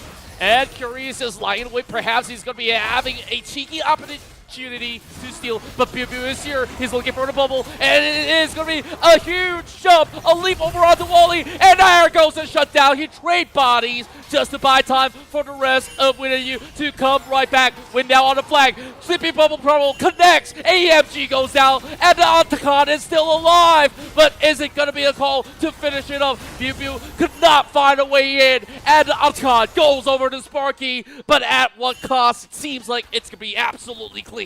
Absolutely clean. Moving 2 members, weak side Wally and AMG, sacrificing their lives for this crucial Otacon pickup coming in from Sparky. Right now, 1 more minute will be the final Inferno Drake that Sparky needs to claim. The Fire Dragon Soul that will potentially win them the game. So, for the side of WMY, they need to set up a beautiful fight. Win has everything that he needs to perform the next upcoming team fight. My, look at the graph. It's going back and forth, and this time it's over on the favor of Sparky, especially with how they've been able to really establish that river control overall and just knew exactly who to really take out. But Biu so far has been really showing some of all these fine finesse onto the Zoe, and despite so, it was still incredibly hard to really isolate these targets up against Sparky. I have to agree with you, but let's check out the replay of what really happened right now. Kiori was so close in taking down 2 key members coming in from Sparky, but Chot came in clutch, making sure that he was alive here. AMG blocking so much projectile damage coming in from Biu, blocking the Power Star, blocking the Sleepy Trouble Bubble, and Jackson Lau with the final TP, making sure that the double carry coming in from the side does not get caught here. But look at this current take here. Inferno Drake has been spawned onto the river of both teams right now. Whoever secures this will be very crucial. WNY needs this to push the game to a further late game state. Sparky needs this to push the game towards even further to their hands. I mean, with all these amplification of damage on the Infernal Soul, this is what's at stake right now. WinNU needs to really poke them out first and foremost in order for them to really secure it. They need to secure it, and look at the amount of pokes coming in from the side of WNY as Wally might be caught out. Oh, huge Pop Blossom onto multiple targets, and it is going to be AMG diving all the way to win, but there's not going to be members to commit. Shinzo finds his way out, takes out the marksman, and now the rest of Sparky gets the free reign on the drag, but they want more with his best Starfall, and it's another ace for Sparky. Jackson Lau with the heroic entrance, protecting the team of Sparky, making it an ace, only sacrificing weak side Wally. Now, they secure the Dragon Soul. They are so up and available. But look at the replay right now. 3-man Pop Blossom, but immediate heroic entrance, blocking off any further engagement. While Shinzo at the back, soloing out Win on this Sivir here, making sure that this Sivir had 0 room to do damage, with the Grand Skyfall collecting his triple kill. Yeah, that was a very courageous attempt. It almost looked to be an incredible turnaround coming from the side of WinNU, but they didn't pay attention to all these ults still available, and that's kind of how they got themselves funneled into that choke point, and they could not find a way out. The choke point was so crucial coming in from Sparky, right? Jackson Lau onto this Galio here, making sure that the anti-dive coming in from the side at WNY was just done so cleanly here. Sure, you get the Pop Blossom, sure, you get the Volley Bear jumping onto my backline here, but the heroic entrant pops in, making sure that the backline, Chot, is always safe, and Chot can always Valkyrie out, burn out the flash, and he is so safe. Shinzo, he's just having such a great game on this Pantheon. Yeah, and it's just so beautiful to actually watch how he actually goes in for so decisive picks over onto that backline that it really goes to show that he just knows all these nuances so well. And of course, Jackson looks so incredibly good on the Galio that I almost call him Jackson Wang. He's pretty cool. He's pretty cool. Jackson Lau with the Galio. He has that swag. He is pretty darn consistent in past of D2 game series right now. And look at the bottom side right now. Kiori wants to look for a 1v1 against Wally. But Wally, he's playing weak side. He knows the limits. He backs off and he is chilling. Yeah, he's just gonna have to kind of give way towards this front wave push, and just like that connects to W, but could not do much more. I mean, it's always a technical battle when you're going up against a Renekton, especially when you're on an Aatrox as well. So he, as much as he has got some of all these huge items up, you gotta also keep in mind that there is also pretty much anti-heals in some of the builds that they've already established. But one thing that I did not pay attention to is that right now, Jackson One's got a Magi with 10 stacks. 10 stacks onto the Magi's. He's forever scaling onto this Galio here. Has the Riftmaker and has the items set up for himself for success here. He has a 650 bounty right now on his head onto this Galio here. Extremely strong. And look at Biu here, might be caught out. Oh man, he just used his ult and he's got no other tools to really get up. I mean, there's the flash, but even despite so, a TP to be committed where he's just really pulling every single member of Sparky upon him, and that is going to be a quick Baron call to be pretty much the nail in the coffin for Win and You. And look at the map state coming in from the side of WNY right now. Galio teleporting back to the mid lane to protect the tower. The push coming in from the side of WNY here. Kiori, he wants to look for a flag here, but there is so much defense here coming in from the side of Sparky's team composition, making sure that there is no room for any potential steal here. And look at Galio right now. Look at Jackson Lau. He's man-marking every single member of WNY. Yeah, it's just so perfectly played out by all these guys out there. As much as Curie was hoping to really try to dent their hopes of securing that, I mean, it's a little too risky. I mean, they've already lost View. The rest of these members were not anywhere even close to the pit as well, so it was rather difficult to actually going for the challenge, especially you got to respect that Infernal Soul where they could just outduel you with the prowess of damage that they can actually turn out. And the Corki rockets are hitting extremely hard at level 16 as well. With the big one and with the Infernal Soul, that's going to be packing a big punch towards the health bars here. So if you are WNY here, you need to find these miracle Sleepy Trouble bubbles onto the back lines of shot here. But think about it, so much protection onto this Corki here that the only win condition that you have onto WNY will be this severe scaling towards 6 items because of the wave clear advantage. Well, we're already at 3 items, so we're halfway there. It's really gonna take a while, right, in essence. And the only reprieve is that, I mean, Silver's got insane wave clear if she's still gonna be able to, you know, be alive. Oh, that's already a big chunk. Hit right over onto Win, and that's what, 1 rocket? That was 1 rocket indeed, and look at the top side 1v1 real quick as Kiori is chasing down weak side Wally. Dominance and Ultimate both pop by both ends here as Warlander slowly chasing weak side Wally, but doesn't get the Q3 flash. Re-engage comes in for weak side Wally, breaks through the Sterox cage. 1 more hit by Kiori, gets that 1v1 solo kill. That's the most beautiful solo kill that we've seen in a while between these two. And it's Kiori once again says, you stay on the weak side. And if they want more, despite that being a brawl over 1v1, this is going to be a full-on fist fight. And here comes the Galio, smacking it down. And you got to pay respect to Todd as he goes legendary. And just like that, they have the Wins being knocked out of their lungs once again. And Win can only sit by and watch as Bew slowly gets hunked down by Todd. Another rocket to the face. 3 members down from WNY. Once again, like you mentioned here, you cannot be diving onto the Corki if you do not have information onto the Galio here. 18 stacks onto the Magi's. 3 items completed, finishing up that Zonya's Hourglass right now. This Galio is a pseudo carry of his own. My, it's already 7k ahead for Sparky right now.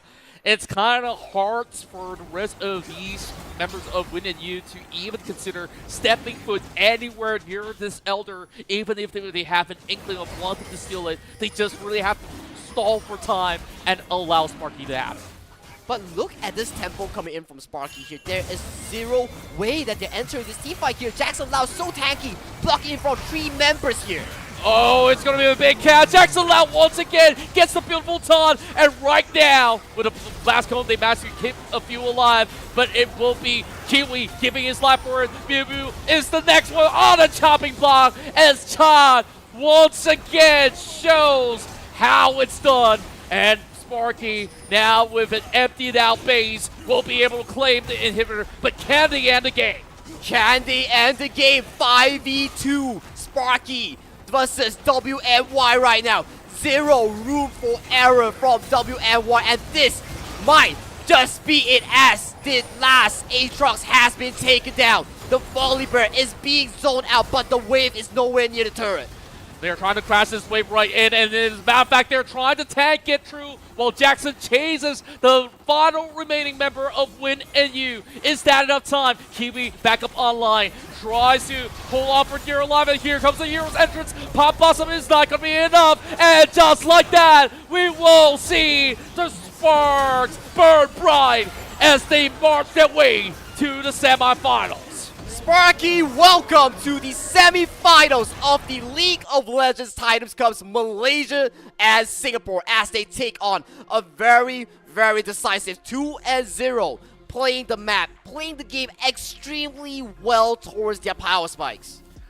Wow, just incredible. Sparky so far had so many clean takes, especially when it comes down to all these calls, playing proactive, reacting to all these dives. They were always ready to take care of Chad as the main man, and it's been incredible coming in from Jackson.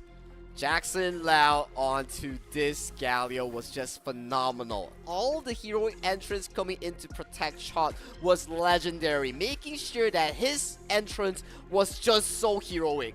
Wow, it's just perfect to always turn the tides around. Sparky right now shining brightly as they've been able to propel all the way up ahead. I mean, the way that they have so many grand calculations on some of these angles of fights that they took was really the key factor as to how both games in similar manner chokes out Win and Yu on so many of all these objective takes that it was so difficult that not even a single dragon was secured by Win and Yu.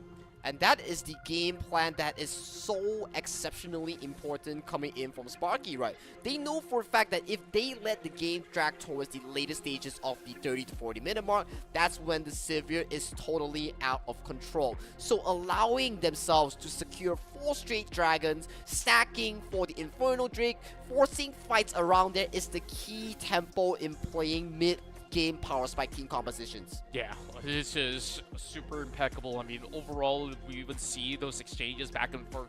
I think like Curie definitely held his own very well, and there were certain moments that he's hoping to really try to go in for certain exchanges, but the rest of his teammates weren't exactly fully ready, and it really was super unfortunate. I mean, Win and Yu, they played pretty well back in Game 1. Game 2, I felt like they kind of ran out of gas. They indeed ran out of gas. Just look at the early game from Win and Yu. They were playing so exceptionally well in most of these team fights, making sure that they get the early lead here. The world ender being popped by Kiori here, making sure that this team fight goes in favor of WMY here. Once again, the Grubs fight goes in favor of WNY here, but the subsequent fight here, look at this. Pop Blossom always gets faced into an immediate heroic entrance here. You gotta give props to Jackson Lau here. He knows the timing of the re-engage. He knows the timing when to be fending off his teammates. Yeah, and for the most part, I mean, this Galio can really soak up all these pressure for days and all these exchanges.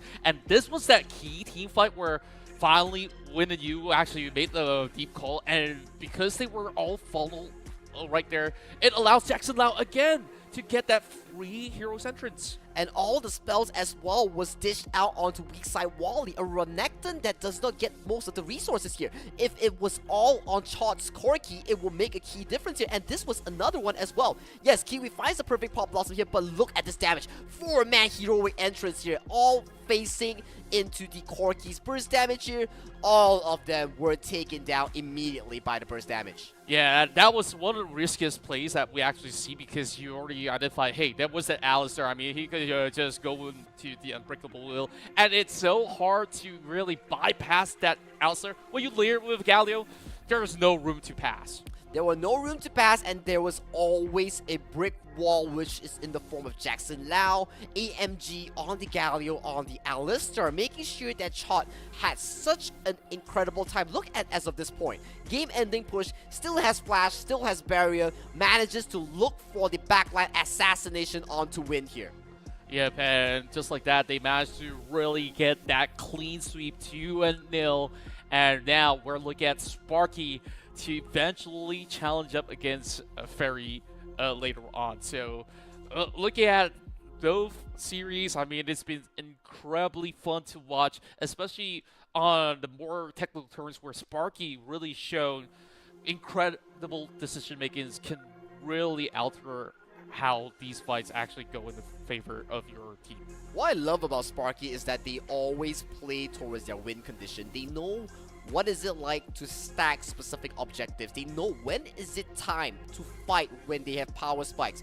get back to game 1, WMY was always ahead in terms of goalie, and they were always looking for ways to topple the fights, but Sparky did not allow a single inch or mile to WMY to find the opportunity to start the fights. For Sparky in game 2, they were keeping the tempo so consistently towards the late game, making sure that they were always in the driver's seat. Yeah, and overall, I think like so far it's been some really great decisions that have been displayed by all these individuals out of Sparky while winning you. They got glimpses of brilliance where, you know, those early fights with the Zoe cooking up those impeccable sleepy trouble bubbles. And I thought, hey, there is definitely that glimmer of hope. But when you have Chod, back-to-back MVP titles, well, what else would we need to say about this legendary marksman? Legendary ADC Chod.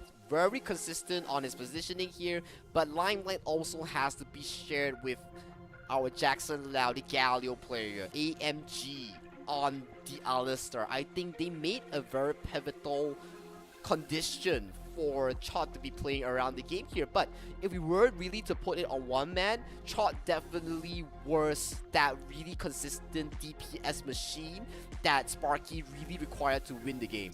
That's right, and you know, they needed to protect President Chod at all costs, and everyone did their splendid job. And you know, Sparky gets to once again get the full governance overall to 2 back-to-back wins, and it just goes to show that there's just so much of a grand understanding coming out of each respective individual on what the priority is at any given point in time. So that being said, that concludes our matches. So we'll get a quick update onto the bracket. So tomorrow you'll be getting the matchup between Meow Gaming versus CNOW.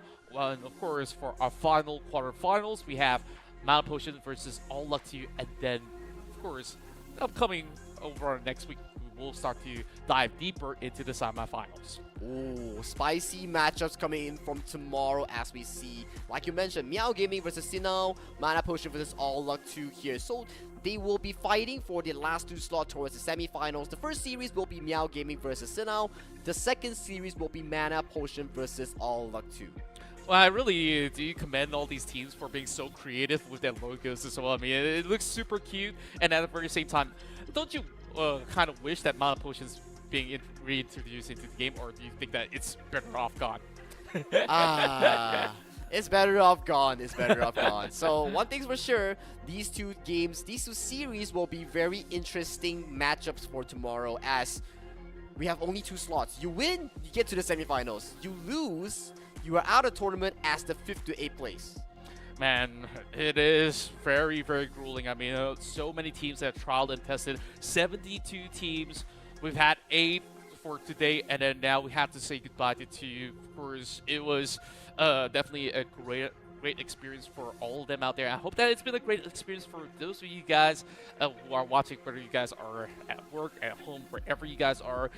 Make sure you guys follow Riot Games as well as League of Legends Malaysia on all social media platforms, because that's where we will continue with the action tomorrow for more Titans Cup League of Legends.